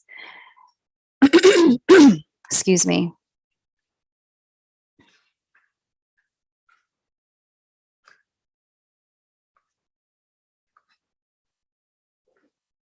Okay. Well, changes for show. Changes for show with work, Crystal. Here's the deal. Okay. Let me. There we go. Annotation tool. And then let me hit the start button. Okay. So what I got here for you, Crystal, what's working you right now is this Saturn Uranus square. So anytime you hear an astrologer talk about the Saturn Uranus square, pay attention because this is what's creating major change, major impact for you. And the reason why it's so significant for you is because you have a Scorpio stellium, meaning you have 3 or more planets in that one sign. And 3 of these planets are personal planets, Sun, Mars, and Mercury. With this much energy being impacted by Saturn from fixed sign Aquarius, Uranus from fixed sign Taurus, first of all, right now, they're working your sun to death. What's going on here is you're being asked to think through. And again, you too are going through that Saturn return, like we talked about earlier. You're being asked to think through where you fit, where you align, where you can be of higher service, not just what you can do and not just how you can give, but specific. Let me put it, not just what you can do, but what you can do and how you can give. You're looking for the overlap. People like to use this chart all the time, what the world needs, what you like to do, and what you're good at. The sweet spot is here, right here in the middle. So you're being asked to find your way to that. Okay. Because of that, what you want to do is start to pay attention to, of the options that you have, which option is most congruent with who you are and is going to allow you, when you look out long term at the possibilities, long term, you want to look for which is going to allow you to be more of an expression of your soul, your divinity consciousness. That's Uranus playing a role here. You don't need to know right now. That's the other thing about this. Uranus is only just starting to talk to Mars, which is the secondary ruler of this 10th house. The primary ruler is going to be in conversation in another 2 years. And then in another 2 years after that, Mercury is going to enter the conversation. This is going to be evolution in progress. One of the things with Uranus in the mix is that Saturn's going to ask you to just stay true to yourself. But Uranus is going to say, as long as she's being true to herself, I can take her hand, I can take her on the journey, I can place her where she can be of the highest service. But anytime you start making decisions based on money, fame, visibility, making decisions based on security, because as far as I know, you don't have kids. As long as you're making decisions based on how can I just be the best expression of who I am, you are going to say that you're going to find that Uranus is like perfect. She's being true to herself. I know where she's meant to go. Let me send her opportunities. Let me transform her world. And you're going to find that opportunities. Crystal, here's what's interesting about your chart as I look at your natal chart in particular. There's a degree of high visibility that you're meant to have in this lifetime because so much of your planetary energy sits in houses 9 through 12 and house 8 as well. But that visibility piece, it's kind of like, you know, the kind of person who works behind the scenes, like think about like the vice president of communications at like a network like ABC. Like nobody on the street knows who you are, but everybody in the industry is like, oh, that's her. You have that kind of energy in your chart for yourself. And the way you're going to get there is not by gaming it out like chess, but just being yourself every step of the way. And then the universe is going to move you like a chess piece to win the game. And so, as long as you're being really true to yourself and super congruent, you're going to find that pathways open up to you. All you need to really focus on with Saturn squaring Saturn squaring Sun in Scorpio and Uranus opposing Sun in Scorpio. All you need to focus on right now is what moves me. That's it. You don't have to focus on the money. The money's going to come. You don't have to focus on the connections. The connections are going to be presented to you. All you need to focus on is what moves me. That's it, Crystal. That is all. Other people have to learn some things about structure. Some people have to learn some things about networking. You just have to know how to be congruent with yourself and not compromise on that. As long as you're doing that, you're going to find that life opens up for you. Okay. Miss Stokes, it's your turn. Please paste your Q and birth data. If you can keep them in one chat, that would be ideal.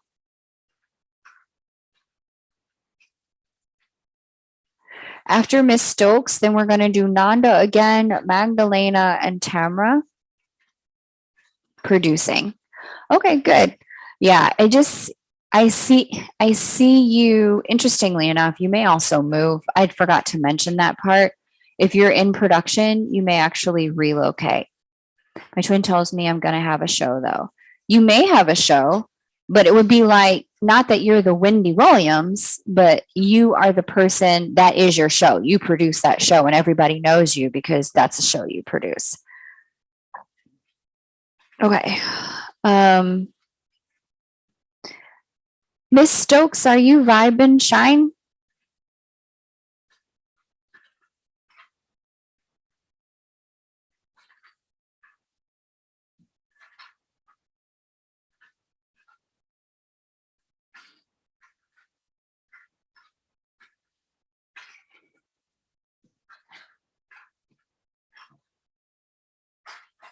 You're welcome, Levant.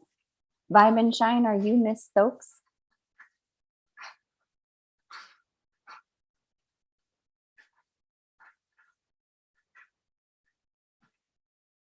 Love you too, Crystal.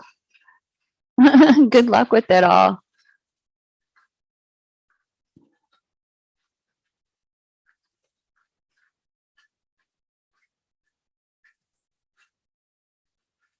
In case I'm needed, in case the comedy police are needed, yes, we might need the police. We might need the police. Okay. Okay, thank you, Vibe and Shine. I really appreciate it. I can answer this question for you. Johannesburg.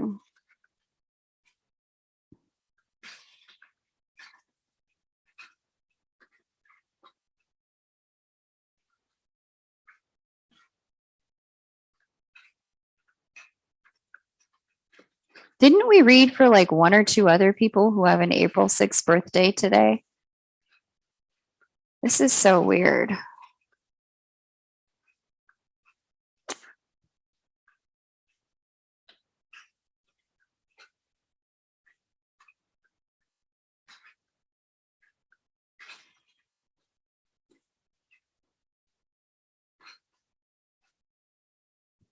Okay.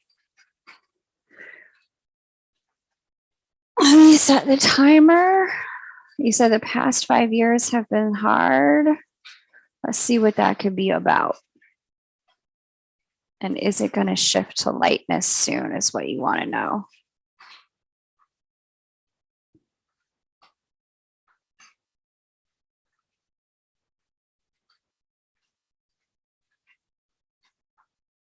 Will the pendulum swing to lightness and ease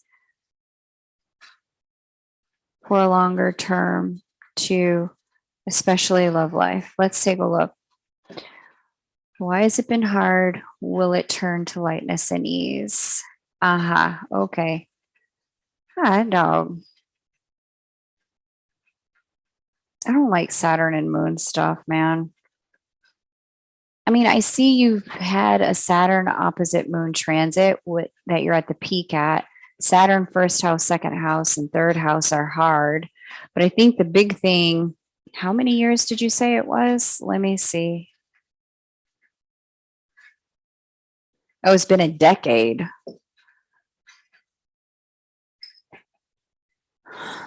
So since 2011, let me look. Let me go back there real quick.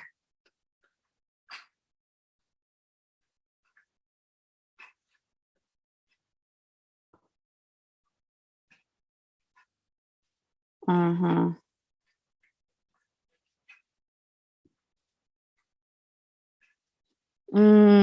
Okay, I could see this. If it's been a decade, here's the thing. Look, you see where the nodes are, Sagittarius and Gemini?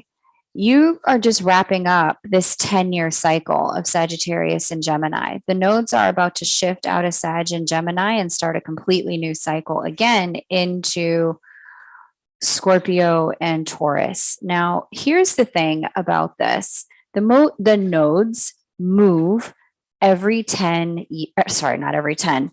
They move every 2 years and they complete their cycle every 10 to 12. Okay.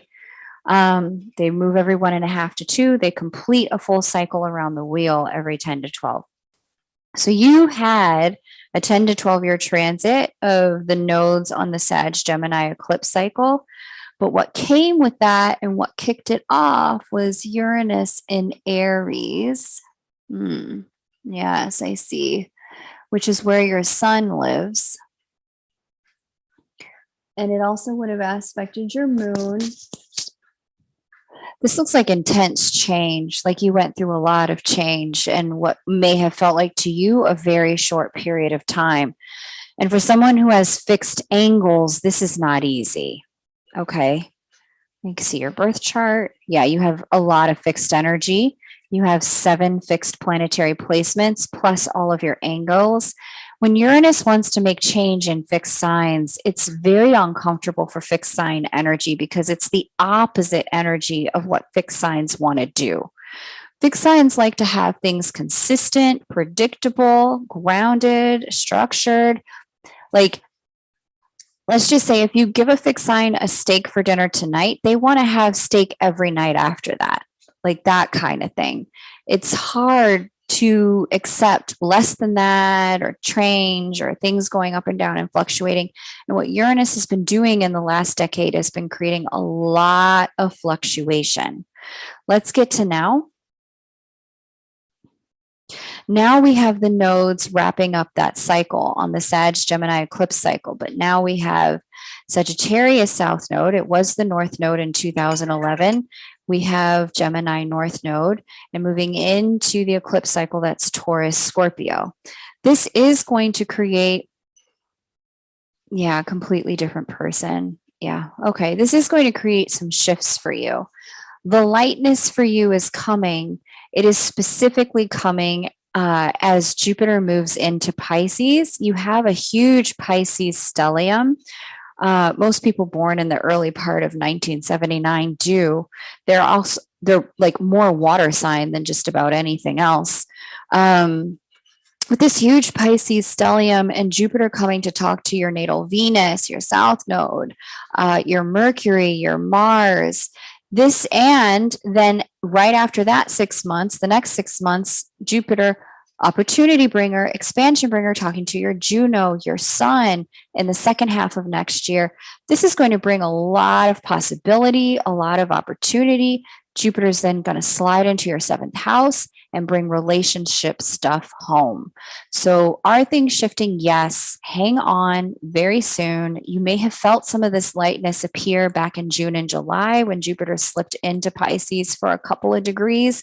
It's going to slide back out of Pisces for this latter part of this year and enter Pisces officially to stay for 6 months in January, the first week of January. So are things going to get lighter? Abso-freaking-lutely. You have been through the worst of it. I would say the worst is behind you, but some of the work for you consistently is going to be about letting go and no longer holding on to things that have been trying to exit your life. I get it. The twin soul initiation, the twin flame, it's hard. It's really, really, really hard. So, Nanda, what's your second question, dear? You're next. If Nanda could drop her question, that would be great.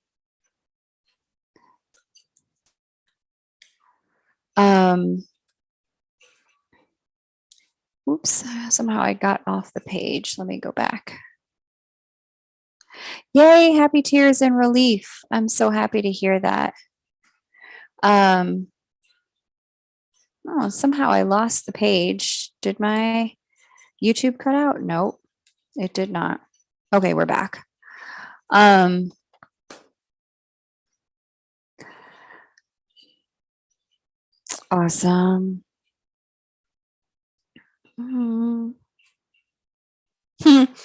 Yeah. Okay, so let me just finish. Let me pull up Nanda's chart and finish what I was saying to her because it'll probably apply to you as well. Probably apply to you as well, Vibe and Shine. You know, when it comes to the twin flame initiation, right? You start to realize, you know, that there's a particular way of loving and type of love that you have not experienced in any other way prior to that point. Brazil. And in experiencing it, it totally turns your world upside down. It changes the way you look at yourself, the way you look at life, the way you look at love. You no longer see relationships through the same lens anymore. It is equally destructive and constructive, which makes it deconstructive. It transforms us fully. It gives us the opportunity to understand and know divine love here on earth. But in order to do that, in order to receive, to experience the love that we would receive when we're standing in front of Source, a death is definitely required first. And what's dying is all of our third dimensional constructs of love and relationship. What's dying is all of our ego investment in those third dimensional constructs. What's dying is our belief in the fairy tales about the way love ought to look, the way it ought to go, all of our shoulds about love. And what's being born is our understanding of what love really is. Love doesn't control, it doesn't manipulate, love doesn't demand, and love doesn't come with expectation. Love just is. And it exists regardless of the condition, them being with someone else, them being a total dick to you. It exists whether or not they are in your city or across the globe. That love is present. If you marry somebody else, that love is not going anywhere once it has anchored into your being as a twin soul. So all of that to say, you know, the initiation can be intense, but it's really important to allow the shedding. The shedding feels like a death. The death isn't forever. There is a rebirth. And out on the other side of it, you know how when people say, oh, I finally moved on and I finally moved on. And, you know, now I'm in love with so-and-so and you'll get past it too. with your twin soul, it's not going to be like that. It'll be more like you will love them so deeply, and that love will transform you so thoroughly that you will have no other choice but to understand that love begets more love, that love is not limited, it is unlimited, and that it is going to become possible once you've completed all the shedding, which is a painful process, to love them and love another person at the same time. And it won't be attachment, it will actually be love. And there will be a lot of freedom that comes with that. So, I just want to share that for those of you who are here around, what to expect in the process. I mean, my guides explain that to me. I've seen that happen with clients as well, and it's a different process when you're a twin soul. Okay. Let's just go. Let me just see. Nanda wants to know, wondering if true love will find is in the cards. Yes, it is. Your heart's been shut since. Okay. Nanda, you may be in the process. I've done most of the healing and death and shedding. I am doing me in my life now. Very good, Nanda. So there's two things that, in the final stages of the purification process that let me set the timer now that I'm actually reading your chart, not just kind of sharing the channeled messages. Okay. There's two stages, the final stages that I'm aware of. My guides are telling me there's three. There's forgiving yourself for the way that it went and trusting that you've changed enough in the name of love to be able to have a different outcome than the one you got last time. There's forgiving them for the way that it went and trusting that the way that it went was the way that it was supposed to go, and not holding it against, not necessarily them, but holding it against God, not holding it against life, not holding it against other people, that it went the way that it went, and making those future opportunities pay for your past pain by shutting them down and shutting them out. Okay? The unforgiveness and the closed heart is a function of actually not really being done.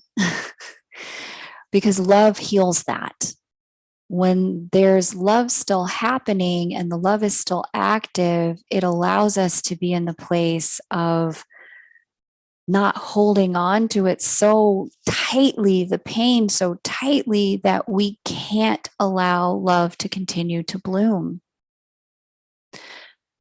Loving them however they choose to be in the connection, whatever is right for them, right? Whatever makes sense for them. Loving them in that way does not leave us with a closed heart. It actually leaves us with a very open heart. And so if your heart is closed, then there's still more work to do here. There's still more forgiveness. There's still more healing to be done. Okay. Love is everyone's opportunity, especially if you're a twin soul. Love is certainly a possibility for you. But some of the healing, now let's get into your chart, some of the healing that needs to take place at this time, and it's ever evolving, because the movement of the planets and what our lessons are, the classroom is ever changing. We're always in class as long as we're here on Earth. Okay, what the lessons are to help you get there to have love.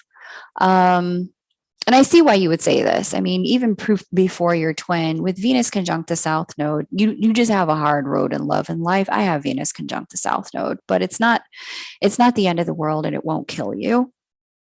It does give you a lot of wisdom and love and destined appointments with people from past lives to wrap up karmic contracts with in this lifetime. That's one of the things you're focusing on now with this Venus retrograde over that South node. I suspect there's going to be someone who enters, if they haven't already knocked on your door, wanting to connect with you from the past about certain love things that you have experienced with them. And so with Jupiter moving into Pisces, you get yet another crack at love, yet another opportunity. Pisces and Aries, fire sign Pisces and Aries make harmonious aspect to water sign Scorpio, water sign Sagittarius on that seventh house cusp. And it does give you the opportunity for someone new to come in and become a part of your world again. Again, Jupiter represents husband material, divine masculine energy. And there for you, because Jupiter is going to trine your natal Jupiter, this ups the stakes, it ups the ante, it ups the possibility that that love is going to come your way. But you're going to have to choose to be open to it. You're going to have to choose that busy with life also includes busy letting love in as well, busy making space, busy putting yourself out there, and busy confronting the walls in your own heart, because we all have them, especially if there has been twin flame rejection of any sort. It's impossible as a human to move through that without having a wall on the other side, without being gun shy, without being just a little bit traumatized, because you didn't know that kind of pain was possible in love. And now you do. And so there's a part of you that may be a little love weary. You wouldn't be human if you didn't have that after this kind of experience. I say all of that to say, even that all or nothing thinking, maybe I'm just destined to not have love in this lifetime. Even that's a limiting belief that's based on pain. You wouldn't have that. You weren't born with that kind of pain. You wouldn't have that if you hadn't been through something. And so even that mindset that you could formulate a question of that nature is indicative that there's more to heal. And in that healing, you can come to that place of being open again, being ready to receive again, being ready to connect again. And don't get me wrong, look, Venus conjunct South Node, it's not easy. I personally know how painful, not just with your twin, but with all of your exes prior to your twin, your love experiences have been in your life, how karmic, how destined, how fated, how heavy they have been. They have been at the same time beautiful and like intense. Can you have love in this lifetime? 1,000%. Will you? If you're open. Okay. I get that, Nanda. Jupiter gets into Pisces on the first of the year, the first week of the year, actually. And it's going to be there in Pisces and then in Aries. And Aries is your house of wish fulfillment. You got a whole year of Jupiter in these two signs. The last time it was here was about 12 years ago. And you had Jupiter in the seventh house, 2018 to 19. That would have been hard. But I do see, your season is upon you, hon. But you're really going to have to work those limiting beliefs that love is my friend. Love hasn't forgotten my name. Love is possible for me, even though I haven't had the love that I wanted, or the love that I wanted hasn't lasted. There's that love remembers who I am, and love hasn't brought me this far to leave me, and really relinquishing this idea, that maybe it's just not for me in this lifetime. If maybe I should just be busy with other things, because otherwise I'll just get caught up in taking care of just one more person. Those limiting beliefs are going to get in your way next year if they're still as lodged in your consciousness as they were today. You're going to have to work to reprogram those and remember who you are in love. And that being a twin, even if your twin rejected you, makes you still a very viable, very valuable love match to someone who chooses you because of what you've been through and what you know and how you know how to love on the other side of that. Okay. Magdalena, baby cakes, it's your turn, sweetness. Let's do this.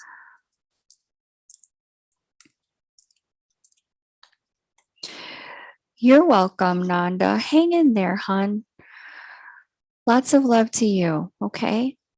But yeah, really reprogramming those patterns where you're being there for other people, but you're accepting when they're not there for yourself. That's a very loving way to be, but self-erasure is not self-loving. And that's self-abandonment isn't loving to another person, right? So yeah, there's still work to do. And that's okay that there's work to do. As long as we're on earth, there's going to be work to do.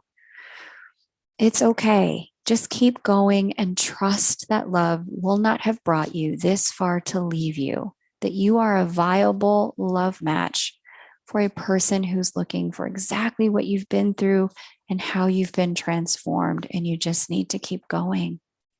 Okay? After Magdalena, we have Tamra, Diva G, Christy again, and then we're going to do Kylie. Okay?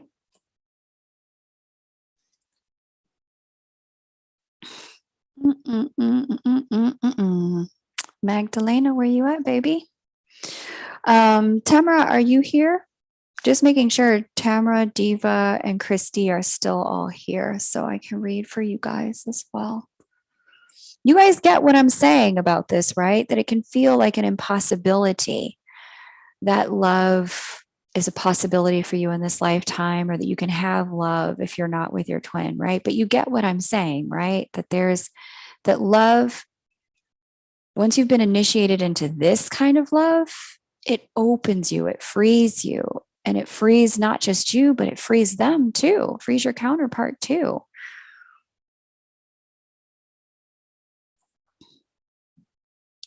Okay, GMAC, let's do this. There's a lot of Aries in the chat today.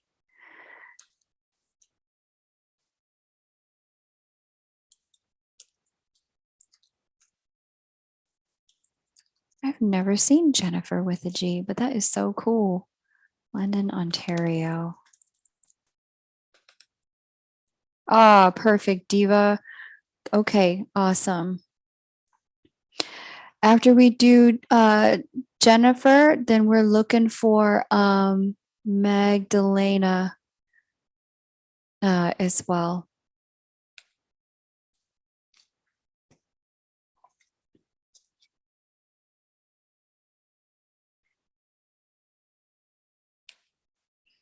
Hopefully Magdalena's still here.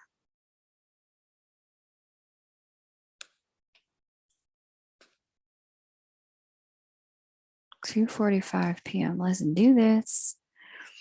April 4th, 1967, 2:45 p.m. I gotta say, that's probably one of the hardest parts about being a twin and separation is really getting so aligned with love that you allow them to operate the connection from their side in whatever way that works for them, that they see fit at their level of consciousness. You love them enough to allow them to have their own relationship to love. And you love them enough to allow them to have their own relationship to relationships and their own relationship to this connection. And allowing the love to exist unconditionally and showing up for the love, not just showing up for them. Okay. And there's a huge difference between the two.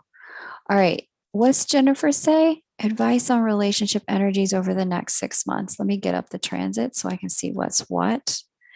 Ooh, child. Did you know Jupiter had hit your 7th house? I'm going to need you to go on a date every date. I'm going to need you to date 4 nights a week. Oh my gosh, this is really good energy. Plus, you had Jupiter cross your moon this year, and then you're going to have Jupiter trine your vertex point or sextile the vertex point. We have a little thing, child. Okay, listen, return of the X's for you because we've got the Venus retrograde over the vertex point. So there's somebody from your past coming back for show. They may be in touch. You may be compelled to be in touch. MY, hey baby, so happy to see you here. Congrats on the new apartment, sweetheart. So I hope you're out over there packing. I hope you're packing. I can't wait to see your new place. So yeah, Jupiter there. This is new love coming in, but most likely and very plausibly with somebody you already know. I don't know if you've been talking to one of your exes, but this looks like ex energy coming in for you. With the Venus retrograde, normally, like there's so many different interpretations of this, but not for you. For you, this is legitimately love stuff coming up, legitimately, kind of the stuff that is, yeah, I want to say it looks comedic because I don't mean to make fun. I mean, it's like a rom-com, like you've well and truly moved on with your life only for you to bump into an ex and for them to be like, oh my God, Jennifer, it was you the whole time. Ex reached out, but I'm a twin flame. Well, explore it. Just give it a moment. Being a twin flame doesn't preclude you from having something with an ex, especially if there's, if your twin's not on the scene, your twin doesn't want to be on the scene, isn't available to you, and that ex is, being a twin doesn't preclude you from having love. Like I said, love begets more love if you're open to it, right? All of that to say, MY, stick around. I want to do you a question, okay? But the energy here is, you said your ex reached out. When an ex reaches out during a Venus retrograde, like I said, there's typically something about closure that needs to be dealt with. And this energy is going to be with you between now and February. Find out what needs closure. Find out what needs completion, what they need to feel complete to move on in their life, what you need to be complete to move on in your life, or what each of you needs in order to rekindle, because there might be a rekindling here for you as well with this, specifically with this energy. If Jupiter wasn't in your seventh house, I'd be like, nah, it's not a rekindling. This looks like it could be a rekindling, hon. You may not feel it right this minute, but I'm telling you, with this Uranus speaking to your Juno and Juno getting ready to cross over your vertex point, I think it's plausible. You might wake up one day in late December, early January and be like, oh my God, I could actually do this with this person. Holy cow, I did not see this coming. So yeah, there's that. But also with Jupiter speaking to your Jupiter Juno conjunction in your natal chart towards the end of this period of time, what's interesting about this is your counterpart could feel a little disturbance in the force. Towards the second half of next year, feel a little disturbance in the forest and be like, Jennifer, knock, knock, bitch. Sorry, I didn't mean to call you that, but you see what I'm saying? It's like an energy of kind of like this to me looks like you're going to need to do some things to figure out which path you want to take in love. Because I see an ex coming on the scene hot and heavy, and then I see counterpart energy showing up as we get into the second half of next year. But that could also be your ex after the second half of next year being like, no, really, and throwing down the gauntlet. I need you. I want you. Let's do this. It could be something like that as well, with the ex and you having to go figure out for yourself, is this going to be aligned? Because the plausibility is a gazillion % there, a gazillion % there. So, ooh, let's all get our popcorn out for Jennifer because this gonna be interesting. This gonna be interesting. Good luck with that, Jennifer. Have fun. Stay true to yourself. Love is definitely on the horizon for you. All right, let's do Magdalena since she has returned. Magdalena might be operating on a delay since she's just now putting her information in. So, one of you, while I set up Magdalena's chart, the vent or Kylie, if you can let Magdalena know she needs to refresh and how to do that so that she can hear her reading in real time, that would be really great. Okay.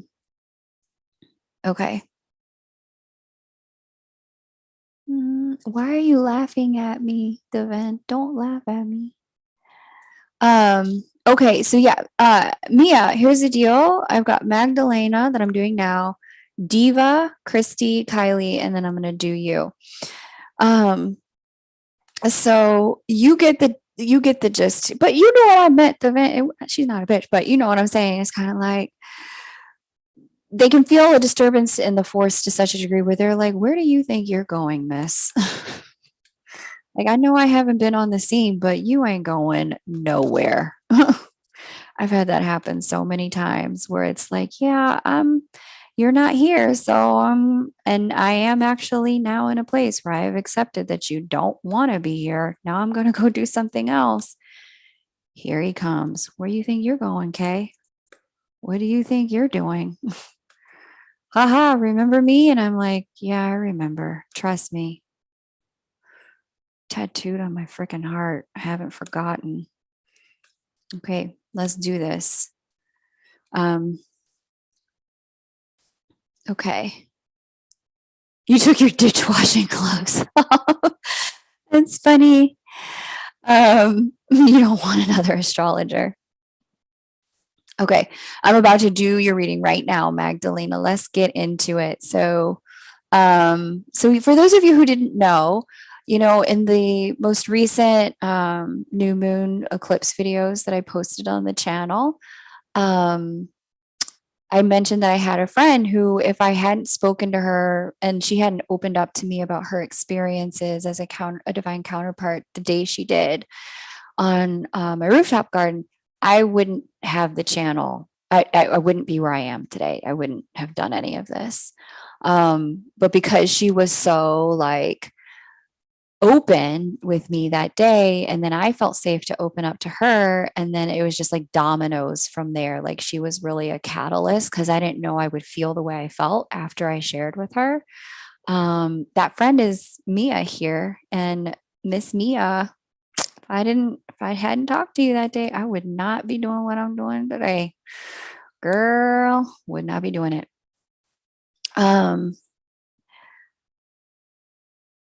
I know you knew Crystal, but I don't know, I don't know if Jennifer knew. So that's all. I knew you knew. Um, all right. Go back to washing your dishes, Crystal. You pay too much for these nails. I love it, the vent. Okay, let me set my timer and do Magdalena. I can get really silly at the end of these readings. Let me do this. All right, let's do it. Okay. Magda. What does Magdalena want to know? Let me scroll back up. My girl asks, my question, when will my love life improve? Do I have more lessons to learn regarding love and relationship? Well, we're always going to have lessons to learn. But in terms of improvement, okay. Where's Venus? Okay. Jupiter. Mm-hmm. Mm-hmm. Hmm. Hmm. Where is Juno? Okay, right. Okay, my love, I can see you've been in the midst of some heavy lessons in love. Saturn opposite Juno, which I find to be, kind of the secondary ruler of Taurus. She is the energy. Saturn is bringing your love life into alignment with who you really are. That's what's been going on here. That's what the lesson has been. It's been about differentiating between, I want to say from this position, kind of like storybook love and real love. Where's your natal Jupiter? Yeah, and you've had some heavy squares to your natal Jupiter in the last year as well. 8 degrees, Leo. To be honest with you, with Jupiter in the position that it's in right now, and as it gets into the next 6 months, the first 6 months of next year, I see improvement for you on the love front, major improvement, actually. I'm just seeing that you have been called to operate at a much higher standard in love.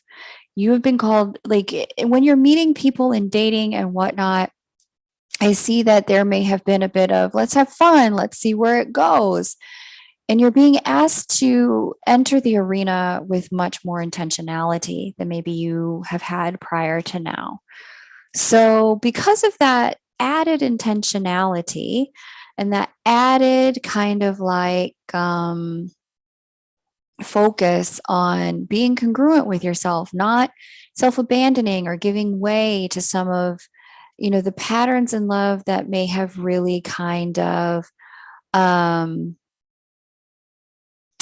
you know, compromised your ability to have love go smoothly. Because of that, you're getting into a place right now where, Saturn opposite Juno, some of your own habits and patterns from the third house, some of your own thought patterns, you're being asked to like just tighten up your ship, is the best way to put it. Like, not, it's not that you were loosey goosey, but it was like, okay, Magdalena, okay, I see you were born in 75, right? Think back to your 20s, right? When we were in our 20s and we dated, it was kind of like, well, love is fun, whatever goes. Let's just meet some awesome people and see what happens. And you meet someone and it's amazing, and then you experience a heartbreak only to you bounce back a little different in your 20s. You bounce back different. Now you're being asked to take the lessons of your 20s and your 30s and look for the patterns. Look for what hasn't worked. Look for the patterns in who you've been attracted to, the patterns in your own behaviors, and get to the bottom of why these things have been the way they are. Divine illumination, Saturn square your Juno. Get to the bottom of these things so that you can have a different kind of experience as Jupiter rolls onto the scene and prepares you to have a resurgence of your dating life, a resurgence of possibility. I'm also seeing here too, at the tail end of next year, you're going to get to that Jupiter return point. For you, you're going to close out a 12-year cycle that you've had in relationship to certain love prospects and open a new cycle as you get to the end of next year. So this is very exciting. I love seeing this for you because this is an opportunity to, how can I put this? Take an express train instead of taking a local. It's an opportunity to like take the Acela, like the fast track to getting what you want out of love and relationship, instead of, being on the train where, it's like stop after stop, minute lesson after minute lesson. There's a quantum leap opportunity here, but the opportunity is going to be really based on you integrating the patterns from before and starting to understand how you cannot repeat those anymore. Okay. Which I think you've probably been doing. Like Saturn's been in this position for a couple of years now. and is about to wrap up. I'm also seeing here a potential for relocation, which may change a lot of your dating pool and prospects as well. I have here, who am I reading for? I am reading for Magdalena. Magdalena, I have here that you asked for a 3-card tarot pull. So talk to us about what's coming forward in love, in relationships for Magdalena. First 2 cards just fell out. Let's get the second one going. Good grief, you'd think I didn't shuffle the way you're falling all over the place. One more. Yeah, okay, introspection, I see. We have 8 of Pentacles reversed, 5 of Swords reversed, the Moon upright. And in the deck that I'm working with the Moon, there is a woman who's underwater looking up through the water at the Moon. So what's interesting about this as I'm looking at this, some of the mental confusion that you've been in around, why is my love life going the way it's going? Like, why is it so smooth for everyone else, but it's so problematic for me? Like some of that's coming to a close for sure. But with the 8 of Pentacles reverse, some of the work that you've had to do to make love work for you also coming to a close, but it's coming through the Moon card. It's coming through the examination of what's underneath the water, understanding what's in your subconscious. And once you really have that understanding of the subconscious, it's like all new doors, new possibilities open for you. There's new illumination for you. The lessons are less external with people and they're more internal integration, is what that spread talks about. Integrating specifically, what are the patterns? What's happened before? What do I not want to happen again? And what do I need to change about me so that I'm in a different space, so that something different is happening? Okay. So there's that. All right, Magdalena, thank you so much for letting me read for you. You'll catch up. I can see you're behind. So you'll hear your reading in a moment. There's just a delay. Diva G, let's get it, girl. I have Diva, Christy, Kylie, and then MY. Okay. No, sweetheart, there's only one Magdalena on my list today. That's only one, and that's you. There's no other Magdalena. Okay, Diva, let's get it.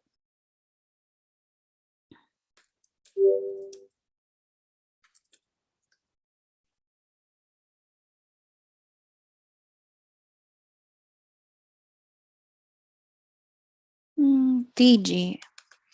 I really want to come to Fiji. Is it as beautiful as everyone says it is? 9. So there's been a lot of Virgos and a lot of Aries in here today.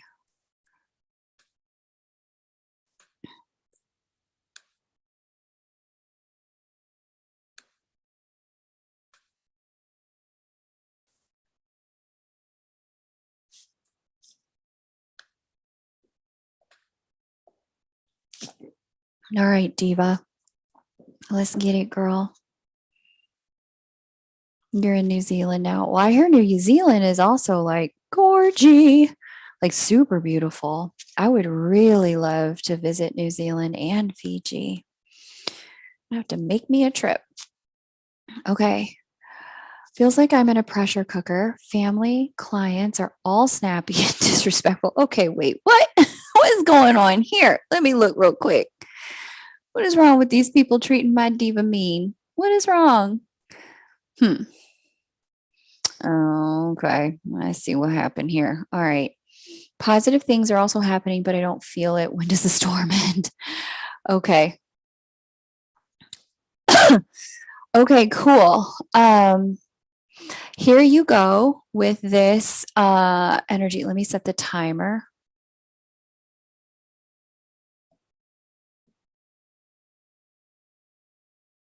Okay. Thank you so much for helping her, Kylie and Crystal. I really appreciate that. Okay, so what happened here was it was basically the recent eclipse, and you would have felt it about a month out. This eclipse hit your sun by a square. Hit your sun by a square, and What else did it hit?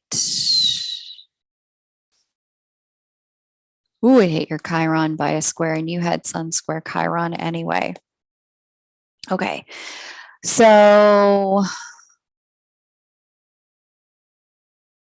it was new beginning energy, 12th degree out here.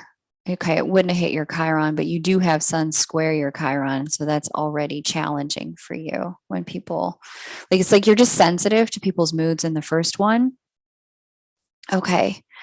I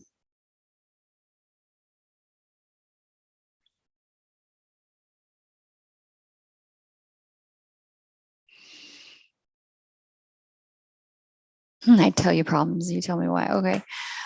I'm just seeing if there's any other issue here. Why do peoples are being so mean to my diva? Don't be mean to diva, guys. Where is this tension coming from? Is it Mars square Mars? No. Is it Pluto talking to Mars? Pluto talking to Sun? No. Mars square Sun? No. Yeah, honestly, I don't think this is you, diva. I think two things are happening here. Diva, this isn't you. The part of it that's you isn't what you think it is. Some of what's going on here has been, let me just make sure, groups, who's the group ruler? Moon. Teams, team ruler is Mars. Yeah, this is not a you thing. The thing that's a you thing is how sensitive you are. With Chiron moon conjunct and Chiron square your sun, you're an extraordinarily sensitive soul to like kind of tension, conflict, rejection. I want to say that what's going on is what you're experiencing is the energy of this last lunation, and you would have felt it for 2 weeks prior as well. And so the issue here is that people they're just in rare form. And I'm sure all of you can attest to this. People have been snappier. People have felt like just a little bit more like kind of like looking out for mine, that kind of energy. And I talked about that in, like I said, the Lightworker energy update video I just posted. But there's this energy of like people feeling like they really need to be more honest about including themselves, looking out for themselves, self-care, self-love. But one of the challenges with doing that for people who haven't been able to, like we're now the second year of, such extreme repression. We need to learn how to speak to our needs in ways that are loving and kind with other people, speak to our wounds in ways that are vulnerable and connected rather than blameful, and speak to our needs in ways that invite people to want to meet them rather than speaking to our needs in ways that are, like blaming people for not meeting them in the first place. And what the part of this that is you, diva, that I'm seeing that you would have felt up to a month ago, and certainly in the last 2 weeks, the part of this that is you is this Sun Chiron square situation.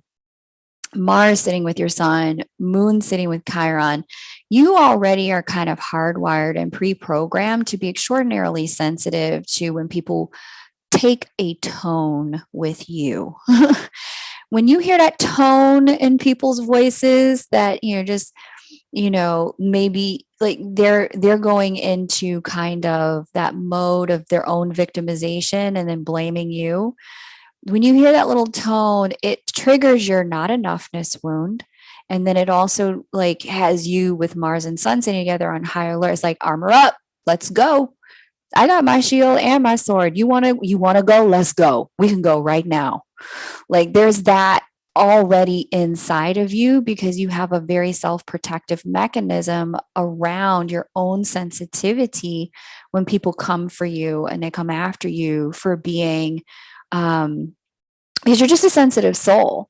With Chiron and Moon sitting there. And you're very sensitive to when people want to tell you somehow, some way, even if sideways, that you're doing it wrong, that somehow you're not enough.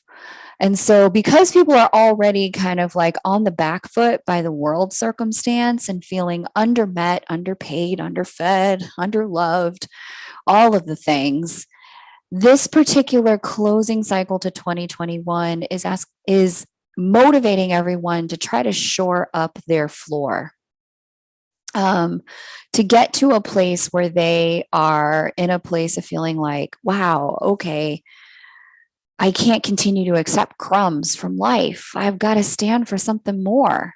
I got to get something more out of life. But most people have never been taught how to self advocate in a way that is loving. We've been taught, especially in Western cultures, how to railroad other people to get what we need. And that's what you're encountering there. And so I want to encourage you. Let me just say this way, storm over in the next several months. I think the Venus retrograde is going to wrap it up for a lot of people. By the end of February, for sure. By the end of January, you're going to certainly feel an ease. And by the end of December, the tension's going to be done, but there's going to be integration work to do all of January, and February is when the smoke will clear. Hang in there, Diva. That's what I got to say about that. Try not to take how people are behaving so personal, and utilize the energy to co-create with people. Like, okay, I hear you're not getting what you need from me, or I'm hearing that that you feel really hurt by something that I've done. How can I make this right for you? And they may say, oh, I need you to X, Y, and Z, or never blah, blah, blah again. And say, okay, I'm going to take a deep breath, because the way the words are coming out are in a way that's very hard for me to hear. And in order for us to move forward in the conversation, I can do those things for you. What I'm going to need from you is X, Y, or Z. And invite them into the co-creation, invite them into the negotiation. We don't live in a place of lack, despite what whoever would have us think. There's enough here on earth. There's enough for all of us. And you have the power, now that you have this information, to enter these conversations from being in a place of enoughness. I'm enough. There is enough for both of us. This isn't me against you. This is us working together, and we can work together to get what we both want out of this. Okay. All right. So there you go. Diva, that's what we got, baby cakes. We're going to do Christy, Kylie, and then Mia, and then we're done. Christy, if you could post, Hote Glitterati, if you could post again. Yeah, that's so cute.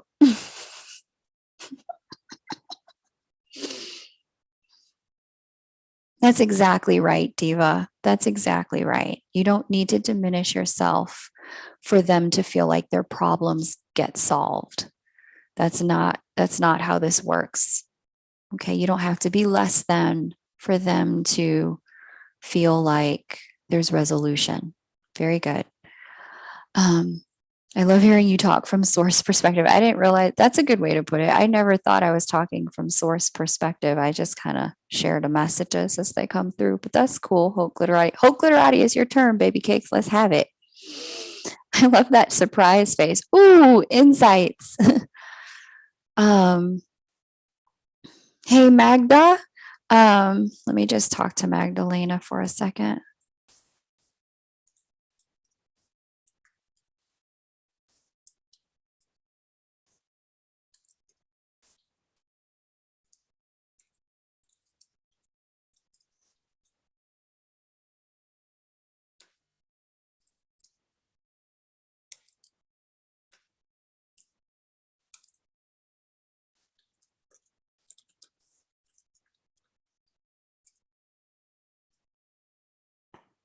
Hey, Merry Christmas and Happy New Year to you too, Diva. Happy holidays to all of you. Happy Hanukkah.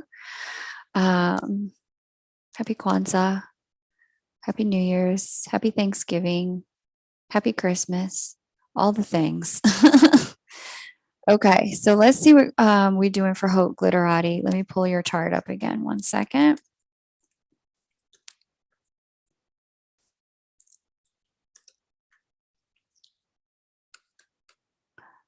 Texas. Tejas.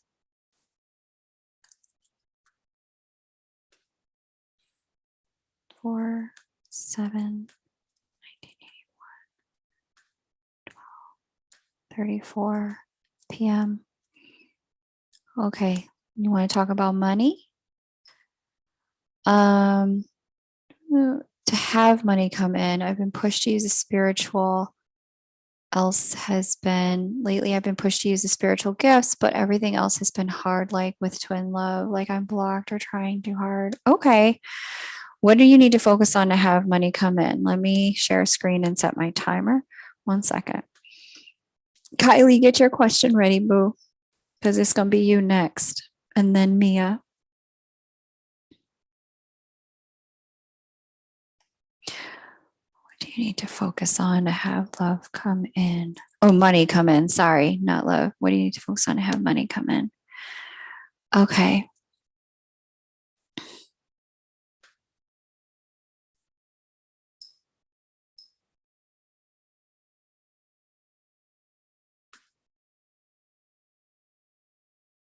Oh, wait, hang on. You want to talk about money? Let me focus.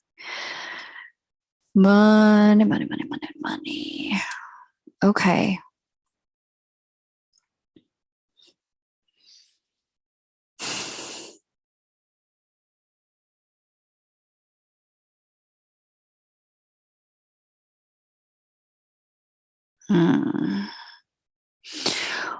I don't know if you're going to like this answer, but I see here that you are going to be asked to do some things you don't want to do, girl, for your money situation to get right. Certainly, there's entrepreneurship stuff here for you, big entrepreneurship stuff, but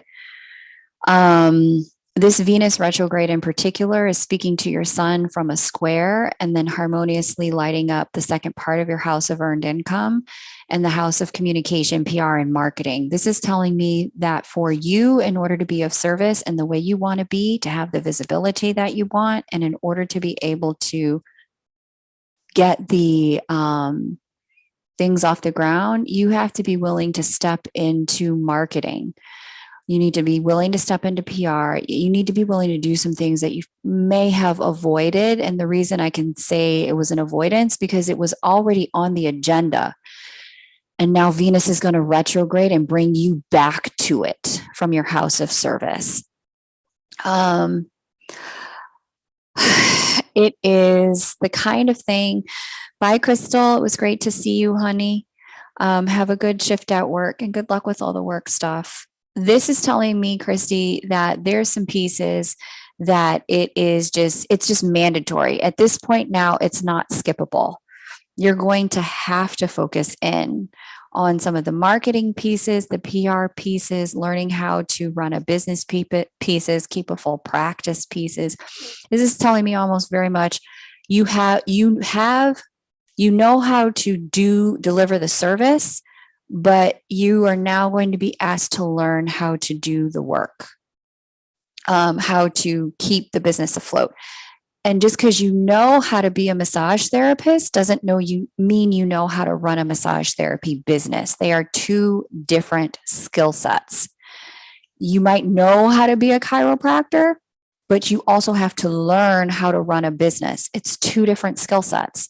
And what you are being asked to do at this time is help yourself learn how to do the things that keep a business afloat, learn how to be a business owner. I'm not surprised he didn't help. The reason why I'm not surprised is because your North Node here is in Leo, first house. This is about learning how to be sovereign, how to do it yourself in your lifetime. That's your lesson in this lifetime. Learning how to stand up, do things under your own name, work on your own stuff with your own power, under your own steam, self-love your way into your goals. And if you love your business, you love your clients, you love what you do for work, you're going to have to learn how to do the hard parts too. A lot of women want babies, but they got to learn how to change diapers and love that part too. A lot of women want husbands, but they got to learn how to talk to men and have honest communication and learn how men communicate. It's not always going to be, this lovely red carpet to our dreams where somebody hands us a glass of champagne and puts our name on a marquee above the door. We have to learn how to hoof it. And this is what this transit is asking you to do in the next 6 months, is to get back into what you know you need to learn in terms of marketing, PR, keeping a full practice, becoming a business owner, managing cash flow, keeping cash flowing. This is the stuff this Venus retrograde is going to demand that you learn in order for you to be able to get money to come in. And this is probably why the stuff with Twin is blocked, because if he was quote unquote supposed to help you, I don't know what the agreement was there, but you've got North Node in Leo, which is harmoniously aspecting that midheaven house of fame and career. Your career doesn't take off until you do it yourself. And my mom said this to me once. She was getting ready for a party. She was hosting a Super Bowl party. And she said to me, she had me cleaning up all kind of stuff. And she was cleaning stuff and she made my dad clean stuff. And it was at the time my mom had a cleaning lady. She said to me, ain't nobody gonna clean your house for pay the way you're gonna clean it for free. And this is the thing that's being asked of you here.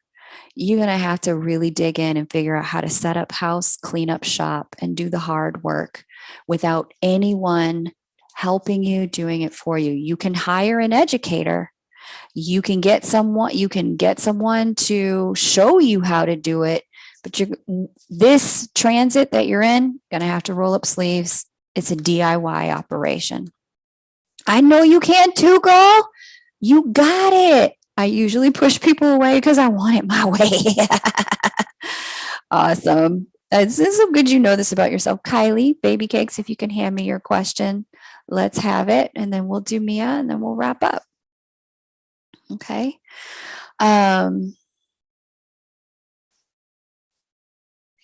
Yeah. So you can do it. You have done it before. I'm happy to hear you know that. You can find the proof and the evidence that you are not helpless. You are not powerless. You got this. All right. Just got to do it again. Got to learn the new game. Maybe it's an internet game or some other aspect of PR and marketing to help you keep people in, like moving prospects into your funnel. Whatever it is, you're going to have to figure out what that is for you. Okay.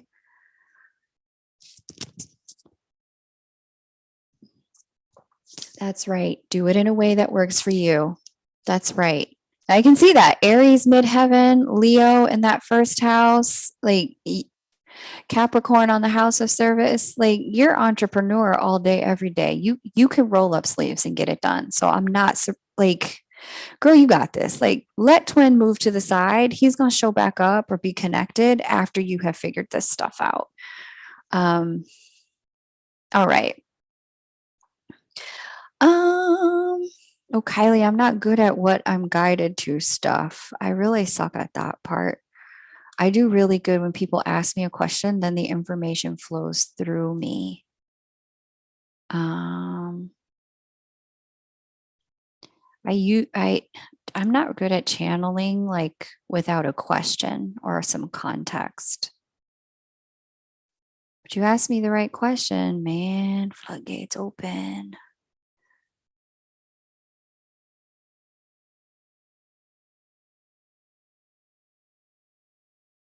JK.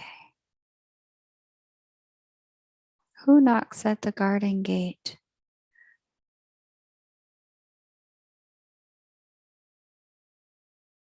One who has tasted the fruit and knows her ways. Kim. Okay, wait. Kylie. Only got but one Kylie. Okay. Break away. Go, Glitterati. Good for you. You're welcome. So you know what you need to do, girl. You know what you need to do. I seem to be stuck on the same loop from last year. Am I going in the right direction?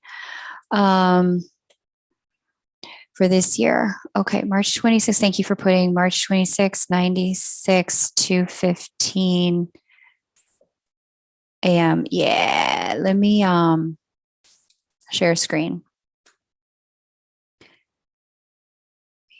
Okay, there we go. Kylie, baby, let's do this. What are you repeating from last year? What is it that you feel like you're in a loop on last year from? And why, if you could get your question ready, that would be great if you have one. Um,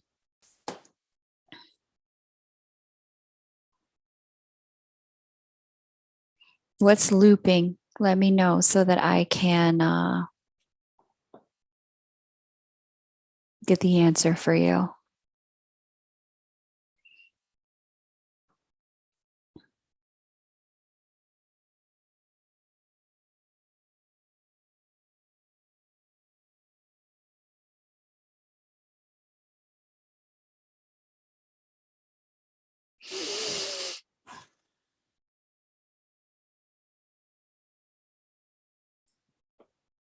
Work and mental space. Got it. All right. So when I'm looking here for your mental space that is governed by our friendly planet Mars, so much fun. Um, and work is also Mars. Okay. I see. Late degrees Pisces and then Scorpio. Okay.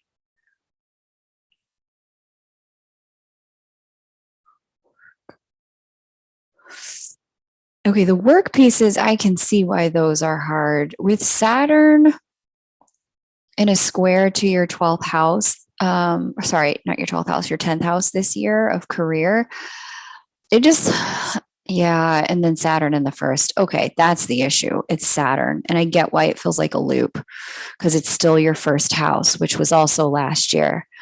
What I'm seeing here is this Saturnian piece. I don't know that you're looping as much as the lesson is like biology one and biology two, Kylie. You know what I'm saying? You're interviewing. Okay. Okay. Okay. Okay. I think I vaguely remember when you got that job. Like I'm remembering a flash I had of you at that job. You need work that's going to stick. That's coming, actually. Oh, I'm so glad you added that little piece of intel. Thank you, Kylie, that you're back interviewing. Thank you. Okay. The reason you're back interviewing is because that job was only supposed to be temporary. It was a placeholder because you have another job coming and it's actually going to be that's going to be the one that sticks and it's actually coming soon. You may have one more placeholder thing that's like 6 months. But then after that, Jupiter's going to hit your Mars as we hit the middle of the year. And then it's going to retrograde back and forth over your Mars. And then it's going to harmoniously aspect your Pluto from that position in the house of wish fulfillment. I like this for you specifically because Pluto and Mars are the rulers of Scorpio. Scorpio is the governing sign of your midheaven. And because Pluto and Mars are going to get a hit by the opportunity bringer from your house of earned income as early as June, May, June, July, one of the reasons that thing that you had didn't work out is because the thing that you're supposed to be doing is about to get lined up. Okay. Yeah. No, I got that, that it's not been a smooth path, Kylie. If I recall correctly, you're also, or at least you were in school for a bit. Um, you've had some eclipses to that Pluto as well. Yeah, this is about you getting on the right path. And now that we have Uranus getting into aspect with that 10th house, it's coming, Kylie. It's coming. This has been a very long game of chess to get your piece to the right place on the board. It's like you had to go here to meet this person so that you could go there and find out about this opportunity, only so that you could get to XYZ possibility. None of them, like the definitive outcome would not have been possible without all of the small moves prior to this. And so, like I said, I don't know if you're not working now or if you are working, but you're interviewing on the side. Expect something to break as we get, yeah, you're in school. Expect something to break as we get to the spring. Um, Try not to press it, try not to, work too hard, but get really clear about your intention, the intention you're going to set. Because what I'm seeing here, um, let's get out to now. So we had a little bit of a break show up for you in May when Jupiter hit Pisces. Jupiter's going to hit Pisces again as we get to December. And then it's going to come through Pisces and then from Pisces into Aries. And it's when Jupiter gets into Aries that you're really going to see movement. And that, again, that's going to be as early as May next year, but as late as June, July. Once that movement happens, and this is what I need you to do to prepare for it between now and then, start thinking about ideal place for your skill set, ideal pay, and ideal coworkers. Because with Jupiter hitting Pisces and then Aries fire sign talking to Sag fire sign, house of wish fulfillment, you could really have the perfect job show up for the perfect pay and the perfect place with the perfect people. All the perfect P's could all show up all at the same time, but it's literally a result of having been willing to move through this chessboard kind of piecemeal until you got to your destination point. And then you can be like, checkmate, universe, I got this. All right. I know you are. Hang in there. It's not forever. And you're almost done with school, right? So, and once you're done with school, there's going to be some other opportunities for you. So let me get you, I know you like the Lightworker Oracle deck. So I'm going to get you one of these. Reassurance of the Golden Light. 36. Is Crystal still here?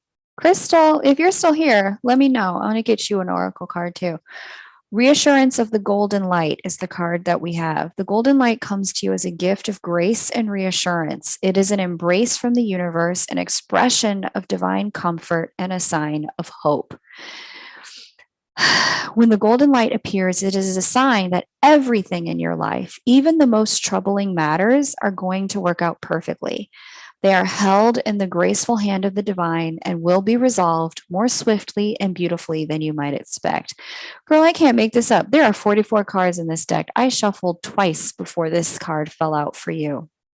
The Golden Light is a very real phenomenon, although you may only perceive it when you are particularly relaxed and your clairvoyance is already developed.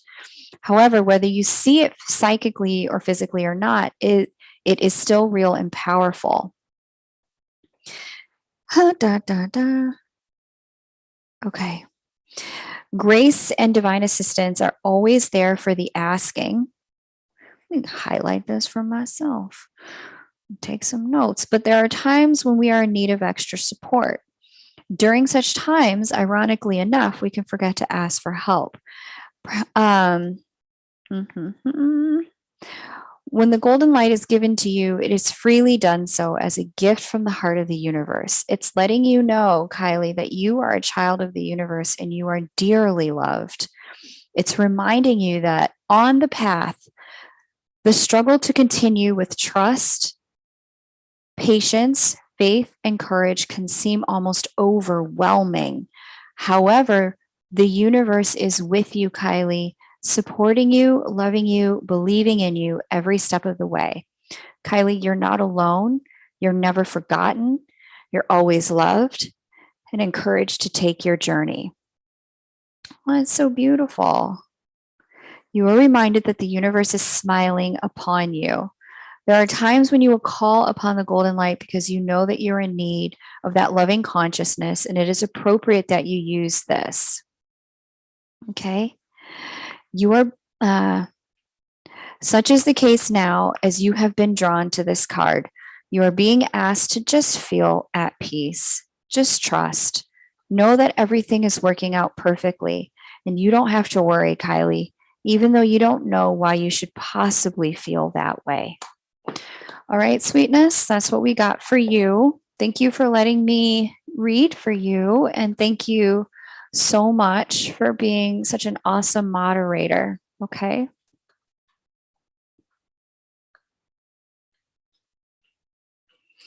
Okay, Mia, do you have your question?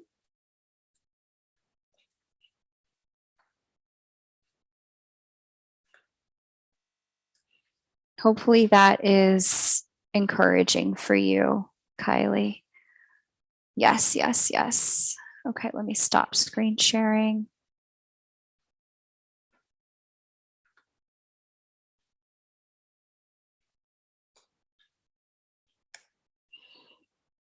Happy belated birthday once again.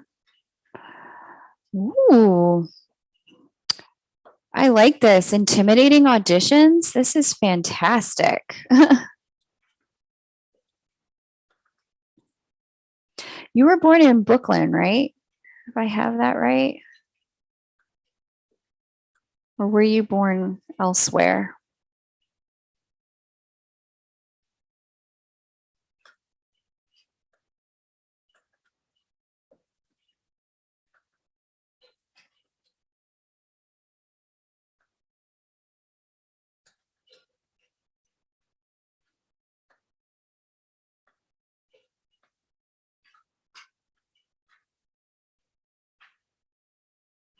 Girl, that is incomplete information. Let me find your chart. Let me dig in here and find your chart. All right, let me try this again because I need your birth time too. And I think you told me you have that.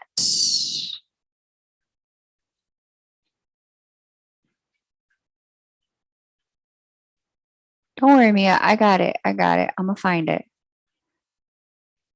My software just doesn't allow me to search for a name. I have to like scroll through all the names and find it alphabetically. And that can just take time. I'm so excited for you because you just had that awesome role come up for you. Let's do this. All right.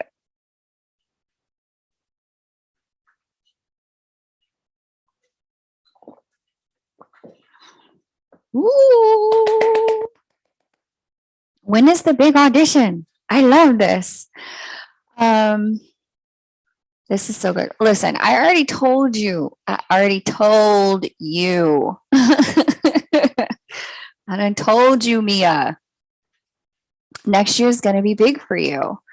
Um, Especially the second half of next year. I see um, the first thing you need to be focused on is just auditioning and getting your name out there as possible, getting as visible as you can get from that ninth house, because that's going to position you once Jupiter gets into house 10. Like your light is really going to shine in the second half of the year. And then the first half of the year as well. You're doing the self tape tonight. Got it. Um, you got this. Honestly, I don't know that there's anything you need to focus on other than just letting yourself be as visible as you can. I see a lot of networking for you, especially in the first half of the year, like going to different things. I also see maybe a class or two in here for you. You may be inspired to take a class or hear about a class that's going to help you create more traction with your career. So if somebody tells you about a class or you hear about a class, I actually may have a class for you that I just heard about. The woman who offers this class, she offers it online, and she like guarantees, she's like, if you do everything that I tell you to do, you're going to be working full time within 1 year of this class. I'd never heard anyone make such a bold promise that way, but I'll find out about that class. She teaches it online. And I know you're really good at online learning. Like when you sign up for a class, like you actually do it. I'm the worst. I don't do that. Unless the teacher's there, I'm not doing it. I am so the worst. But I see some sort of education. I see some sort of class time and a lot of networking through those avenues to help you do a little bit of getting your name out there. I think you should talk to Jamie about his contacts elsewhere. And I think you should let Jamie know that you're in a position where you'd like to also audition in Atlanta, Toronto, and in LA. this Jupiter transit here is all about travel as well. Travel, networking, getting connected, getting your name and your face out there. And I see that if you do if he's willing to connect you with his connections, to get you auditions that you can self-tape for, in other markets, I also see that there's going to be some times next year where you may be asked to work in other markets. I'm so glad you quit that job, girl.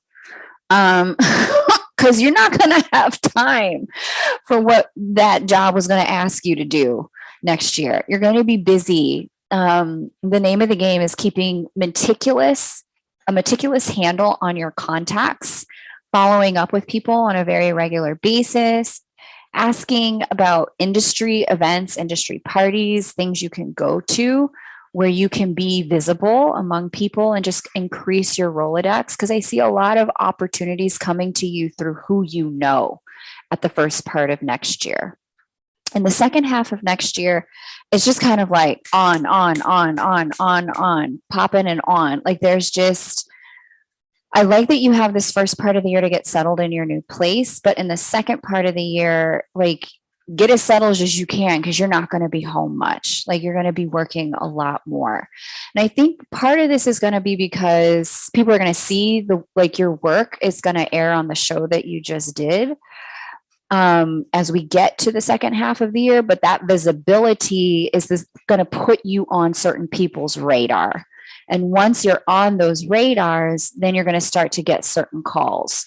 So one of the things that I'm going to recommend you do, like I said, if there's a class around navigating the industry from a networking perspective, navigating the industry from building that contact Rolodex, because for you, there's like your work ethic is solid. You show up with the work ethic every way, every time, to beat out everyone else. You show up on time, you show up prepared, your work ethic is solid.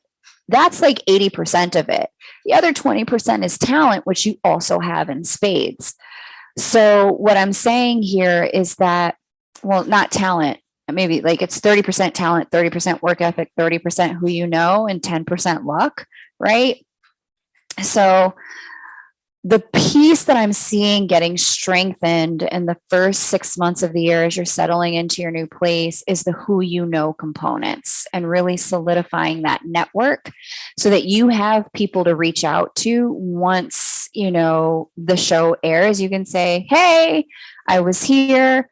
I was on this show, check me out, do this. This is the episode, blah, blah, blah. And you have people you can send it to who would be willing to employ you, cast you on other things. I think this audition is going to go well, to be honest with you. I think you're probably going to hear something back. Let me get out to the now time. Yeah. That is not now. This is now. There we go. I think you're probably going to hear something back.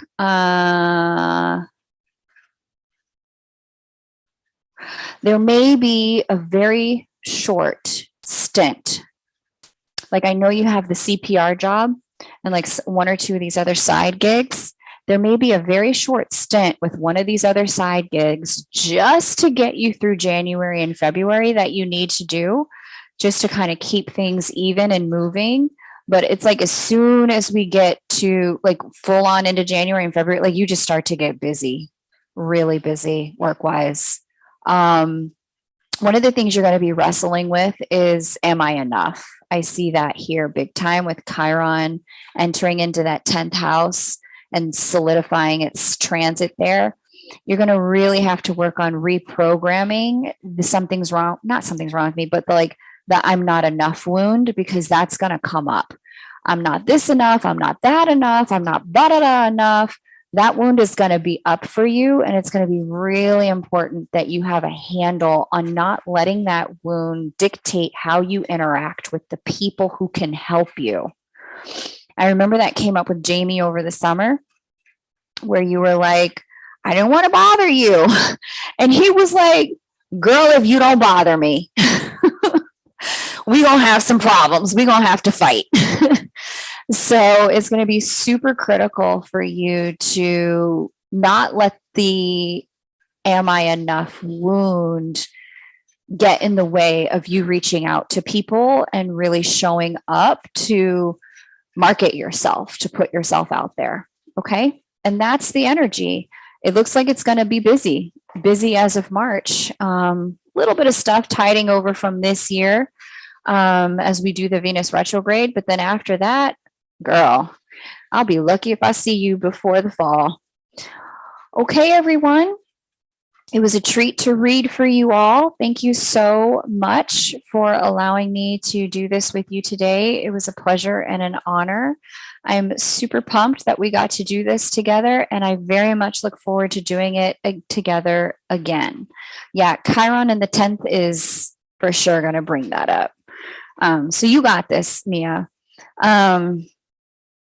You're welcome. Thank you for sticking around, and thanks for sharing with me the way that you did, because the channel wouldn't be the channel if you hadn't shared with me. So thanks everyone for being here. It's a pleasure and an honor. And if you're already on my private list, I will be emailing you again. I'll probably do this one or two other times in the next couple of weeks to see if I can get something in before Christmas, and then one in between New Year's, Christmas and New Year's. So if you want to hang out again, you're more than welcome to. You can get on my private list over at kmoonastro.com. There's a link to join the private list up at the top, and you can also book a private reading at kmoonastro.com as well. Kylie has kindly pasted the link there. All right.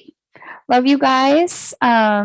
I do. If you get on the private list, I'll tell you, I'll be launching Star School again in probably sometime at the end of February. I believe I'm waiting for the channel to grow to a certain level, so I have enough new people who've never seen it before, are hungry for it, to launch it again. Okay. But if you're on the private list, you'll be the first to know. Thanks, everybody. Take great care, and bye for now.